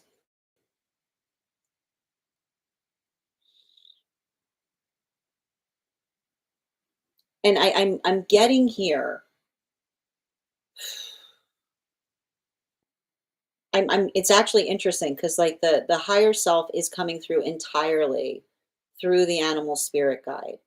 And it's interesting because it feels like it's a message from your higher self saying, I need you to embody hawk energy. And the reason that they're articulating upon the fact that you need to embody hawk energy is I keep on hearing it's not circling if you're looking for something. It's not, and I feel like you need to write that down. It's not circling if you're looking for something, which is to say, if you're going through, like you're not going, and like that's why they're showing, like they're literally showing me the way a hawk flies when they're looking for something. And I keep on hearing a hawk doesn't fly in circles because they're stuck. A hawk flies in circles when they're being patient, when they're waiting for something, when they're looking for an opportunity, is what I keep on seeing. So I keep on hearing they're not cycles if you're making the rounds.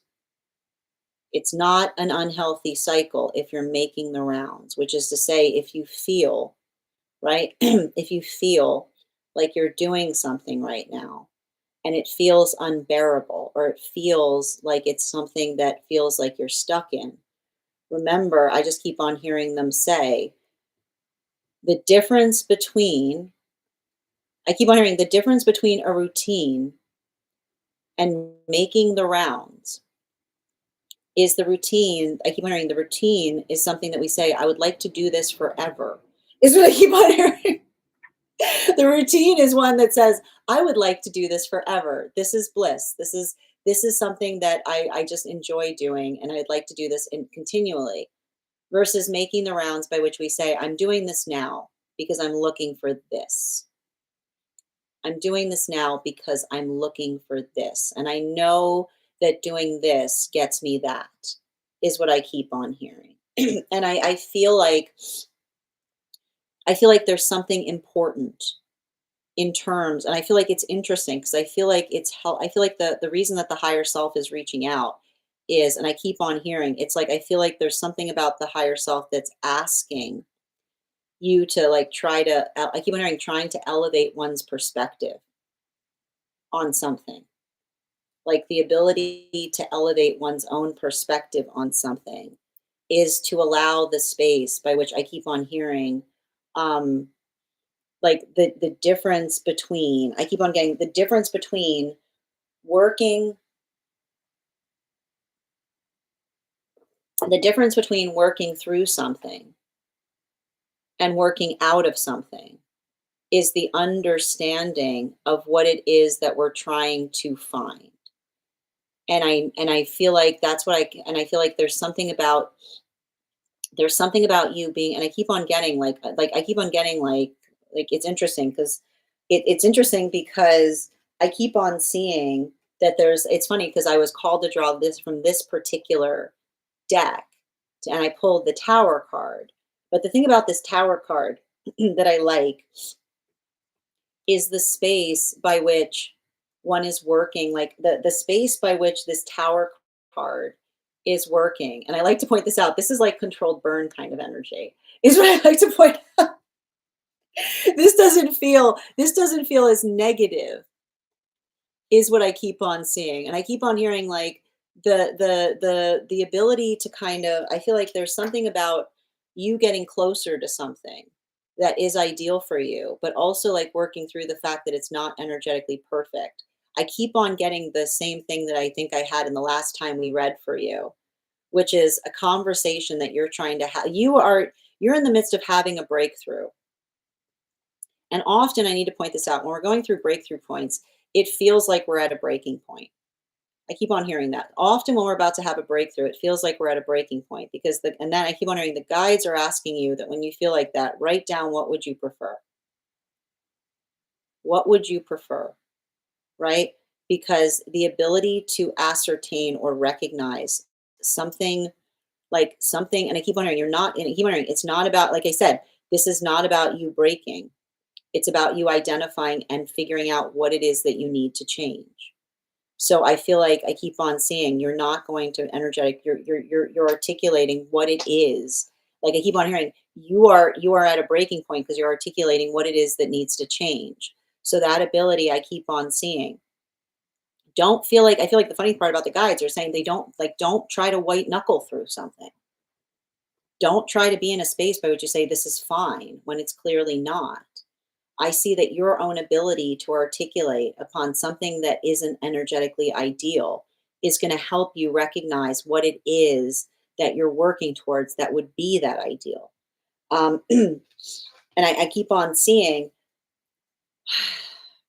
I think that there's something interesting about it because I feel like, and I keep on seeing, like, I feel like you're going through a modality where I keep on experiencing, like, an old version of self would have been elated, right? Like, I feel like that's like, I want to point this out. I almost feel like there's an experience right now where an old version of the self would be elated by something that one recognizes that one has, but you're understanding, like, often when you recognize and say, like, this is the process of you going through a transformation because you're identifying that like even in the space by which you're building into um the identification of what it is that you want in the long term, I keep on hearing um like don't get upset at the fact that you're on a plateau, because I keep on hearing the nice thing about a plateau is it gives you a moment to pause and recognize where one wants to go, right? It's like I keep on hearing like you're on a plateau, which means that you can have a moment to appreciate the view and decide what direction you'd like to head into in relationality to that. So I keep on, it's really interesting because like I keep on hearing the higher self say, I love you. You're on a plateau, which is to say you've got stability under your feet, and even if you don't like the view, it's like you wondering, even if you don't like the view, I've got some good news for you because you have the ability to change that. Um, Bottom, yeah, again, like there's the confirmation with the 9 of Pentacles in in its reversal, you know? I keep on thinking it's really beautiful because I just keep on hearing the message.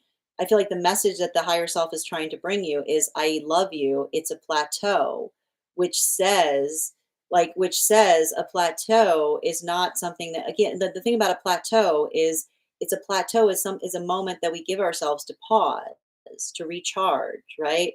To continue in the direction that we're heading in. So I keep on seeing, like, think about this as plateau energy. It's giving you what you need to get to where you want to get to. And I keep on seeing, as long as like a plateau shows us where to go, because I keep on seeing that something about you being able to do that is going to help you, because I keep on seeing by the ability to understand that you're on a plateau also helps you recognize how much energy you want to put into something. Because I keep on hearing we don't invest a lot of energy in a plateau because we know that we're not necessarily planning on being there for a long period of time. So I want you to know, I keep on hearing, I want you to know this is a plateau. I love you. You're on a plateau, which is the space by which I keep on hearing. Trust, I keep on hearing, like, trust the direction that you're heading and trust that there's something about the space that you're in that's going to help you get to where you're going. Thank you so much for having that reading with me. And if this message connected to you as well, it's very common for those who need these messages to be here to experience them. We are doing personal readings right now. It's a great time to get on the list right now. If you'd like to get on the list, you'll be the third person read for. 3 cards for a donation of 29 or more. 4 cards for a donation of 23 or more for my subscribers. Links in my bio. Please keep in mind there are 2 things I don't read for across these apps: pregnancy and medical. Happy to give insight on anything in private readings, and you can book private readings on my site. I'm going to take a moment to read over some of the comments that came through as I was reading. Also, we're at 79.6K likes. When we get to 100K, I'll be gifting a reading back to the collective. So make sure you're tapping that screen. We'll get to 100K in no time. And I've got 4 spots left today before the list will be closed. Excellent. And just going to read over some of the comments that came through as I was reading.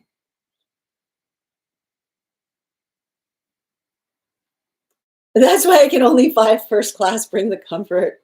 I love that, Nikki. You're such an early Leo. You're such an early, to the detriment of my bank account. I love it. Yeah, and I think that that's perfect that you articulated that. Absolutely. You nailed it. It's my 411, not 911. Like, yeah, 411, not 911. Yeah. Like it's like it feels to me like an energy of saying, like, it's like you're doing just fine. Right? I keep on hearing, that's why I just kept on hearing the same message saying it's a plateau, which is saying, like, you're the nice thing, and that's why the hawk energy was there too. Like, the plateau says it's you're looking for something, right? Like, the space by which you're looking for something is articulated by the identification point with the fact that you're on a plateau.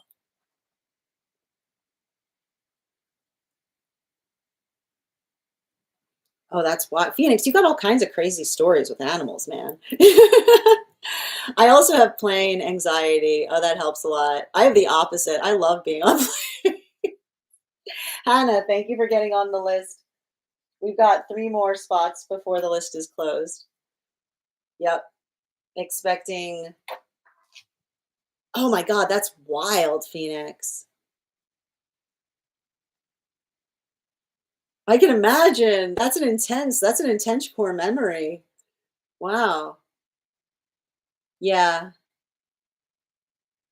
Animals are attuned to me. Yeah, apparently it seems so. You've got a lot of that magnetism there. Very cool. I mean, I think that there's something important though. I mean, it's interesting that you brought forward the fact that you said you don't feel your freer spirit.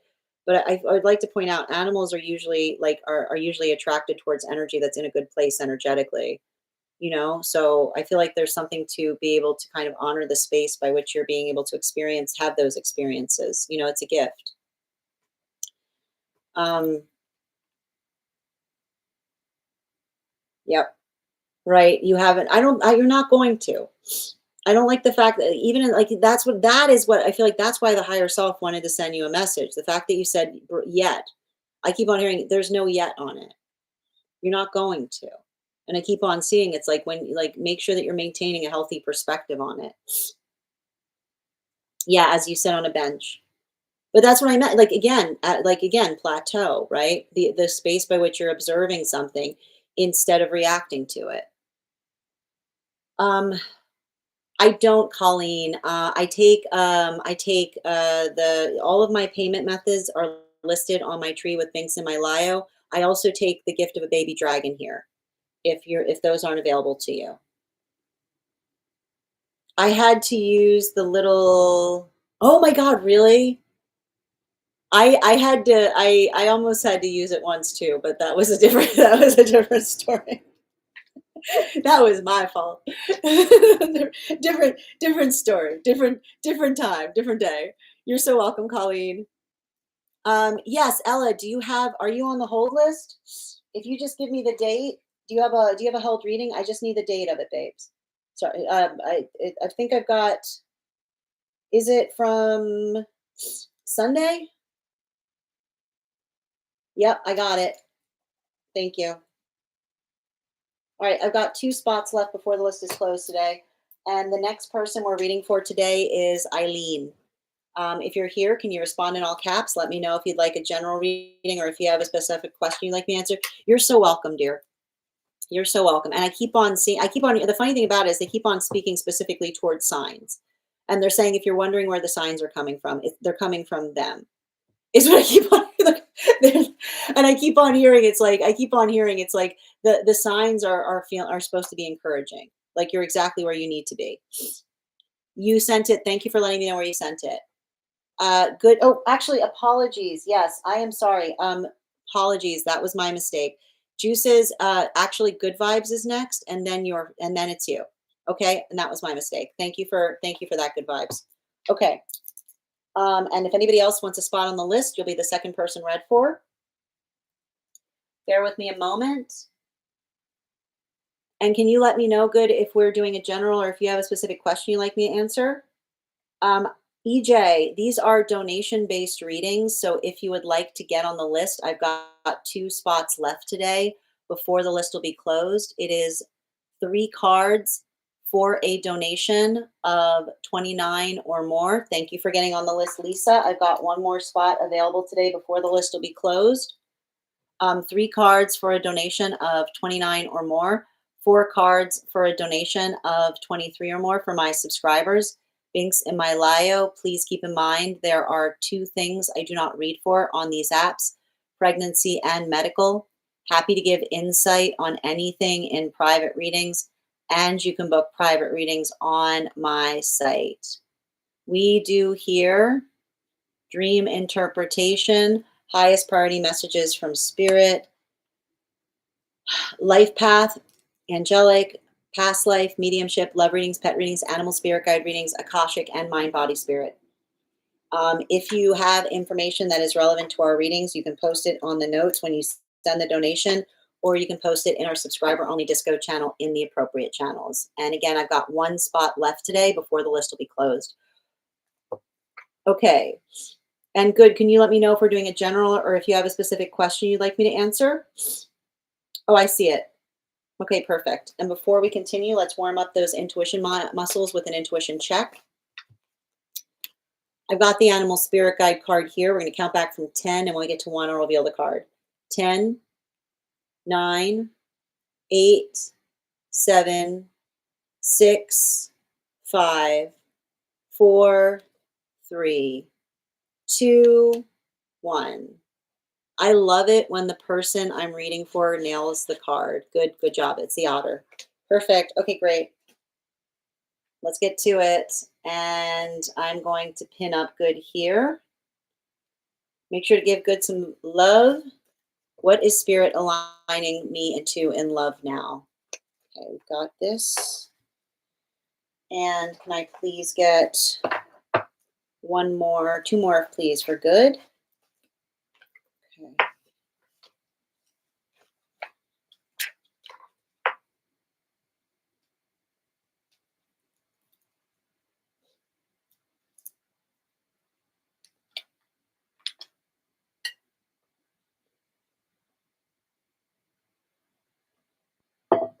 I mean, the thing I see that's happening for you right now in love, it's saying to me that there's something really important.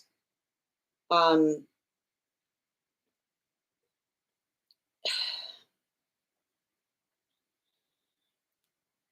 I don't know what this is, but I just keep on seeing like this is the sound of you holding higher standards to things, is what I keep on hearing.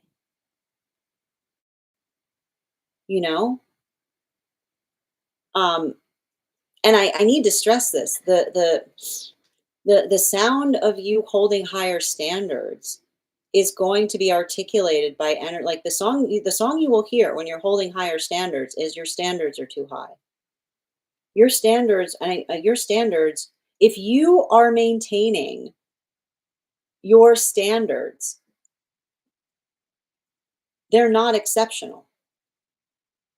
The thing that's important, I keep on hearing the thing that's important to make sure that you're doing, as long as you're holding a standard, as long as you yourself are holding the standard, those standards are not exceptional. And I feel like there's something about that because it does, and I feel like it has to do with you also healing from some kind of circumstance or situation. Like I gotta stress, I keep on hearing count the days that you gave someone to heal something because it does feel to me like somebody has locked themselves out of your life hoping that you would stop asking so much from them. I like to I get so frustrated when I read on energy like this, you know, because I feel like I see you right now in some kind of like liminal space where I feel like the and I need to stress this. If there's something that ended in your life because you were asking where it was going, and somebody said in the presence of you doing that that you were asking for too much, I keep on hearing healthy things are things that we name because things that we name have responsibilities attached to them. And I feel like there's something really important about that because I see healthy energy coming towards you. I see healthy energy coming towards you that maintain and hold the same standards that you yourself do. But the problem is, I almost see you having to go through some kind of hermit mode right now in relationality to like I keep on hearing like a conversation where and I just keep on hearing the same message. Like healthy relationship can be spoken about. It's not the space it's not the space by which we have to abandon our expectations in order to maintain one. And I feel like that's really hard because I see somebody and I would I'm like bringing this up because if you left a conversation with someone and they come back and they act like nothing's happened, I keep on hearing that is a bookmark. It's not a chalkboard erase moment. You pick up, don't let them say, oh, after all this time, you're still going on. Yes, you go on about that until the cows come home because I keep on seeing like the space by which, like, I keep on hearing and it's funny too, because I keep on hearing the difference between someone saying, I want the same things as you versus stop being a nag is the difference between someone that joyfully moves towards our manifestation goals versus someone that hears us complaining about the fact that we don't feel energetically safe, seen, and supported in a relationship. And instead of saying, I honor the fact that I don't want to cause you pain, what they're really saying is blah, blah, blah. Healthy relationship never blahs the fact that we're in pain, is what I keep on hearing. And this is coming through from an ancestor. This is coming through from an ancestor that says you don't have to put up with that. And it's funny too, because they're saying, I worked hard so you don't have to. Is what I keep on hearing. I don't know why. I feel like I keep on getting an ancestor that says, I worked hard so that you don't have to put up with that. Because I feel like they put up with that because they didn't have a choice. But I keep on hearing you have the gift of choice because they went through something in that way. Um, So I keep on hearing, and I don't know why I keep on hearing, um, I keep on hearing this, and it's funny too, because I keep on hearing unhealthy energy will see a gift horse and call it a nag, is what I keep on hearing. Unhealthy energy will see a gift horse and call it a nag, which is to say, an unhealthy energy will find the best person that they've ever experienced, the best energy they've ever found, someone that could effectively, literally get them to wherever they want to go. And they will see them articulating their needs and they'll say, "Why are you bothering me?" instead of "Thank you."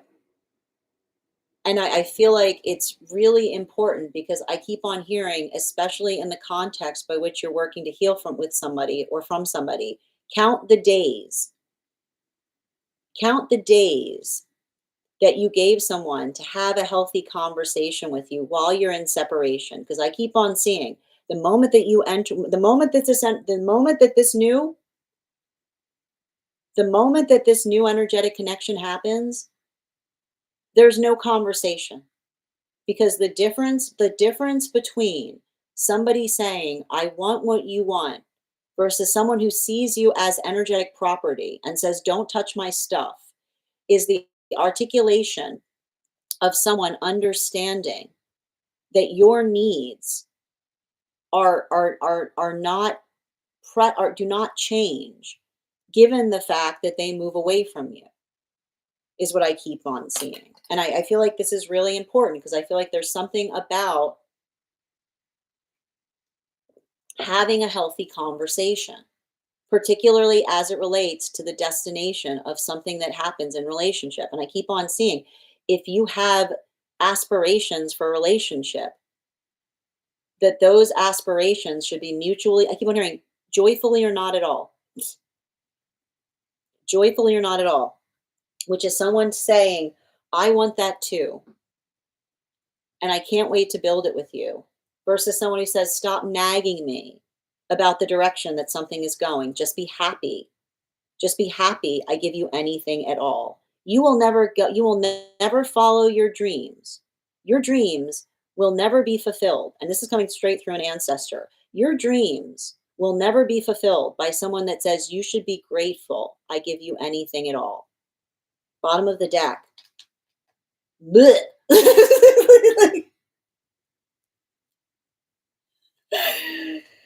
Right? Like it's literally like it, do not let someone play this like funnel game of showing you how good it can be and then taking away more and more and more to see how little they can give you in order to energetically sustain something. A healthy relationship grows like a flower. It doesn't winnow away. It doesn't build into the context. I keep on hearing the best foot forward should be the next step. The best foot forward should be the next step. It should get better. It should get better as it works. It shouldn't feel like somebody who's trying to see, being like, "Oh, well, yeah, that was the me you got when we first met. This is me every day, right?" Like this is not the energy. Don't like it should get. I keep on hearing it should grow. It should not winnow. Is what I keep on hearing. So don't let somebody like it, and I feel like again, someone will get in your head. Someone will literally be in this space by which they'll give you something and then they'll stop being consistent with it. And then it's really hard because you're saying, "Why aren't you giving the same energy to something that you did at the initially?" And they'll say, "I don't really know what's wrong with you. There's nothing wrong. What are you talking about? You trust yourself." I keep on seeing you can tell the difference between someone. I keep on hearing a lack of effort is hard to put one's finger on, but very easy to see. I keep on hearing a lack of effort is very easy to put one's finger upon. It's hard to put one's finger upon, but very easy to see. So I keep on seeing it's okay to measure something consistently with like the space by which it started versus where it is. And especially if you say, like, what happened, right? I can see the energy, like I can see, and I keep on hearing too, like, don't let somebody move away from you and then build a point of gratitude by which they're giving you something that you should energetically expect. Reliability is the most important thing we build in partnership. We don't say we need breaks because things get more intense. They're supposed to get more intense. They're supposed to get more intense, right? We don't say, and again, when someone says this is getting too intense for me, I need a break, that is literally the sound of someone who is not ready for relationship. If you want relationship, be ready for intensity, okay? Because it's not, and I keep on hearing, if it's too hot in the kitchen, then you don't get to come back and then expect to eat. That's coming from an ancestor. Write it down. If it's too hot in the kitchen, you don't get to leave and come back and expect to eat. Thank you so much for having that reading with me. And if this message connected to you as well, it's very common for those who need these messages to be here to experience them. We are doing personal readings right now.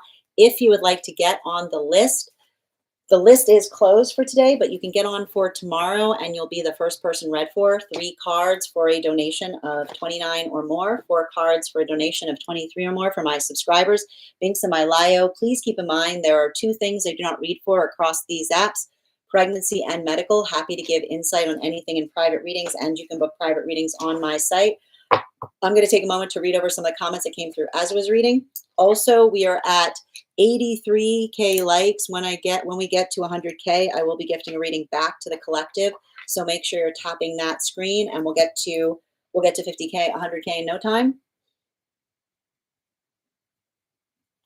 Excellent. One moment.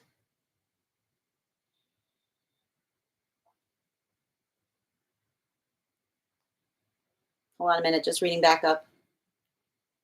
First time today. And thank you, EJ, for the follow. I had the same over my desk, or anxiety till I was. What did you have over your desk? I missed the first part of that. Excellent. I'm picturing this and cracking up. What are you picturing? Wait, I'm missing. What am I missing? Yes. Oh, I had no brown bag. Yes. I set my standard low, not exceptional. If you can't respect or take accountability, beautifully stated, right? And I keep pointing out, as long as we maintain our standards, it's not too much to ask from those around us. That's how our standards protect us for things that aren't in alignment to us. This is one of my kiddos, doesn't even want to meet the bare minimum. Sending you support, Ella. Facts. Their ghosting helped me to see where I ghosted myself and my needs and expectations. Ugh, sending you so much support there. I had so much anxiety in middle school. I was, oh dear, are you kidding, Bridget?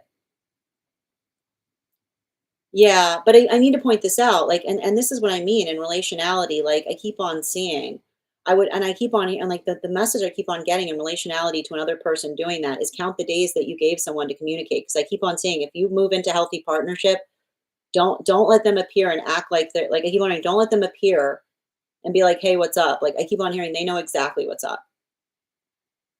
Oh, that's wild. Sending you so much support, Bridget. Yeah, I get it. Mm-hmm. Thank you guys for supporting each other in the comments. Mhm. Yeah, I get that. Wow, and I feel like I have been working so hard.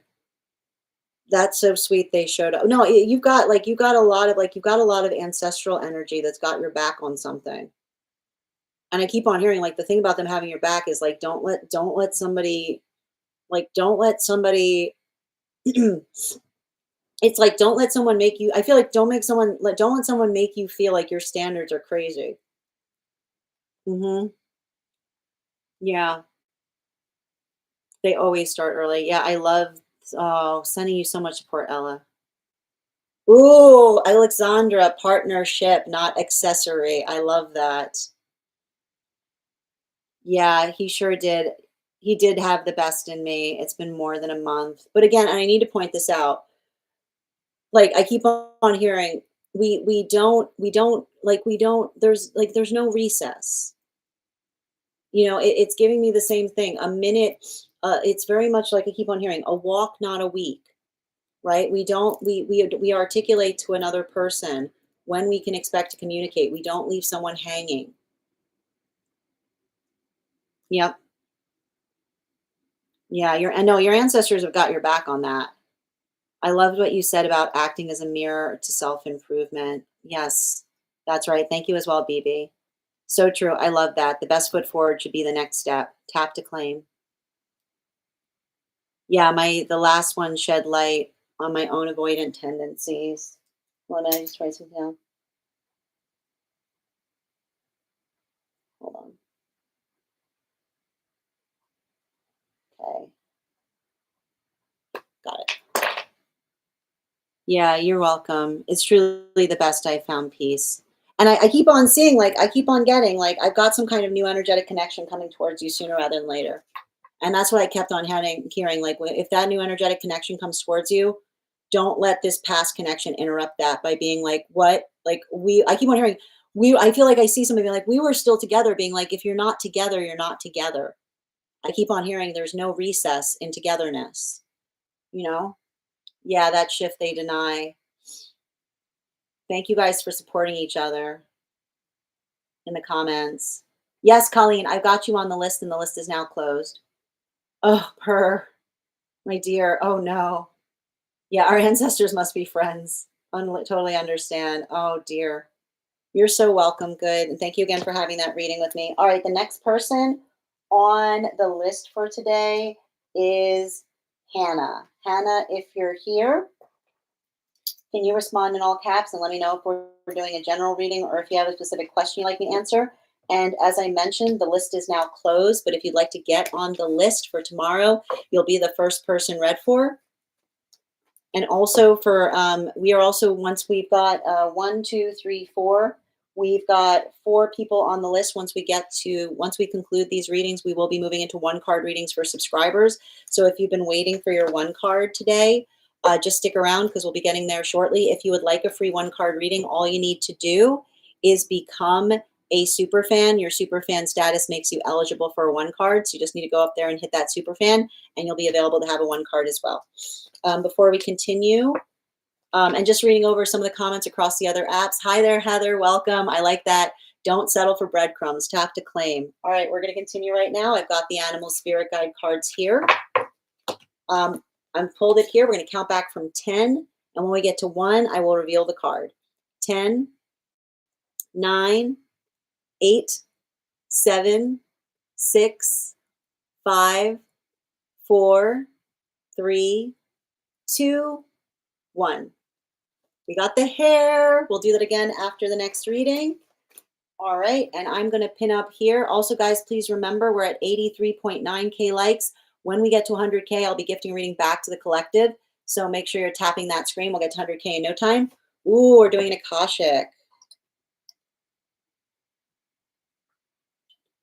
Can I get 4 cards for Hannah, please, Akashic?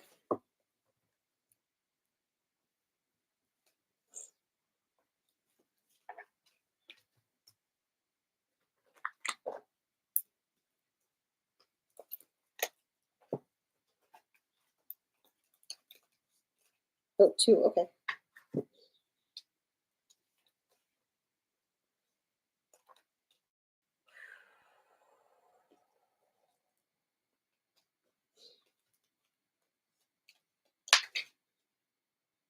Oh, snap.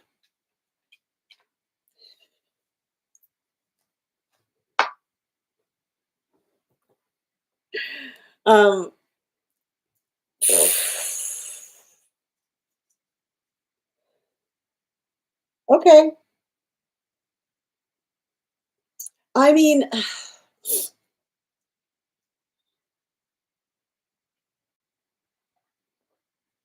you're just, I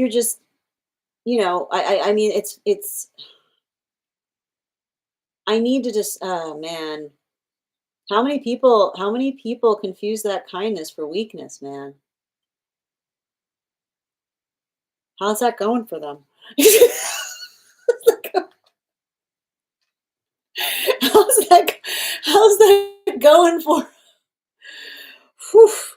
Um, you know, I mean, I've got, here's the thing about it. I'd be very curious about your Aries placements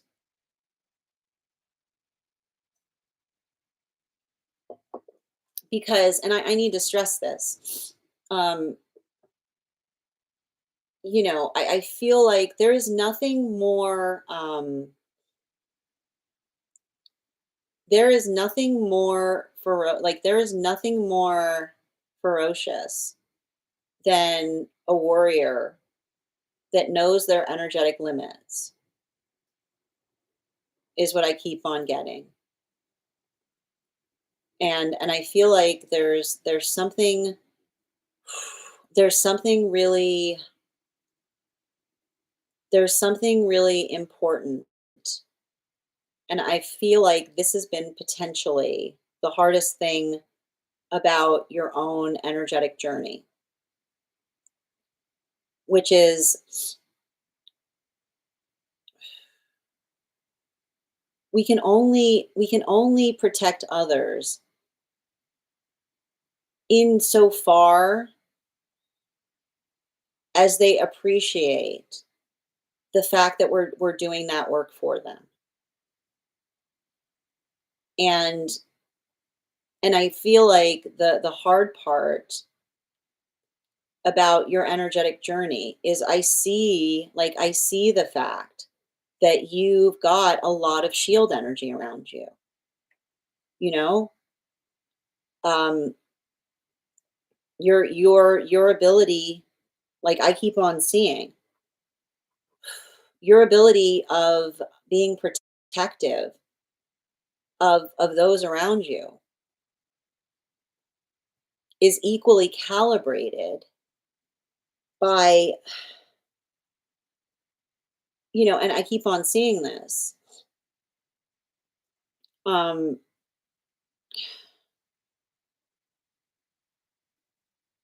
and I feel like, and I keep on getting, it's the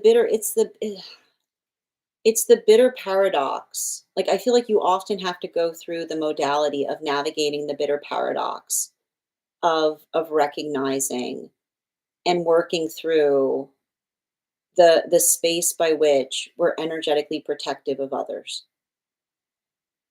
because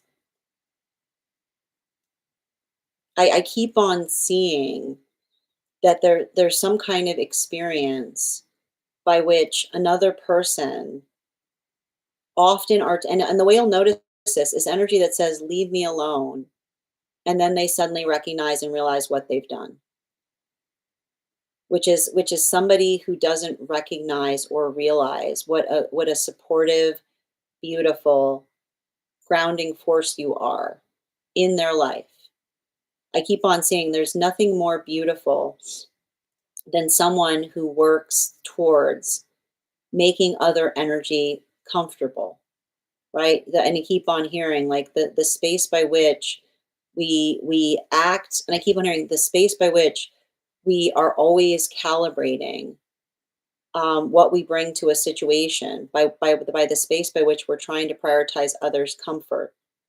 Like I like to point out, that's often the articulation of a warrior energy, because it's the space by which you are constantly like, and I feel like this is the misconception that others sometimes hold towards you. Like, I feel like I've seen energy around you break relationships in the modality by which they try to articulate that, like the lack, I keep wondering, the lack of appreciation in trying to facilitate another person being able to do something in the best way possible. Is I just keep on seeing like this is something that I feel like you've had to experience in the past. And I keep on getting the message from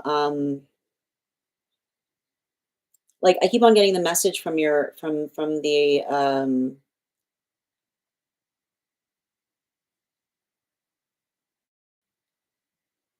I keep on, the message I keep on hearing is like it's okay if you don't forgive that, you know? And I know, like I know how painful it is, because I almost see the fact that you're carrying something there, and I can almost see you like working through some kind of unresolved feelings in relationality to deserving something. Um, but I keep on getting, um,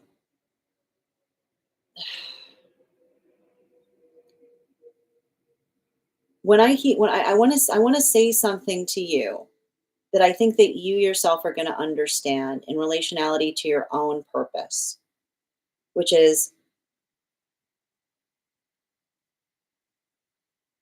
you didn't deserve it, and nothing is not perceived. Like that's what I see, like in your nothing, you didn't deserve it, and nothing is not perceived, which means, and I feel like you've kind of learned this too. Like I keep on hearing, um, like that's what I mean in relationality to, like, I see a lot of energy that wishes that I see a lot of energy that wishes, like literally wishes that they could come back into your life and they literally can't. Is what I keep on like I literally I keep on seeing there is energy around you that I literally see would do anything for a second chance to be energetically close to you. And when I say that they can't, you're just gonna I literally mean that, like that, and I keep on hearing that's not your fault, that's theirs, is what I keep on seeing. Don't and I feel like the most important thing with an Akashic journey like this, the past informs you, it doesn't affect you. And the past informs you, it doesn't affect you, right? Which is sometimes I keep on hearing, sometimes we experience the same thing, and we make the same choice, not because we expect another person to make the right choice, but because we know what the right choice is. And I keep on hearing, never are we more guardians of the energy around us than when we know that we are reliable in the space by which we always know what that choice is. Don't let it, like,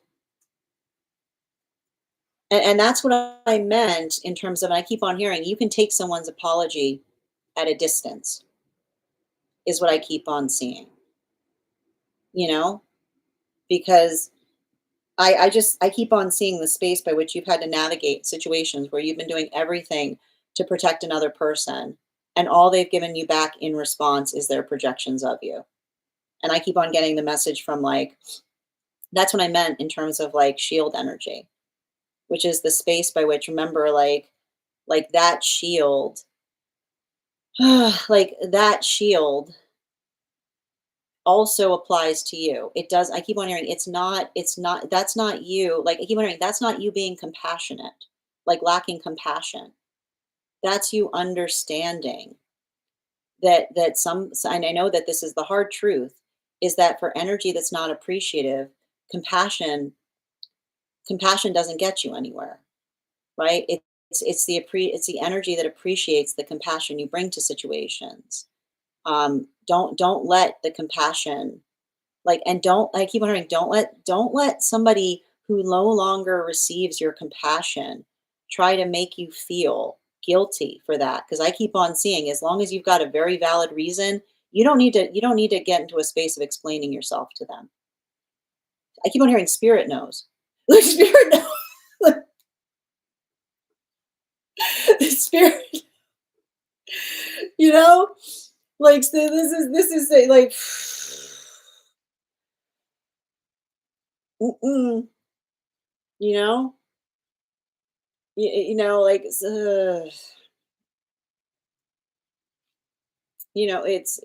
I keep wondering, observe, don't absorb. Observe, don't absorb.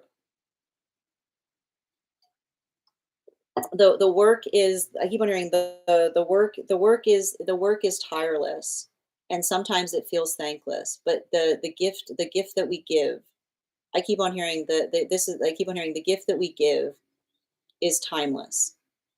I feel like there's something about that too. The work is tireless, right? But the gift that we give is timeless. I feel like you need to write that down because it's there, right? It's not, I keep on hearing, it's your gift is that you don't let things change you, right? Bitter, better, not bitter, right? Bitter, not bitter, better, better, not bitter builds a better shield. Better, not bitter, better, not bitter. It's really hard to say. Hold on. Better, not bitter builds a better shield. Better, not bitter builds a better shield. Better, not bitter builds a better shield. That's all I keep on hearing in relationality to something that you're like, something about like the work that you're doing here is what I keep on seeing. Like that is the sound of compassion. Thank you so much for having that reading with me, Hannah. And if this message connected to you as well, it's very common for those who need these messages to be here to experience them. We are doing personal readings right now. If you'd like to get on the list is closed, but you can get on for tomorrow. You'll be the first person read for. I'm going to take a moment to read over some of the comments that came through as I was reading.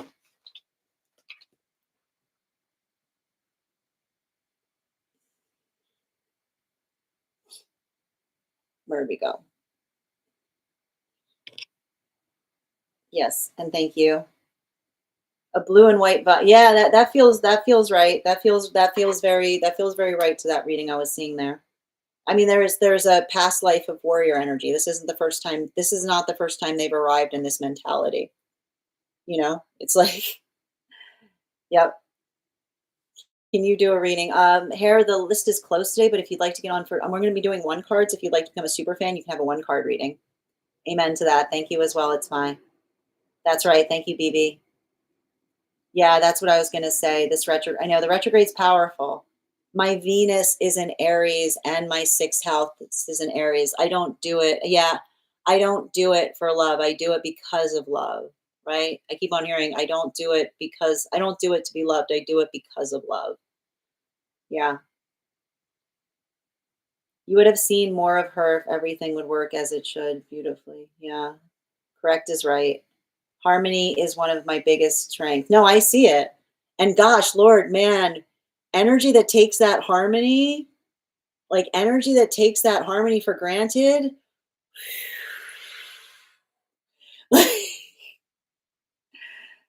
Yeah. You read that. You read a lot for me. I'm so oblivious to who wants a second chance. This is probably true. No, I keep on saying the fact that you're oblivious to it is the protection. They can't get anywhere like when I say, when I'm reading something there, they can't. Like literally they can't. Oh, I love that. I do it because I am divine true love. Tap to claim. Beautifully stated. You're so welcome. Yep. Thank you and good day. Exactly. My voice. Thank you and good day. Yep. Absolutely. Elisa, thank you for the follow. Someone else is reading, but it sounds like it connects to me to it. Thank you as well, Shell, for receiving that. The readings are closed today, Leah, but if you'd like to get on for tomorrow, you'll be the first person read for. You'll also have additional cards in your reading. Yeah, it was really hard because like I was trying to read it off of what I was seeing, but it's really hard to say. I was better not. That's going to stick with me for a while. Better not bitter builds a better shield. Buh.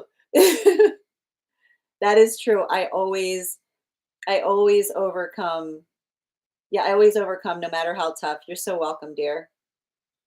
Yep. I love this. Yeah. Better makes better. Soon, do you do any guidance for meditating or exercise to connect? I do, Ivana. I do a lot of that work for those who I do mentorship readings with. I know there's been a bunch of like there's been individuals asking me to help build more guided experiences in terms of helping through meditations of that nature. So it's definitely something that I'm hoping to build out more in the future. I need to get a notebook just for the things written down from these lives. Oh, thank you, Lena. I have one for this. Thank you. That means a lot to me, Avatar. That makes me feel really uncomfortable. Please don't tell me you have a book of things I've written. Like, no, no, no. Yes, thank goodness.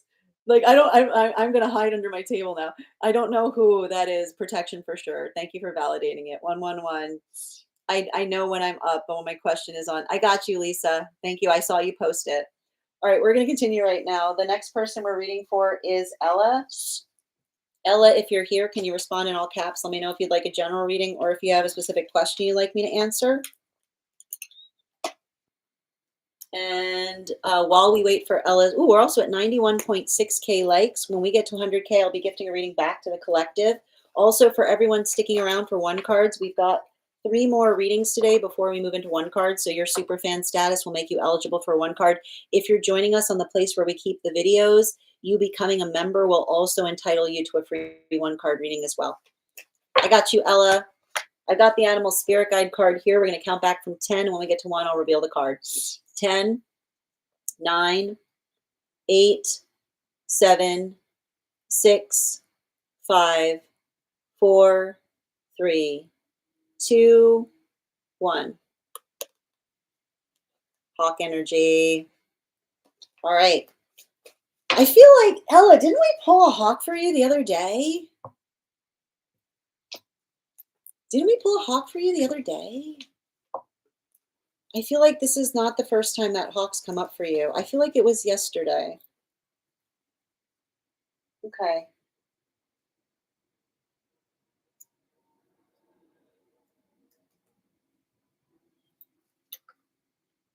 I'll read the list right now in case there's any confusion. I've got Ella, Lisa, and Colleen on the list right now.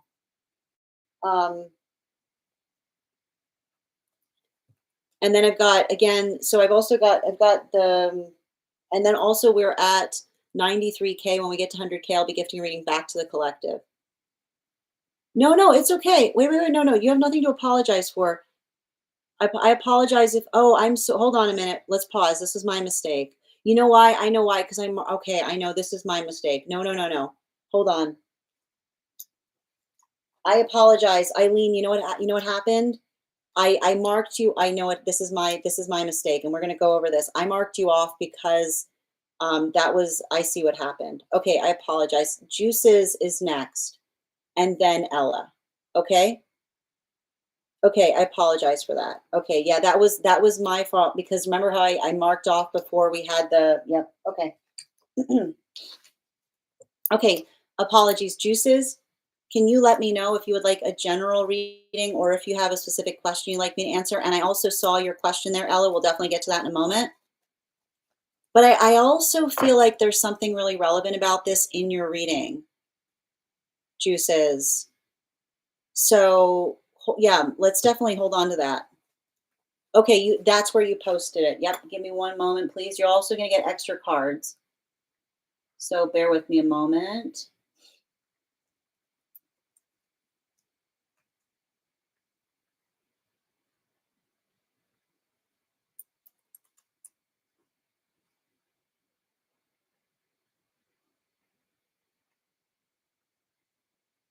I'm just trying to pull it up. Bear with me a sec.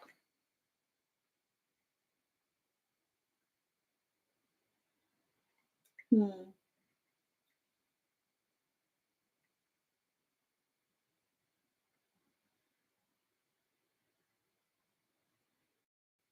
One second.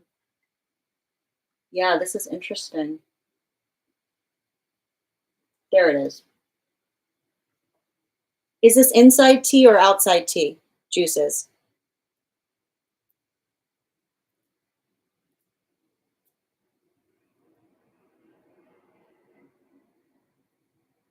Outside. Okay, I need guidance on my future in Vancouver. Could be in jeopardy, making me not focus. I was wondering if you can still feel me being there in the new future or the future. I know it's where I'm meant to be. Any insight would be appreciated. This is okay. Yep. Thank you. Yep. Can I please get, 4 cards? Mm-hmm. Yep. Yep. 2 more.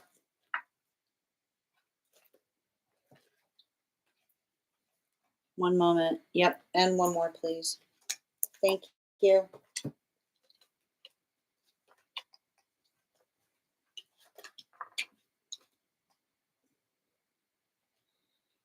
I feel like this is the sound of you shoring it up. And what's interesting about it, okay, what's interesting about it is even the space by which, and I feel like I keep on hearing there's something about double checking things right now, is what I keep on hearing. There's something about recommitting. There's something about getting ahead of an energetic process, is what I keep on seeing. Double checking energy. And what's interesting about it is, even in the space, I keep on hearing, even in the space, like even in the space by which you had to articulate upon saying like, hey, I'm ready, I'm here, right? I feel like that is like, I keep on hearing like that is you energetically reaffirming the commitment as it relates to your own. I keep wondering something about you reaffirming your ability to double check on something is going to reassure the fact that you're not energetically going anywhere. And I feel like there's something very interesting that I see, and I keep on hearing like, and I feel like there's something about this. Um, And I think there's something really interesting about this, because I know that you're talking about Vancouver, but all I keep on hearing is there's many paths to Rome, is what I keep on hearing. I keep on hearing all paths lead to Rome. And the reason I keep on hearing all paths lead to Rome, which is to say, I keep on hearing, if there's a certain pathwork by which, and I keep on hearing by which you're exploring the ability to energetically stay somewhere or do something, build into more path work. I keep on hearing I keep on hearing backup, like the safe. I keep hearing the safety net path work, is what I keep on hearing. Right? Like I keep on hearing it doesn't hurt. Like it doesn't hurt to have something that energetically reaffirms. Um, and I don't know why I keep on hearing a home of one's own, is what I keep on getting. All right, this is this is very specific that's coming through in relationality to an address, is what I keep on getting. And I don't know why. Like, and it's so funny because I just want to show you that like I've got here, like I've got the lover's card, but I've also got the world card, which is to say, I don't know why I keep on hearing it's good to have a foot in both worlds, which is I keep on hearing I keep hearing not necessarily, I keep on hearing the reason I keep on hearing a foot in both worlds, which is I keep on hearing not necessarily depending, um, like I keep on hearing not necessarily depending on energetic connection, but also about something. I keep on hearing also about something in relationality to building upon relevance somewhere. There's something I keep on seeing that's happening there as it relates. And it's interesting too. Um, like as it relates to, I keep on seeing extending your presence, is what I keep on hearing. Like there's something about the extension of the presence. And I keep on seeing like and I feel like this is you, like I keep on, and that's what I meant in terms of like I just keep on, like I just keep on seeing a situation by which you keep on articulating that you're not, I keep on hearing, I don't know why I keep on hearing you're not visiting, you're living, is what I keep on hearing. You're not visiting, you're living, or something in the modality or the experience by which I keep on hearing you're articulating upon the commitment or articulating to someone. I keep on hearing something that you're hoping to do in the long term. So I feel like this is something about you applying for something, is what I keep on getting. Like I keep on hearing like make sure that you're not waiting, make sure you're applying in terms of being able to do something in a way. And I keep on hearing it never hurts to ask. as well. Bottom of the deck on this reading, yeah, especially with the Strength card. I keep on hearing like, this is the sound of you building a strong portfolio. And I don't know why I keep on seeing, like, I keep on seeing like a portfolio in relationality to you, like articulating to another, like how energetically committed you are somewhere. And I almost feel like, I don't know why, but I feel like I keep on hearing the word volunteer. I don't know why I keep on hearing the word volunteer. Like, I feel like it's almost the space by which you have to have a conversation with someone as it relates to why, like, I keep on hearing it's not you requesting, it's you providing context to show that you're an energetic asset somewhere, is what I keep on seeing. And I keep on hearing like I keep hearing like the ability for you to energetically volunteer, like almost articulates the fact that you're working. Like, I keep on hearing, I keep on hearing conversation where you say, you're not asking, you're an asset, which is the space by which you're able to show someone like the benefit that you're bringing forth to a situation. So I keep on hearing like, make sure that you're building a context by which you can articulate to someone how, like, I keep on hearing like I keep on hearing you're not asking, it's an asset. Being able to show someone and say like, this is how this is how I'm becoming a part of something. Thank you so much for having that reading with me. And if this message connected to you as well, it's very common for those who need these messages to be here to experience them. We are doing personal readings. The list is closed. But if you would like to get on the list, if you'd like to get on the list for tomorrow, you'll be the first person read for. It's 3 cards for a donation of 29 or more, 4 cards for a donation of 23 or more for my subscribers, Binks and Mylio. Please keep in mind there are 2 things I don't read for across these apps, pregnancy and medical. Happy to give insight on anything in private readings, and you can book private readings on my site. I'm going to take a moment to read over some of the comments that came through as I was reading. And also, we got to 100K. We'll be doing a giveaway and gifting a reading back to the collective. Thank you so much, Seeker. I do my best. Oh, Addie, you can't say a bird when we're doing the animal spirit cards. There's too many birds in that deck. Hold on a minute. Yep. And I've still got your question there, Ella. I've got you, dear. Okay, no worries. And that's what I said, like making sure that you're double checking. I have a question. And yep. Oh my gosh, I missed what they said. Yep, I got that. Outside. Yep. Absolutely. Yeah, I just noticed it looked like a cookie for a second. Yeah, there's something. Okay, and so that's what I said. Like, I think that, okay, you articulated that could keep you there. You keep that could keep from there. Okay, and so that's what I keep on seeing in relationality. I keep on seeing like shoring something up or just doing something to be energetically safe is what I keep on seeing. Yep. Hi there, Avatar. Thank you. Yep, no problem, dear. And again, I apologize for that confusion. But again, I feel like there was something about it that feels like it's energetically relevant to the reading itself. All right, let's continue right now. The next person we're reading for today is Ella. And let me just pin them up here. And before we continue, let's do an animal intuition check. I've got the animal spirit guide card here. We're going to count back from 10, and when we get to 1, I'll reveal the card. 10, 9, 8, 7, 6, 5, 4, 3, 2, 1.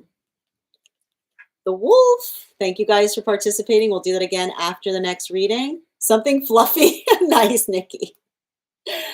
All right, and I'm going to pin up. And guys, just remember, the list is closed today, but we've got 3 more on the list, and then we'll be moving to 1 cards. So if you're waiting for your 1 card, just stick around, and we'll be getting to it shortly. And if you'd like to receive a 1 card reading, becoming a super fan will make you eligible for one. And I'm going to pull up. We're pinning up Ella here. We're doing an Akashic around counterpart who visited as it was waking up. Yep. And this makes a lot of sense because we've got the hawk right now in combination with the wolf. Yep. 4 cards, please. Thank you.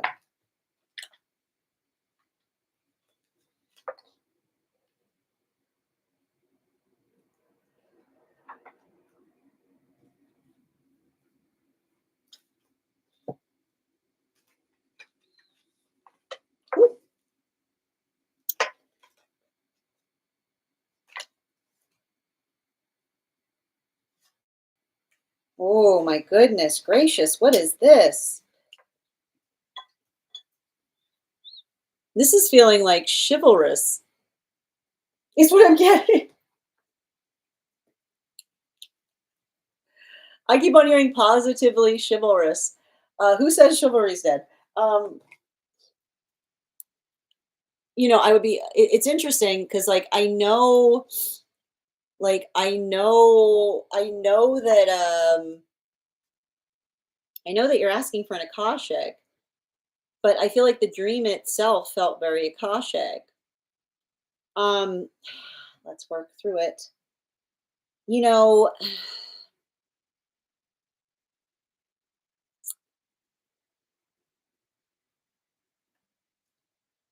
there's definitely a past life connection here, and I would be very curious to dive into um, that dream space because what I'm effectively seeing is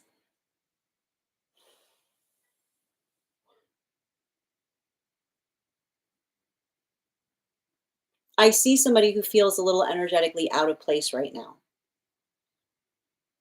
because I see somebody who follows or holds themselves to a very strong moral code is what I'm effectively seeing. And it's actually interesting because I almost feel in the past life, something about them embodying that strong moral code, like had some kind of potentiality of leadership. You know, I see this. Like I see somebody who, um,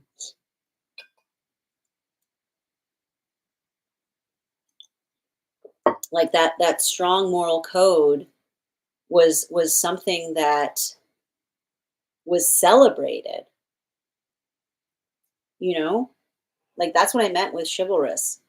Um, it was something that was highly appreciated in the past life.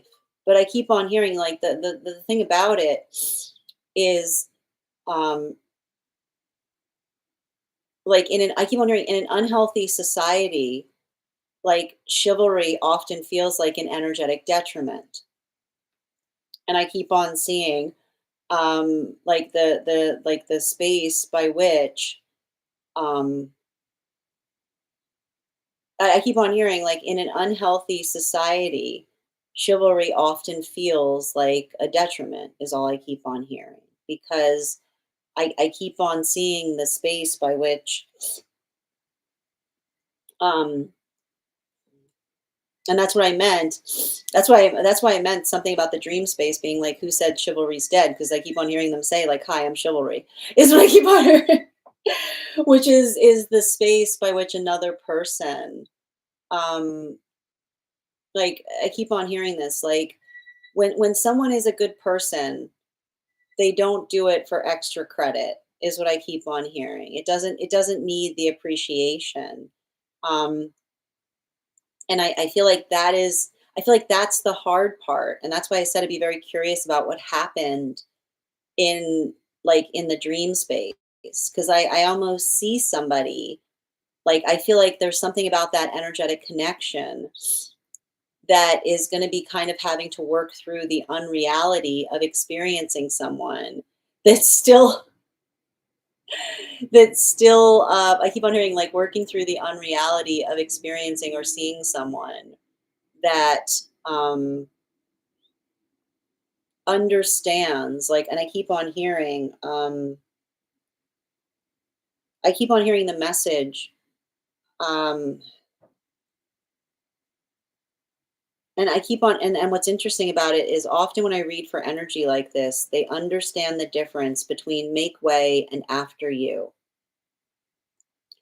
And it's interesting because like I've done a reading like this similar to energy in this frequency, which is often the conversation. It's funny when I read energy like this, it almost constantly tells me that someone used to be a knight, because it's often the space by which every time I read for energy like this, they always tell me that we don't get night right, is what they keep on saying. And I keep on hearing like the reason we don't get night right is because they always point out that there's this moment by which they say, make way, which is a night that screams. Like I keep on hearing the night that screams, get out of the way, right? But that's the night not being a night because they're making it about them, is what I keep on hearing. Like the night that's the true night is not the night that screams at the top of their lungs, make way, right?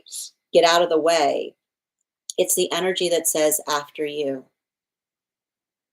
right? It's the energy that understands that courtesy, like courtesy is the calibration of chivalry, and chivalry isn't about making a display of the self and saying, look how chivalrous I'm being. Is what I keep on hearing. Like, you should be very grateful. You should be very grateful that I'm being chivalrous. I'm being very chivalrous right now. Isn't it nice? Versus someone like true chivalry never declares itself. True chivalry is the space of the knight's path because it's the space that builds into humility that says after you. It is the I keep on hearing it is the silent protector that does not work to center the self, but often works in the space by which I keep on hearing a knight understands their orbital role, which is the space by which they understand that they don't try to articulate upon the fact that they're being a knight. Like, it's not the space by which someone says you should be very glad that I'm being chivalrous for you, but by somebody who truly has it in their heart space, because they constantly put themselves behind the energy that they care about. And I feel like there's something about that dream space of someone trying to introduce themselves to you, because I keep on hearing this is how you'll recognize them. I keep on hearing they'll say them, they won't declare themselves. I keep on hearing they won't declare themselves to be a knight, which is not the energy that says I'm still chivalrous, right? Like I am still chivalrous in a world that is awful. It's the energy I keep on hearing. It's like I keep on hearing the quiet service to something that is greater than the self. That almost articulate. I keep on hearing like the space by which another person says it's an honor, like it's an honor to do something, or it's an honor to be a part of something. Um, and I keep on hearing like that is like it almost it feels very like it feels very it's incredibly polite. Like it's incredibly, I keep on hearing gentle but very, very strong is what I keep on seeing, you know? Bottom of the deck on this reading, temperance. I feel like this is really important because I feel like you're healing from someone who is a false knight, bearing in mind this is not based on gender, but what one feels most aligned to. And the way you can usually tell a false knight is someone being like, you should be really grateful that I'm being so nice to you. Knights don't say that. Someone being like, I just keep on hearing something about somebody saying, you should be really grateful that I'm being so nice to you, which is like somebody being like, if you weren't this, like someone being like, if you were anybody else, I would be doing something. Like what? You know what I mean? Like I've literally got like, I don't know. Ooh, like be wary of some, I keep on hearing, be wary of someone that says, you're lucky that I'm such a gentleman." Like I keep on, you're lucky that I'm such a gentleman because if you were in masculine energy, I would do like that's a threat, is what I keep on hearing. Remember, that's a threat. When somebody says, if you were anybody else, I would do that. I keep on hearing there's something being like, remember that a veiled threat is still a threat, which is the space by which another person says, you're lucky that you're like X, because if you weren't X, I do Y, which is the space by which I keep on hearing a veiled threat is still a threat, which is to say, if the circumstances were different, like you should, I keep on hearing somebody being like, I keep on hearing when someone's being kind to you and they articulate the fact that they say that the kindness demands gratitude. That's what I mean. I'm like, that is the sound. That is the sound of someone expecting something. I keep on hearing chivalry dies at the end of expectation, which is the space by which another person says, I've been chivalrous, so you owe me this. That is not, I keep on hearing that. Remember, I said false knight energy? Chivalry does not require anything. And that's what I keep on hearing with this counterpart. They're saying chivalry does not require anything. That's why it's chivalrous. So I feel like there's something about helping you heal from something in relationality to some kind of past karmic experience where you had some kind of false knight energy, which said, I was nice to you and you owe me this. That's what I keep on seeing. You keep on hearing it is not courteous to insist, is what I keep on hearing. Thank you so much for having that reading with me. And if this message connected to you as well, it's very common for those who need these messages to be here to experience them. We are doing personal readings right now. I want to show you these cards so you can see what I'm seeing. This is the false knight energy, right? I'm doing this for something versus energy that says, I do it because it's what needs to be done. Thank you so much for having that reading with me. And if this message connects to you as well, it's very common for those who need like it's the energy says, I do it not because I ask for something, it's because I know it's the right thing to do. Thank you so much for having that reading with me. And if this message connected to you as well, it's very common for those who need these messages to be here to experience them. We are doing personal readings right now. The list is closed. But if you would like to get on the list for tomorrow, you will be the first person read for, and you'll also have an additional card in your reading. 3 cards for a donation of 29 or more. 4 cards for a donation of 23 or more for my subscribers. Links in my bio. Please keep in mind there are 2 things I don't read for across these apps, pregnancy and medical. Happy to give insight on anything in private readings, and you can book private readings on my site. We also got to our 100K bench milestone, so I'll be gifting a reading back to the collective. Make sure you're continuing to tap that screen. Thank you guys so much for that. All right. And Colleen, I've got you. You are after Lisa. One moment, please.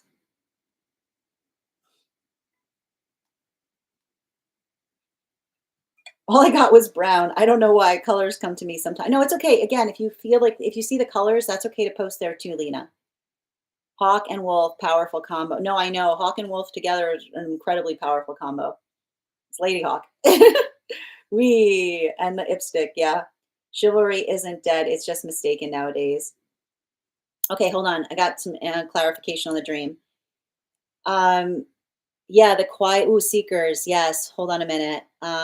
Thank you as well. Hi there, Addie. No, you have nothing to apologize for. The silent protector of a night says after you. That's so beautiful. The quiet service to something greater than yourselves. The problem with most people in many relationships is they don't communicate, so there are too many assumptions. You can understand people through complete. I mean, but here's the thing again, a healthy relationship shouldn't require you to be a mind reader. It's nice if you are, but it shouldn't require it. Thank you, seekers. Okay, Ella, he had on like a casual business trench coat and I recognized his energy. I was so happy to see him. Thank you for confirming what I was reading for. Yeah, let's go in the dream space. Yep. It was just me feeling his energy and making me laugh. That was really all. But I keep on hearing, I feel like there was something about the dream that's like it's giving me a lot of like remember me vibes. Hi there, Luna. Colleen, yep, you're after Lisa, dear. Yeah, it felt like that after you, right? Like it's the courtesy. is what I keep on seeing. And Paige, thank you for the follow. It's like a guy that says, yeah, exactly. It's like a guy that says they're a nice guy. Bearing in mind, this is not based on gender, but what you feel most aligned to. Are you though? He was so gentle and strong at the same time. This man sounds like Prince Charming. Yes. Okay, yes, there was a false idiotic night. Thank you for confirming. Okay. Yep. Wait, what was the threat? That was the threat I said. Yeah, I keep wondering, somebody who asks for something back in for chivalry is not chivalrous. Is what I keep on hearing. Yeah. Yeah, I was you are. Yep, Sin explains the difference. Yeah, you sent that one packing. Like I took out the trash. Aren't you proud of me? That'll make me I love this reading so much. No, it was beautiful energy. I appreciated reading for it. I love this reading too much as well. Okay. Crowded, busy place too. I got a tropical green tea at lunch. Nice. Definitely the remember me vibes, just not a lot of tangible details. But I feel like again, the space by which someone's helping you energetically recall, I feel like sometimes we have those dreams of familiarity to help us orient when we experience them in the tangible, you know? All right. And I feel like again, there's something about you having to heal from that past experience that is allowing this energy to come towards you. All right, the next person we're reading for today is Lisa. Lisa, if you're here, can you respond in all caps and let me know if you'd like a general reading or if you have a specific question you'd like me to answer? And while we wait for Lisa's question, let's do an animal intuition check. I've got the animal spirit guide card here. We're going to count back from 10, and when we get to 1, I'll reveal the card. 10, 9, 8, 7, 6, 5, 4, 3, 2, 1. Eagle. Thank you for participating. I need to be more specific on that during the animal card. Yeah, because there's a lot of birds in this deck. Excellent. Oh, I like that. That's too specific. I've got your cards popping out already, Lisa. Question on the disco. Thank you, dear. Okay, I had so much. All right, where are we? Bear with me a minute. All right, Lisa, and I'm going to pin up Lisa here. Let me hold on a minute. Where's Lisa's question? Guys, make sure to give Lisa some love. Pin, please. Okay, there we go. Outside tea. There's so much movement around me and in my life. I want to address the energy I'm carrying. It feels off. I think there's been a lot of mixing of others in my psyche attributing to this. What is the root and how can I better protect or transmute myself during this? Yeah, that makes sense. 2 more, please.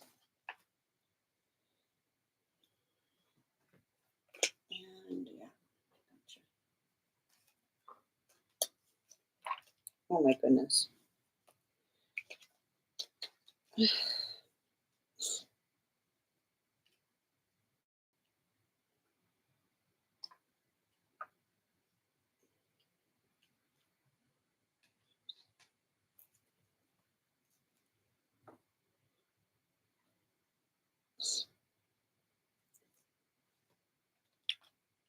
I feel like there's something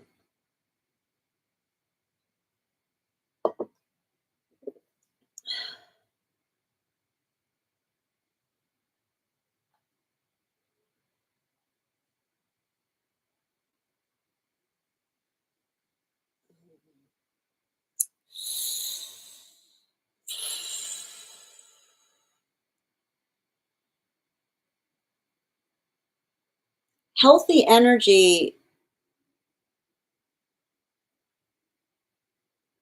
allows for feedback.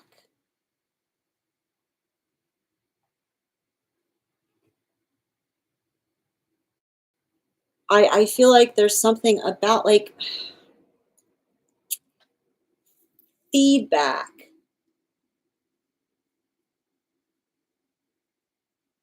And I think that there's something really important about that, is what I keep on seeing. Um, because I keep on hearing you don't have to just you don't have to just energetically be there for someone who doesn't want any feedback upon it, is what I keep on seeing. Um, and I feel like the way that you're going to navigate something here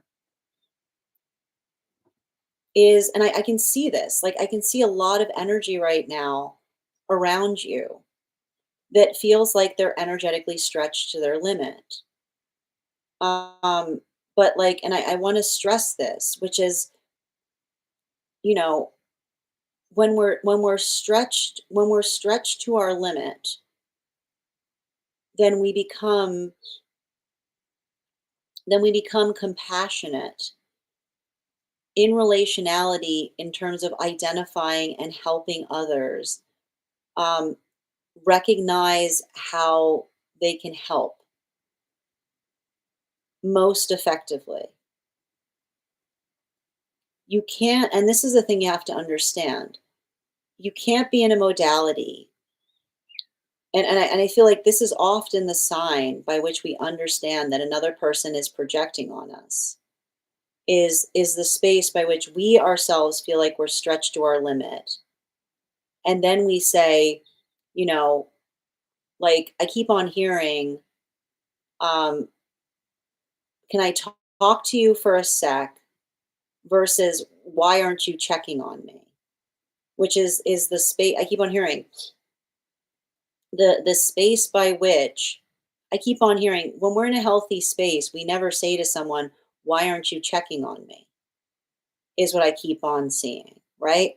It's the I keep on hearing it's the space by which we have healthy check-ins, right? If we need I keep wondering if we need a check-in, then we say, hey, let's can we start, like, I miss you, like let's start building check-ins, like can we start communicating more? It's the space by which we articulate and amplify not just the fact that we have our feelings, but something that we can facilitate that allows our feelings to be met with progress. And I feel like I see like a lot of this energy around you right now, you know?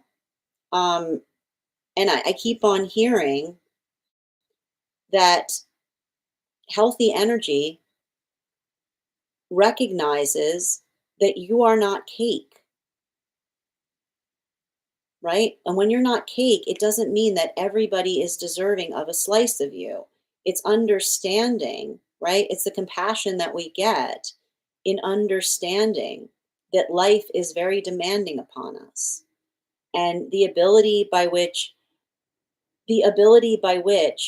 we do our best to navigate the demands of the world, energy that has compassion for us doesn't take the fact that we're doing our best to navigate the demands of the world personally. They say, how can I help versus how dare you? And I feel like I see something right now that's happening around you that requires that type of calibration, you know? And I wanna say the way that, and I feel like you identified this in terms of you saying the energy itself feels off, which is, and I need to stress this, we're going through a really intense retrograde period. And so the energy itself is somewhat distorted, right? Not working through a lot of the quietude that a retrograde like the one that we're experiencing is creating, but not allowing that quietude to effectively um, trigger us, but to articulate and communicate upon what it is that we're trying to do better. I feel like the word that you need to work through right now to help you, and I keep on hearing like you use the words, how can I better protect and transmute? The word is productive, right? What feels like a productive conversation? And I keep on seeing if someone if someone is in a modality by which they're coming to you and they're articulating their problems, or they're speaking upon something where they're feeling that energetic heaviness, basically saying, what are you like, how can I like, what would be helpful to you right now, is what I keep on seeing. I feel like you need to write that down. What would be helpful to you right now? Which is not the space of feeling the force of trying to solve another person's problems, right? But also being able to leave oneself receptive to feedback. Because I almost see a modality, and I keep on hearing, what would be most effective to, like, what would be most helpful to you right now, is a good way to say to someone. I keep on saying, are you looking, like, are you looking for someone to hold space for how you're feeling right now? Or are you looking for an opinion? Because I feel like that's the hard thing that you need to ascertain with some of the energy around you right now. Um, when another person is just looking for, and I feel like that's a hard part, because I think it's interesting, because I feel like you've got a lot of water sign energy around you, and then a lot of earth sign, because often I see this with those with like water and earth sign placements. Water sign energy often likes to just be in the space by which they can articulate upon how they feel, and not necessarily looking for action upon it, just another person being able to hold space for the recognition upon how they feel. So I feel like it's almost requiring you to help to kind of recognize that you don't have to give the same energy to everyone. It's being conscientious in terms of what another person is looking up for in relationality to communicating to you.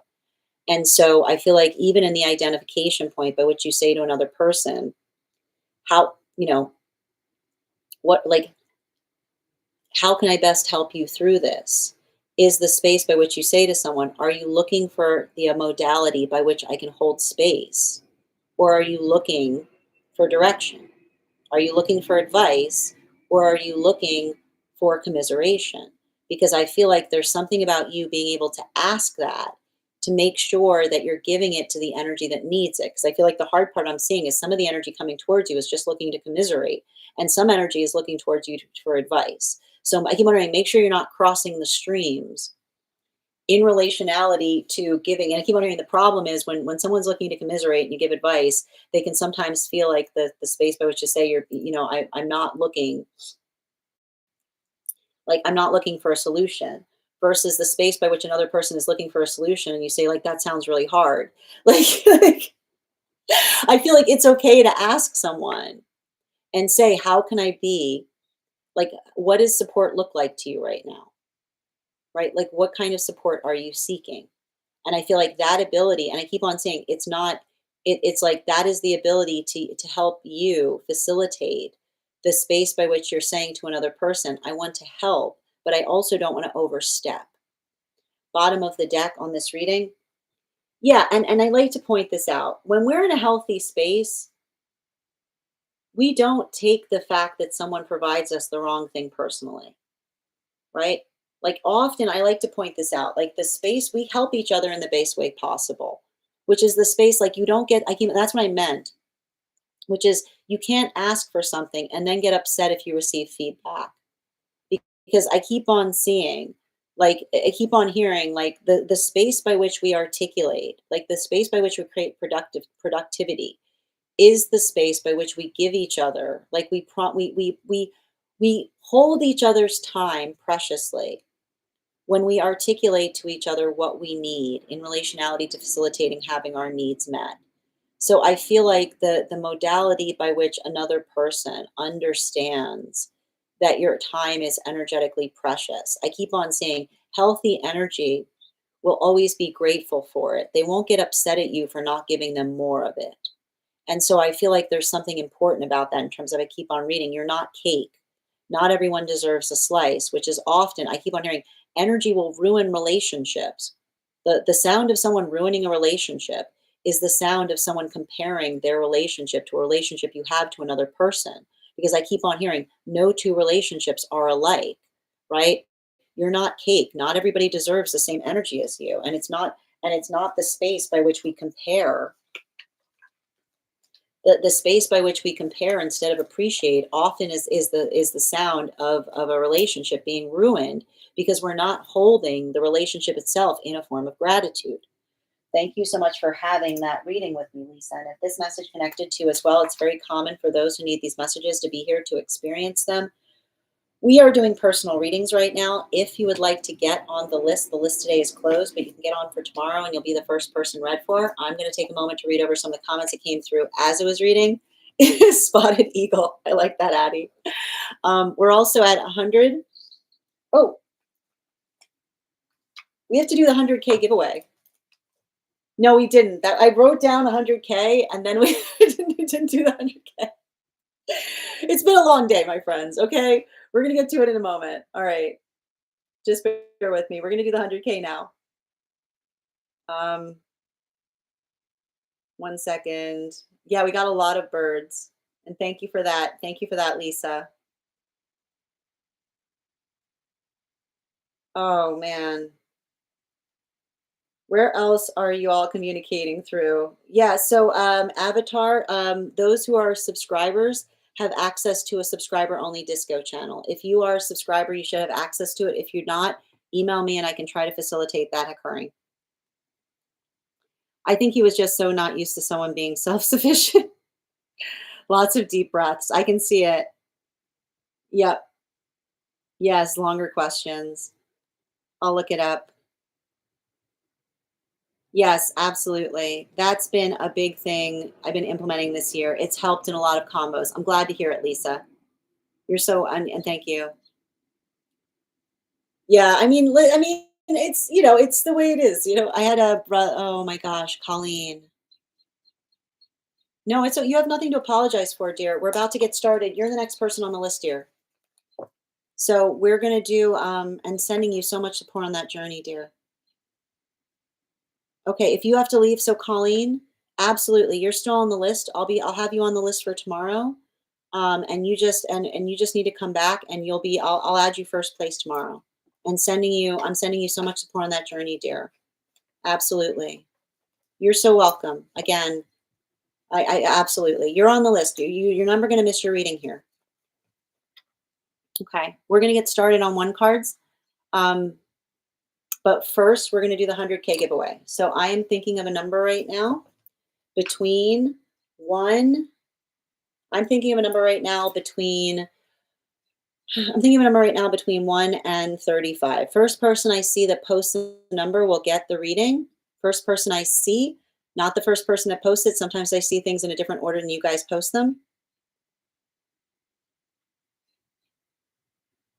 Mm-mm. No,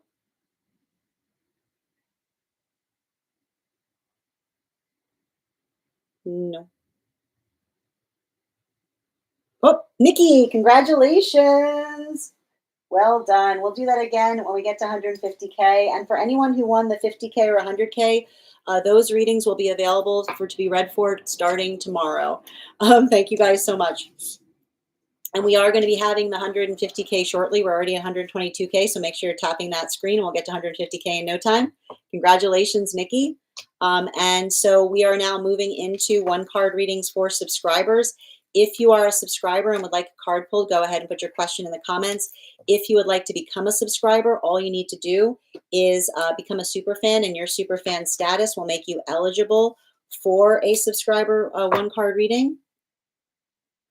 Excellent. One card for good vibes. What is the priority for my connection with T?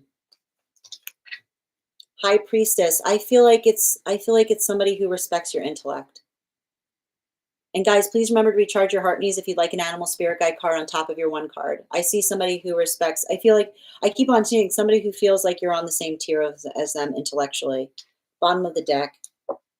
Yeah, I feel like I keep on hearing it's like I feel like they're thirsty for like a good conversation is what I keep on seeing.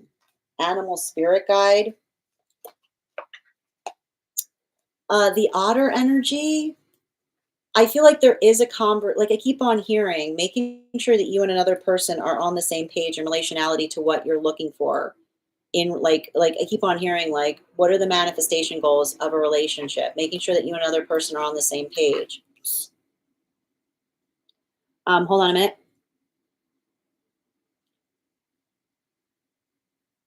One card, highest priority for Bridget. Hierophant. And for anyone who's on the place where we keep the videos, if you become a member, you will also be eligible for a one card. Um, this is you. I feel like um, this is you taking new approaches to things. I keep on hearing the same message. Stepping out of your comfort zone creates a deeper sense of comfort. But I feel like, again, bottom of the deck, yeah, Page of Cups. I feel like you're very much in alignment. Like, I keep on, I would be very, very conscientious right now as to the dreams that are coming through because I feel like there's something important that's happening right now in relationality to, I just keep on hearing, I would not be surprised if your dreams are giving indication of somebody of counterpart going through some kind of inner child healing right now. And the thing about the inner child healing, I feel like there's something about that inner child healing in terms of them articulating upon something that they no longer desire, you know? Like, and it's, yeah, like again, bottom of the day, like here's what's wild, like animal spirit guide being the blank manifestation. You know, what's wild about going through a maturation process is I feel like this is somebody who's going through the inner child healing because they don't feel like they need to prove themselves to anyone anymore, you know? Like I keep on hearing like I'm not like I feel like that's them kind of like working through a lot of pathwork of surrender. Like I keep on hearing, never are we more confident than but then when we feel like we no longer feel we need to prove ourselves because then we can finally. I feel like I keep on hearing that then we can finally get to the business of actually living the life that we desire to live. So I feel like somebody's going through a breakthrough. Alexandra, one card on love.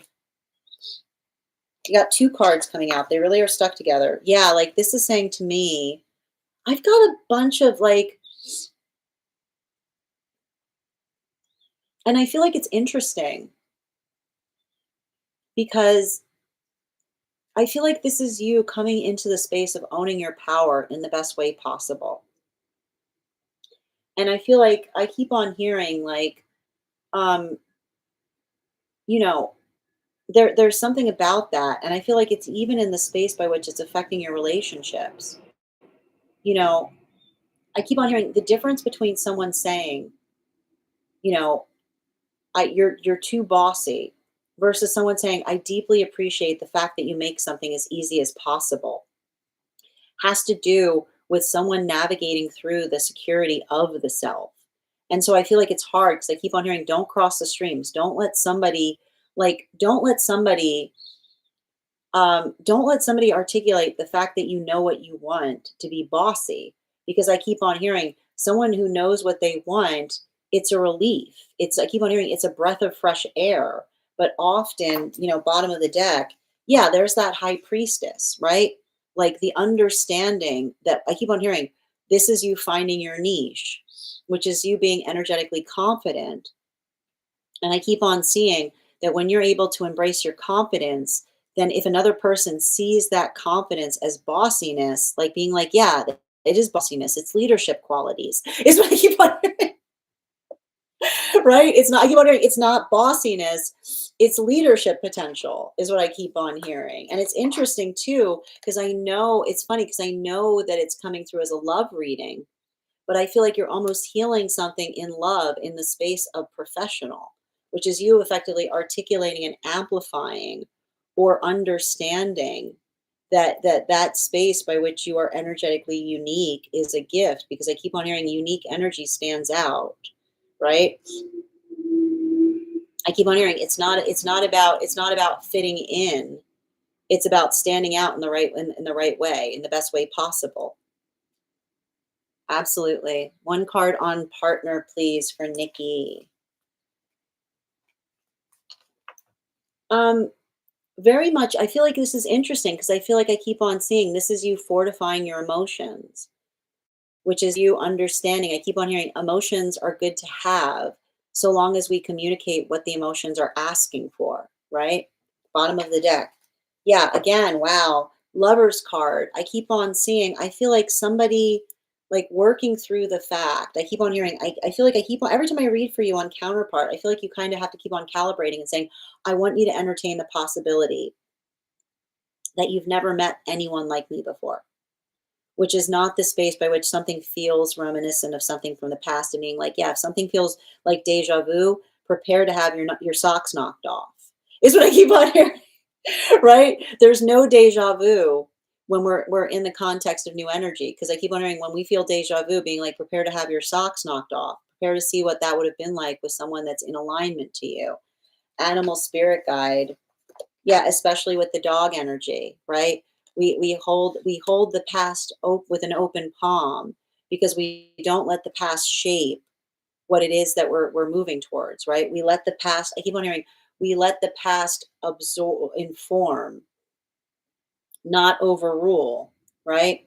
So I feel like often the space by which you say, like, I know you feel triggered, but I want to like hold your hand through this and let you know that what you're worried about isn't going to come into fruition, right? I feel like I keep on hearing reaffirming and reassuring one another as you're relearning. One card for Avatar, anything I need to know right now. Don't internalize an external problem. Things can be happening under the surface. Just be patient right now. I know how difficult that is. Patient does not mean waiting. Bottom of the deck, right? Patient does not mean waiting for something to happen. It's trying to find productivity. I keep on hearing this is library energy. If it feels quiet, allow the quiet to be something that allows you to get something done more effectively. Animal spirit guide. Yeah, with the wolf, right? Always patient, never waiting is not the space by which you're waiting, like you're sitting upon one's haunches, by which you're doing things like I keep on hearing you're planting seeds, you're doing things more effectively. You're bringing a lot of that fortuitousness towards the self by being energetically productive through a quiet moment. Estevan, so good to see you today. Feedback on the half year, please. No, I don't feel like there's, I feel like, I feel like, I feel like that I keep on hearing your worry is a gift. You care about something because it's important to you. And I keep on hearing the worry itself is a gift because it calibrates how important it is. Like I keep on seeing, yeah, like the fact that you're worried is the highest gift because I almost see you in the modality by which you're always looking in terms of doing something more effectively, right? I almost feel like you're like I keep on seeing like you're healing from a low opinion of yourself. Animal spirit guide, especially the fox, right? I feel like this is you kind of like overthink. You have a tendency of overthinking, but I keep on hearing that's also a gift because I keep on seeing like that overthinking makes sure that you are very. I keep on hearing that overthinking makes like creates the space by which you're also very meticulous. Thank you for that gift, Nicolette. Ella, one card on physical location in regard to counterpart. It's a hard question for the tarot. Hold on. They're in proximity. This feels very close. Yeah, I feel like they're in proximity, but they're becoming free, is what I keep on seeing. Something is changing for them, is what I keep on hearing. They keep on hearing in proximity, but not yet free. So, like, I keep on seeing somebody's working to disentangle from something. Yep, hind energy, right? I feel like it's like, I mean, I know it's hard to read on the tarot, but those cards are all talking about very close proximity. I keep on hearing maybe going places that you haven't gone before in relationality to like, I keep on hearing breaking routine, you know? Hannah, one card on what I should prioritize for the rest of the month. Love that question. Not letting yourself get triggered. I feel like there's something about this trigger, like feeling energetically triggered by things. Observe, don't absorb, right? You can observe the fact that you're triggered, but don't react from it. Animal spirit guide. Fox, look before you leap, right? Don't assume things. Don't let the trigger move you into action, but think about like why would they say that? You know, like, I feel like, again, don't react, ask a question. Like, I keep on hearing, like, don't like, let me understand you correctly, is what I keep on hearing. One card for Ava on hold on a minute.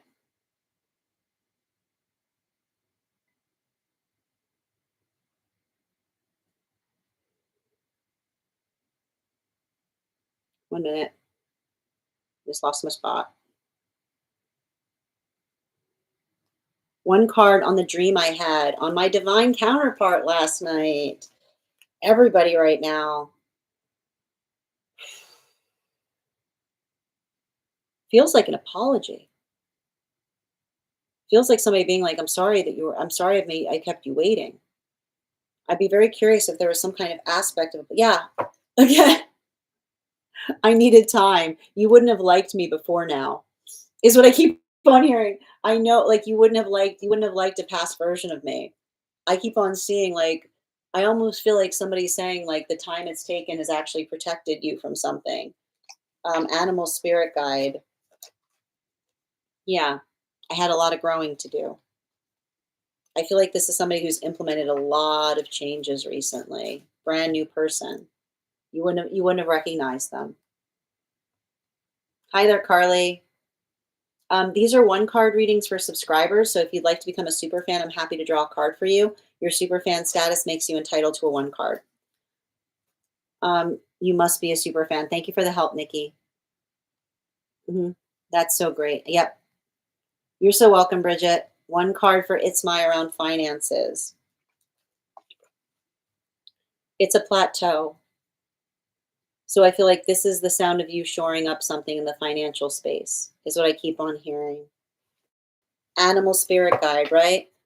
A plateau is allowing you the space by which you are able to, I keep on hearing the ability to gather something so that you can do the things that you desire to do. So I keep on seeing, look at something, like I keep on hearing, like it's almost requiring you to kind of build into some kind of squirrel energy in relationality. Yeah, I drew the wolf, but the funny thing about it is it's saying to me, like looking at the finances in terms of saving something for a rainy day, like I keep on seeing like coming into some space of austerity by which you can operate and make better, like make, I keep on hearing making the choices that one desires to, or being able to utilize something that you're getting to be able to do something else that you want to do in a bigger way, is what I keep on seeing. I keep on hearing like this is you facilitating I keep on hearing this is the sound of you facilitating the next big thing. Oh, excellent. I love that you're always bringing up the three planners, Bridget. It's so good. There she is.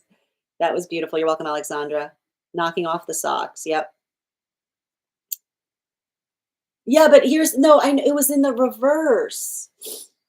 It was in the reverse. Man, that's the devil. But that's what it was in the reverse. That's what I meant. It's in the reverse, which says it's saying that you don't like, I know that you're worried, but you're overthinking something. Yes, your meticulousness is a gift, but not to you. Yes, I have communicated my needs and expectations straightforward. I can see how but I keep wondering, it's not like the difference between energy that's in alignment to you versus not is the energy that says, I feel like I keep hearing, I find your approach refreshing versus someone that's insecure that will articulate it as bossy. And thank you as well. Thank you, Esteban. Luna. Thank you guys for supporting each other in the comments. You're so welcome, Esteban. Um, hold on a minute. Will Frankie, Nicolette, these are one card readings for subscribers. So if you'd like to become a super fan, I'm happy to draw a card for you. You guessed behind today. You did. Excellent. All right. One moment. Hi there, Amy. You're welcome, Hannah. You're so welcome, Ella. Hi there. Again, Amy, these are one card readings for subscribers. So if you'd like to become a super fan, I'm happy to draw a card for you. I know. No, no worries, Carly. Yep, whenever you're able to, just go ahead. Like it'll be here. How there doing? How you doing today, Paul? Trish, one card, spirit led, on continued rolls.